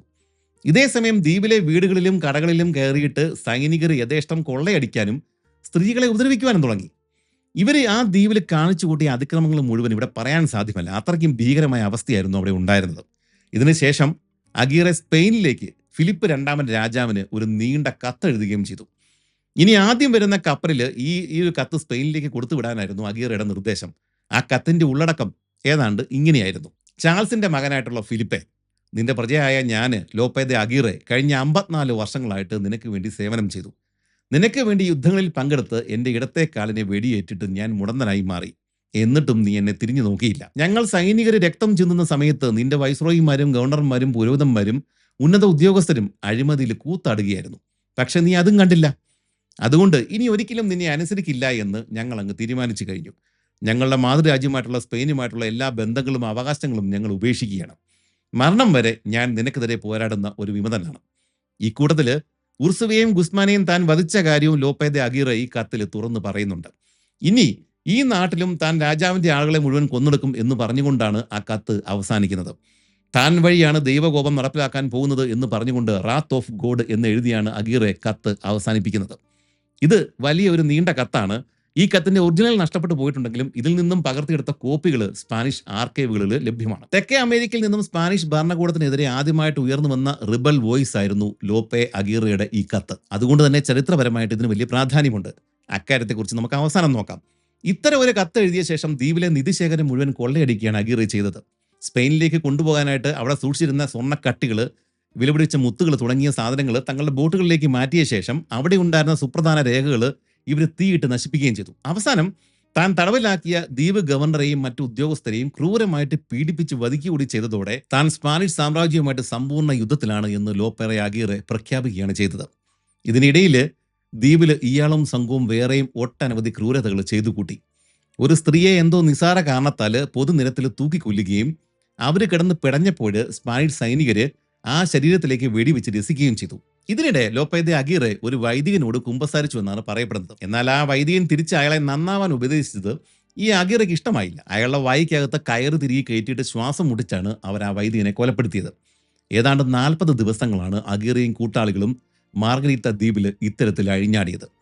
ഇതിനിടെ തന്റെ കൂടെ സകല ക്രൂരതകൾക്കും കൂട്ടിനുണ്ടായിരുന്ന മാർട്ടിൻ പെരസ് എന്ന് പറഞ്ഞ സൈനികനെ സംശയത്തിന്റെ പേരിൽ അഗീറ കൊലപ്പെടുത്തുകയും ചെയ്തു. എന്നാൽ ആ ദ്വീപ് അവർക്ക് സുരക്ഷിതമായിരുന്നില്ല. കാരണം സ്പാനിഷ് റോയൽ നേവി എപ്പോൾ വേണമെങ്കിലും ഈ ദ്വീപ് വളയാൻ സാധ്യതയുണ്ട്. അതുകൊണ്ട് വെനസ്വേലയിലെ ബുർബുറാത്ത എന്ന് പറഞ്ഞ തുറമുഖത്തേക്കാണ് പിന്നീട് അവർ നീങ്ങിയത്. ആ സമയത്ത് ഏതാണ്ട് 150ഓളം ആളുകളാണ് അഗീറയുടെ കൂടെ ഉണ്ടായിരുന്നത്. 1561 സെപ്റ്റംബറിന്റെ തുടക്കത്തിലാണ് ഈ കൊലയാളി കൂട്ടം മരഞ്ഞോണസ് ബുർബുറാത്തയിൽ എത്തിച്ചേർന്നത്. എന്നാൽ ആ പട്ടണം ശൂന്യമായിരുന്നു. അഗീറെ മാർഗരീത്തയിൽ കാണിച്ചു കൂട്ടിയ ക്രൂരതകളുടെ വാർത്തകളൊക്കെ ഇവിടെയും എത്തിയിട്ടുണ്ടായിരുന്നു. അതുകൊണ്ട് ഇവിടെ ഉണ്ടായിരുന്നവർ മരിഞ്ഞോണസ് വരുന്നതിന് മുമ്പ് തന്നെ ജീവനും കൊണ്ട് ഓടി ഒളിക്കുകയാണ് ചെയ്തത്. എന്നാൽ അവിടെ തീരത്തിറങ്ങിയ ഉടൻ തന്നെ അഗീറെ മറ്റൊരു കൃത്യമാണ് ചെയ്തത്. തങ്ങളുടെ കൂടെ അവശേഷിക്കുന്ന 2 ബോട്ടുകളും ഇവരുടെ കയ്യിലുണ്ടായിരുന്ന ആകെ 2 ബോട്ടുകൾ അയാൾ അഗ്നിക്കിരയാക്കുകയാണ് ചെയ്തത്. തൻ്റെ കൂടെയുള്ളവർ രക്ഷപ്പെട്ട് ഒറ്റയ്ക്ക് പോകാതിരിക്കാൻ വേണ്ടിയിട്ടാണ് ഇദ്ദേഹം ഇങ്ങനെ ചെയ്തത്. വിജനമായ ആ നഗരത്തിൽ പ്രവേശിച്ച മരിഞ്ഞോണസ് വീടുകളിൽ കയറിയിട്ട് കണ്ണിൽ കണ്ടതെല്ലാം അങ്ങ് മോഷ്ടിച്ചു. ഒരു സ്ഥലത്ത് ആരോ ഒളിപ്പിച്ചു വെച്ച വീപ്പ കണക്കിന് വീഞ്ഞ് കിട്ടിയതോടെ അന്ന് ആഘോഷിക്കുവാൻ തന്നെ അവരങ്ങ് തീരുമാനിച്ചു. അന്ന് അവർ ഭക്ഷണം പാകം ചെയ്തതും എന്നിന് കുളിച്ചത് പോലും വീഞ്ഞിലായിരുന്നു. അത്രയ്ക്കധികം വീഞ്ഞാണ് അവർക്ക് കിട്ടിയത്. അന്ന് രാത്രി അഗീറയും വീഞ്ഞു കുടിച്ച് ബോധമില്ലാത്ത അവസ്ഥയിൽ തന്നെയായിരുന്നു ഉണ്ടായിരുന്നത്. എന്നാൽ ആർക്കും ആ അവസരത്തിൽ പോലും അയാളെ കൊല്ലാനുള്ള ധൈര്യം ഉണ്ടായിരുന്നില്ല. ഇത്തരത്തിൽ ഏതാണ്ട് 15 ദിവസങ്ങളാണ് അവർ ബുർബുറാത്തിൽ കുടിച്ചു കൂത്താടിയത്. അവസാനം ആ ചെറിയ പട്ടണത്തിലെ സകല കുടിലുകൾക്കും തീ കൊളുത്തിയ ശേഷമാണ് അവർ സ്ഥലം വിട്ടത്. ഇതിനുശേഷം വാലൻസിയ എന്ന് പറഞ്ഞ നഗരത്തിലേക്കാണ് മരിഞ്ഞോണസ് മാർച്ച് ചെയ്തത്. വളരെ കുറച്ച് കുതിരകളെയും കൂട്ടി കാൽനടയായിട്ടാണ് അവർ വാലൻസിയയിലേക്ക് പോയത്. മലനിരകൾ താണ്ടിയുള്ള ആ യാത്ര അതികഠിനമായിരുന്നു. പനി വന്ന അവശനായ അഗീറയെ നാട്ടുകാരെ കൊണ്ട് ഒരു ഹാമക്കിൽ ചുമപ്പിച്ചിട്ടാണ് അവർ കൊണ്ടുപോയത്. അസുഖം മൂർച്ഛിച്ച ആ അവസ്ഥയിൽ ആരെങ്കിലും തന്നെ കൊല്ലൂ എന്ന് പറഞ്ഞിട്ട് അഗീര ഉറക്കെ വിളിച്ചു പറയുന്നുണ്ടായിരുന്നു. അയാളുടെ ബോധം പകുതി നശിച്ചു പോയിട്ടുണ്ടായിരുന്നു. എന്നാൽ 8 ദിവസങ്ങളിലെ കഠിനമായിട്ടുള്ള ആ യാത്രയ്ക്ക് ശേഷം വാലൻസിയയിൽ എത്തിക്കഴിഞ്ഞപ്പോഴേക്കും ആ നഗരവും ശൂന്യമായിരുന്നു. ആളുകൾ അടുത്തുള്ള വാലൻസിയ തടാകത്തിന് നടുവിലുള്ള ദ്വീപിലേക്ക് ഓടിപ്പോയതാണ് കാരണം. എങ്കിലും 15 ദിവസങ്ങളോളം അഗീറയും സംഘവും വാലൻസിയയിൽ കഴിച്ചുകൂട്ടി. ഇതിനുശേഷം അവര് ബർക്കിസിമെറ്റോ എന്ന് പറഞ്ഞ നഗരത്തിലേക്കാണ് മാർച്ച് ചെയ്തത്. 1561 ഒക്ടോബർ അവസാനത്തോടെയാണ് അവര് ആ നഗരത്തിന് സമീപം എത്തിച്ചേർന്നത്. ലോകത്ത് എന്തിനും ഒരവസാനമുണ്ട്. നല്ല കാലത്തിനും ചീത്തക്കാലത്തിനും അവസാനമുണ്ട്. അഗീറയുടെ കാലത്തിനും ഒരവസാനമുണ്ട്. ഇനി അതിനുള്ള സമയമായി. ഇതേ രീതിയിൽ ഓരോ നഗരങ്ങളെ ആക്രമിച്ച് കീഴ്പ്പെടുത്തി പെറുവരെയും എത്താം എന്നാണ് അഗീറ കണക്ക് കൂട്ടുന്നത്. അയാൾ ശരിക്കും ഒരു റൗണ്ട് ട്രിപ്പാണ് ഇപ്പോൾ ചെയ്തുകൊണ്ടിരിക്കുന്നത്. പെറുവിൽ നിന്നും ആമസോണിലൂടെ അറ്റ്ലാന്റിക്കിലേക്ക്, അവസാനം വെനസ്വേല കൊളംബിയ വഴി തിരികെ പെറുവിലേക്ക്. അതോടെ തെക്കേ അമേരിക്കയിലെ സ്പാനിഷ് സാമ്രാജ്യം മുഴുവൻ തൻ്റെ കയ്യിലാകും എന്നാണ് അഗീറെ കരുതുന്നത്. പക്ഷേ ആ വൃത്തം പൂർത്തിയായില്ല. ബർക്കിസോമെറ്റോ ഗവർണർ പാബ്ലോ കൊയാദോയുടെ നേതൃത്വത്തിലെ Spanish royal army Lope de അഗീറയുടെ വരവും കാത്ത് ആ കൊലയാളിക്കൂട്ടത്തെയും കാത്ത് പതുങ്ങിയിരിപ്പുണ്ടായിരുന്നു. എന്നാൽ അവരുടെ തന്ത്രം വേറെയായിരുന്നു. ലോപ്പെ ദി അഗീറയും സംഘവും ഈ ബർക്കിസിമെറ്റോ നഗരത്തിൽ എത്തിക്കഴിഞ്ഞപ്പോഴേക്കും പതിവ് പോലെ തന്നെ നഗരം വിജനമായിരുന്നു. എന്നാൽ നഗരത്തിലെ തെരുവുകളിൽ ഇവർക്ക് വായിക്കുവാൻ പാകത്തിൽ കുറച്ച് സന്ദേശങ്ങൾ കുറിച്ചു വെച്ചിട്ടുണ്ട്. കൂടാതെ വീടുകളിൽ കുറെ നോട്ടീസുകളും ഇവർക്ക് വായിക്കുവാൻ വേണ്ടി വിതറിയിട്ടുണ്ടായിരുന്നു. സ്പാനിഷ് രാജാവിന്റെ മുന്നിൽ കീഴടങ്ങുക അല്ലെങ്കിൽ മരിക്കുക, ഇതായിരുന്നു അതിലെല്ലാം എഴുതി വെച്ചിരുന്നത്. ഇത് കണ്ടതോടെ തനിക്കുള്ള കെണി മനസ്സിലാക്കിയ അഗീറെ തന്റെ സൈനികരോട് പറഞ്ഞു, ഇത് നമ്മെ കൊടുക്കാനുള്ള അടവാണ്, ആരും ഇതിൽ വീഴരുത്. ഈ നോട്ടീസുകൾ പച്ചക്കള്ളമാണ്, ഒരാളും ഇതെടുത്ത് വായിക്കരുത്. എന്നാൽ കീഴടങ്ങിയാൽ ജീവൻ രക്ഷിക്കാം എന്ന ഒരു വാചകം ശരിക്കുള്ള ഒരു കെണി തന്നെയായിരുന്നു. അഗീറുടെ കൂടെ ഉണ്ടായിരുന്ന പലരുടെയും മനസ്സ് മാറി തുടങ്ങി. സത്യത്തിൽ ഭൂരിഭാഗം പേരും ഭയന്ന് തന്നെയാണ് ഇത്രയും നാളും കൂടെ നിന്നിരുന്നത്. എന്നാലും മറുകണ്ഠം ചാടാൻ ഇപ്പോഴാണ് ഒരു അവസരം ഒത്തുവന്നിരിക്കുന്നത്. പലരും പലതും മനസ്സിൽ ഉറപ്പിച്ചു. അധികം വൈകാതെ ഈ സ്പാനിഷ് റോയൽ ആർമി നഗരം വളയുകയും യുദ്ധം ആരംഭിക്കുകയും ചെയ്തു. തുടക്കത്തിൽ തന്നെ അഗീറുടെ വിശ്വസ്തനായിട്ടുണ്ടായിരുന്ന ദിയാഗോ തിരാദോ എന്ന് പറഞ്ഞ ഒരു സൈനികൻ ശത്രുക്കളെ ആക്രമിക്കാനാണ് എന്ന മട്ടില് ഈ ശത്രുനിരയിലേക്ക് തന്റെ കുതിരപ്പുറത്ത് കയറിയിട്ട് പാഞ്ഞങ്ങ് പോയി. എന്നാൽ അടുത്ത് ചെന്ന് കഴിഞ്ഞപ്പോഴേക്കും രാജാവ് നീണാൽ വാഴട്ടെ എന്ന് ഉറക്കെ വിളിച്ചുകൊണ്ട് അയാൾ കൂറുമാറുകയും അവരുടെ കൂടെ ചേരുകയും ചെയ്തു. പക്ഷെ ഇത് കണ്ട് ഇതേ രീതിയിൽ രക്ഷപ്പെടാൻ ശ്രമിച്ച മറ്റുള്ളവരെ കൂടെ ഉണ്ടായിരുന്ന ആളുകൾ കൊലപ്പെടുത്തുകയാണ് ചെയ്തത്. എന്നാൽ രാത്രി ആയപ്പോഴേക്കും കളി വീണ്ടും മാറി. പലരും അഗീറയുടെ കണ്ണു വെട്ടിച്ച് നഗരത്തിന് പുറത്തേക്ക് കടക്കുകയും രാജപക്ഷത്തേക്ക് കൂറുമാറുകയും ചെയ്തു. ഇതിനിടെ ശത്രുക്കളുടെ ക്യാമ്പ് രാത്രിയിൽ പതിയിരുന്ന് ആക്രമിക്കുവാൻ വേണ്ടിയിട്ട് അഗീറെ 15 സൈനികരെ പറഞ്ഞുവിട്ടു. ഈ പറഞ്ഞുവിട്ട 15 സൈനികരും ഈ ബർക്കിസിമെറ്റോ ഗവർണർ പാബ്ലോ കൊയാദോയുടെ മുന്നിൽ ചെന്നിട്ട് രാജാവിന് ജയ് വിളിച്ചുകൊണ്ട് തങ്ങൾ കൂറുമാറിയതായിട്ട് പ്രഖ്യാപിച്ചു. പുറത്തുപോയ ആരും തിരികെ വരാതിരുന്നത് കൊണ്ട് തന്നെ അപകടം മണത്ത മറ്റാളുകളും ഇരുട്ടിന്റെ മറവിൽ അവിടെ നിന്നും ഓടി രക്ഷപ്പെടുകയും റോയൽ ആർമിയുടെ കൂടെ ചേരുകയും ചെയ്തു. അവസാനം ആൻഡോൺ ല്യമാസോ എന്ന് പറഞ്ഞ ഒരാൾ മാത്രമാണ് ഒരു സൈനികനായിട്ട് അഗീറുടെ കൂടെ അവശേഷിച്ചത്. എന്നാൽ സൈനികരല്ലാത്ത പലരും അഗീറുടെ കൂടെ വേറെ ഉണ്ടായിരുന്നു. അയാളുടെ മകൾ എൽവിറ, അവളുടെ പരിചാരിക, പിന്നെ ഒരിടത്തോട്ടും ഓടിപ്പോകാനില്ലാത്ത കുറെ പാവം അടിമകൾ. ഇത്രയും ആയതോടെ താൻ പൂർണ്ണമായിട്ടും പരാജയപ്പെട്ടു എന്ന് തന്നെ ലോപ്പെ ദി അഗീറയ്ക്ക് പിടികിട്ടി. തന്റെ മകൾ ശത്രുക്കളുടെ കയ്യിൽ അകപ്പെട്ടാൽ എന്താകും എന്നായിരുന്നു അയാളുടെ ഭയം. അവളെ സ്പാനിഷ് സൈനികര് പിച്ചി ചീന്തുമെന്ന് ഉറപ്പാണ്. കൊടും ക്രൂരതകളാവും അവൾ പിന്നീട് അനുഭവിക്കേണ്ടി വരിക. താൻ കൊന്നു തള്ളിയ 100 കണക്കിന് ആളുകളോട് തോന്നാത്ത അനുകമ്പ അയാൾക്ക് സ്വന്തം മകളോട് തോന്നി തുടങ്ങി. എൽവിറ ആ സമയം പ്രാർത്ഥിച്ചുകൊണ്ടിരിക്കുകയായിരുന്നു. പുറത്ത് രാജഭടന്മാരുടെ ആരവം കേൾക്കുന്നുണ്ട്. അവര് അടുത്തടുത്ത് വരികയാണ്.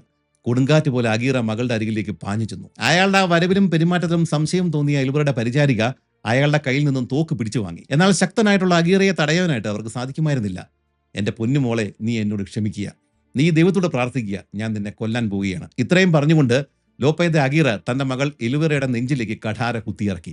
തന്റെ പിതാവിന്റെ നെഞ്ചിലേക്ക് തന്നെയാണ് അവൾ പിടഞ്ഞു വീണ്ടും മരിച്ചത്. അടുത്ത നിമിഷം റോയൽ സ്പാനിഷ് ആർമി അങ്ങോട്ടേക്ക് പാഞ്ഞെത്തി അഗീറയെ വളഞ്ഞു. മറ്റൊരു വഴിയുമില്ല എന്ന് കണ്ടതോടെ അഗീറെ ആയുധം വെച്ച് കീഴടങ്ങി. എന്നാൽ സ്പാനിഷ് റോയൽ ആർമിയുടെ പക വീട്ടൽ കൃത്യമായിരുന്നു. അഗീറയെ വെടിവെച്ച് കൊലപ്പെടുത്തുവാൻ അവർ നിയോഗിച്ചത് അയാളുടെ തന്നെ പഴയ കൂട്ടാളികളെ തന്നെയാണ്.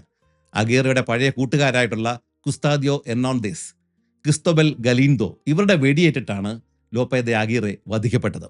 ഇക്കൂട്ടത്തില് കുസ്താദിയോ എർണാണ്ടസ് അഗീറയുടെ തല വെട്ടിയെടുക്കുകയും ചെയ്തു.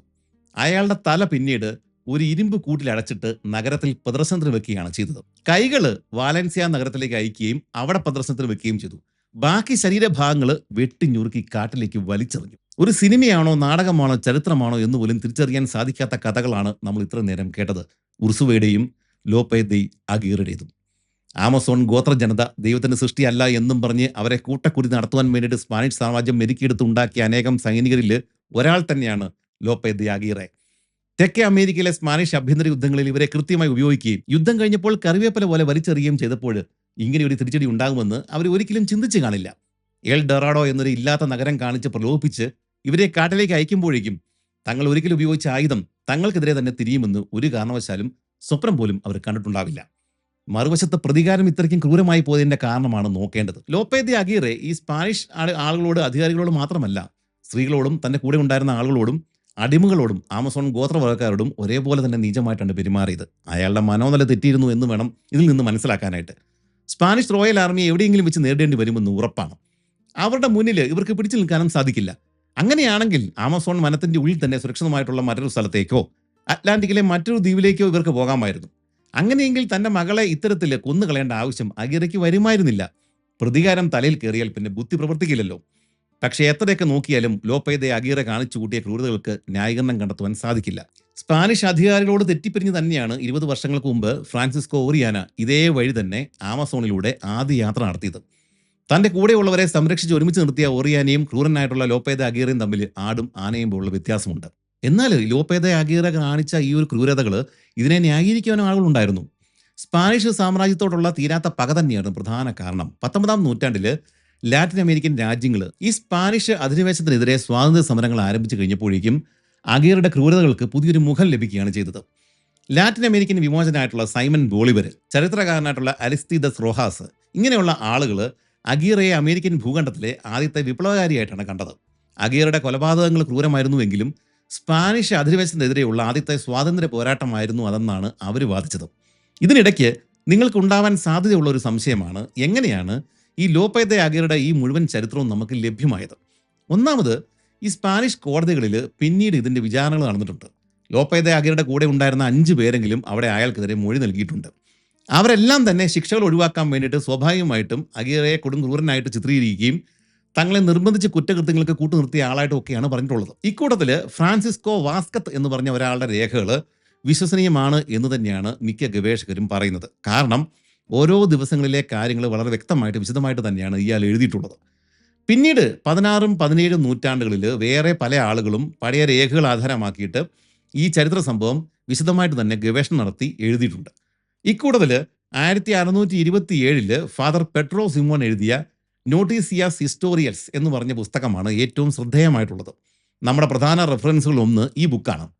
പിന്നീട് അങ്ങോട്ട് 20-ാം നൂറ്റാണ്ടിൽ ഒട്ടനവധി ആളുകൾ ഈ ചരിത്രം പഠിച്ചിട്ട് ബുക്കുകൾ എഴുതിയിട്ടുണ്ട്. ഇവിടെയുള്ള ഏറ്റവും വലിയ അവാർഡ് എന്താണെന്ന് വെച്ചാൽ ഈ ചരിത്രം ബേസ് ചെയ്തുകൊണ്ട് തന്നെ ഒട്ടേറെ ഹിസ്റ്റോറിക്കൽ ഫിക്ഷൻ നോവലുകളും ഇറങ്ങിയിട്ടുണ്ട്. വില്യം ഓസ്പിനയുടെ ഉർസുവ എന്ന് പറഞ്ഞ നോവലാണ് ഇക്കൂട്ടത്തിൽ ഏറ്റവും പ്രശസ്തമായിട്ടുള്ളത്. ഈ നോവലിൽ ഉർസുവയുടെ യാത്രയ്ക്കും 20 വർഷങ്ങൾക്ക് മുമ്പ് നടന്ന ഫ്രാൻസിസ്കോ ഒറിയാനയുടെ യാത്രയിൽ ഉണ്ടായിരുന്ന ഒരാൾ വഴികാട്ടിയായിട്ട് ഉർസുവയുടെ കൂടെ പ്രത്യക്ഷപ്പെടുന്നുണ്ട്. യാത്ര മുന്നോട്ട് നീങ്ങുമ്പോഴേക്കും പണ്ട് ഈ ഫ്രാൻസിസ്കോ ഒറിയാന ആമസോണിലെ പെൺ പോരാളികൾ അവരുമായിട്ട് ആമസോണിയൻസുമായിട്ട് നടത്തിയ ആ ഏറ്റുമുട്ടൽ നടത്തിയ ആ സ്ഥലത്ത് എത്തുമ്പോഴേക്കും മണലിൽ അന്ന് മരിച്ചുപോയ കൊല്ലപ്പെട്ട ആ പെൺ പോരാളികളുടെ അവശിഷ്ടങ്ങൾ, അസ്ഥികൂടങ്ങൾ കിടക്കുന്നതായിട്ടൊക്കെയാണ് ഈ നോവലിൽ ഉള്ളത്. സത്യത്തിൽ അങ്ങനെ ഒരു വഴികാട്ടി യഥാർത്ഥത്തിൽ ഉർസുവയുടെ കൂടെ ഉണ്ടായിരുന്നില്ല. അവർ ആമസോൺ പെൺ പോരാളികളുടെ അസ്ഥികൂടങ്ങൾ കണ്ടെത്തിയിട്ടുമില്ല. പലർക്കും ചരിത്രവും ചരിത്ര നോവലും തമ്മിലുള്ള വ്യത്യാസം അറിവില്ലാത്തതിനാൽ ഇതൊക്കെ യഥാർത്ഥ സംഭവങ്ങളായിട്ട് തെറ്റിദ്ധരിക്കാറുണ്ട്. ഈ സംഭവങ്ങളൊക്കെ ഉൾപ്പെടുത്തിയിട്ടുള്ള ഇംഗ്ലീഷ് യൂട്യൂബ് വീഡിയോസും ഒക്കെ നിങ്ങൾക്ക് കാണാൻ സാധിക്കും. ഇതേ ചരിത്രം ഒരു എഐയോട് ചോദിച്ചാലും മിക്കപ്പോഴും ഈ നോവലിലെ സംഭവങ്ങളാണ് ഉത്തരമായിട്ട് കിട്ടുക. ഇങ്ങനെ എഐയോട് ചോദിച്ചിട്ട് എളുപ്പത്തിൽ കിട്ടുന്ന തെറ്റായ വിവരങ്ങളും ഒക്കെ ആയിട്ട് പലരും നമ്മുടെ വീഡിയോസിൻ്റെ ചുവട്ടിലും എത്തുന്നുണ്ട്. അതുകൊണ്ട് പറഞ്ഞതാണ്. പിന്നെ നമ്മുടെ കമന്റ് സെക്ഷൻ ഒന്ന് സ്വൈപ്പ് ചെയ്ത് നോക്കിക്കഴിഞ്ഞാൽ ഈ വീഡിയോയുമായിട്ട് ബന്ധപ്പെട്ട കുറച്ച് ക്വിസ് ചോദ്യങ്ങളൊക്കെ കാണാൻ സാധിക്കും. അതിൽ കൂടി പങ്കെടുക്കുക, കമന്റ് കൂടി ഇടുക. ഇത് മാത്രമല്ല, ഈ ഒരു വീഡിയോ തയ്യാറാക്കാനായിട്ട് നമ്മൾ റെഫർ ചെയ്ത പുസ്തകങ്ങളുടെ ലിസ്റ്റ്, പിന്നെ ഇതുമായിട്ട് ബന്ധപ്പെട്ട സിനിമകൾ, വെബ് സീരീസുകൾ, ഇതിൻ്റെയൊക്കെ ലിസ്റ്റ് അതെല്ലാം ഒരു ലിങ്കിൽ നമ്മൾ ഡിസ്ക്രിപ്ഷനിൽ ചേർത്തിട്ടുണ്ട്. അതുകൊണ്ട് ക്ലിക്ക് ചെയ്ത് നോക്കിക്കഴിഞ്ഞാൽ നിങ്ങൾക്ക് കൂടുതൽ വിവരങ്ങൾ കാണാനായിട്ട് സാധിക്കും. പിന്നെ അതുപോലെ തന്നെ ഈ ലോപ്പേ ദ അഗീറ എഴുതിയിട്ടുള്ള ആ രാജാവിന് എഴുതിയ ആ ലെറ്റർ ഉണ്ടല്ലോ, പ്രശസ്തമായിട്ടുള്ള ആ ലെറ്ററിൻ്റെ ഇംഗ്ലീഷ് പരിഭാഷയും ഈ ലിങ്കിൽ തന്നെ കൊടുത്തിട്ടുണ്ട്. അപ്പോൾ താല്പര്യമുള്ളവർക്ക് ആ ലിങ്കിൽ പോയിട്ട് റെഫറൻസ്, പിന്നെ സിനിമകൾ, ഈ പറഞ്ഞ ലെറ്ററും ഒക്കെ വായിക്കാം. അതിനുശേഷം ഈ ക്വിസിൽ കൂടി ഒന്ന് പങ്കെടുക്കുക, കമൻറ്റ് ചെയ്യുക. ഇത്രയുമായി കഴിഞ്ഞാൽ എനിക്ക് സന്തോഷമാകും. നമുക്ക് വീണ്ടും കാണാം. അങ്ങനെ നമ്മുടെ മറ്റൊരു ആമസോൺ യാത്ര അവസാനിക്കുകയാണ്. നന്ദി, നമസ്കാരം.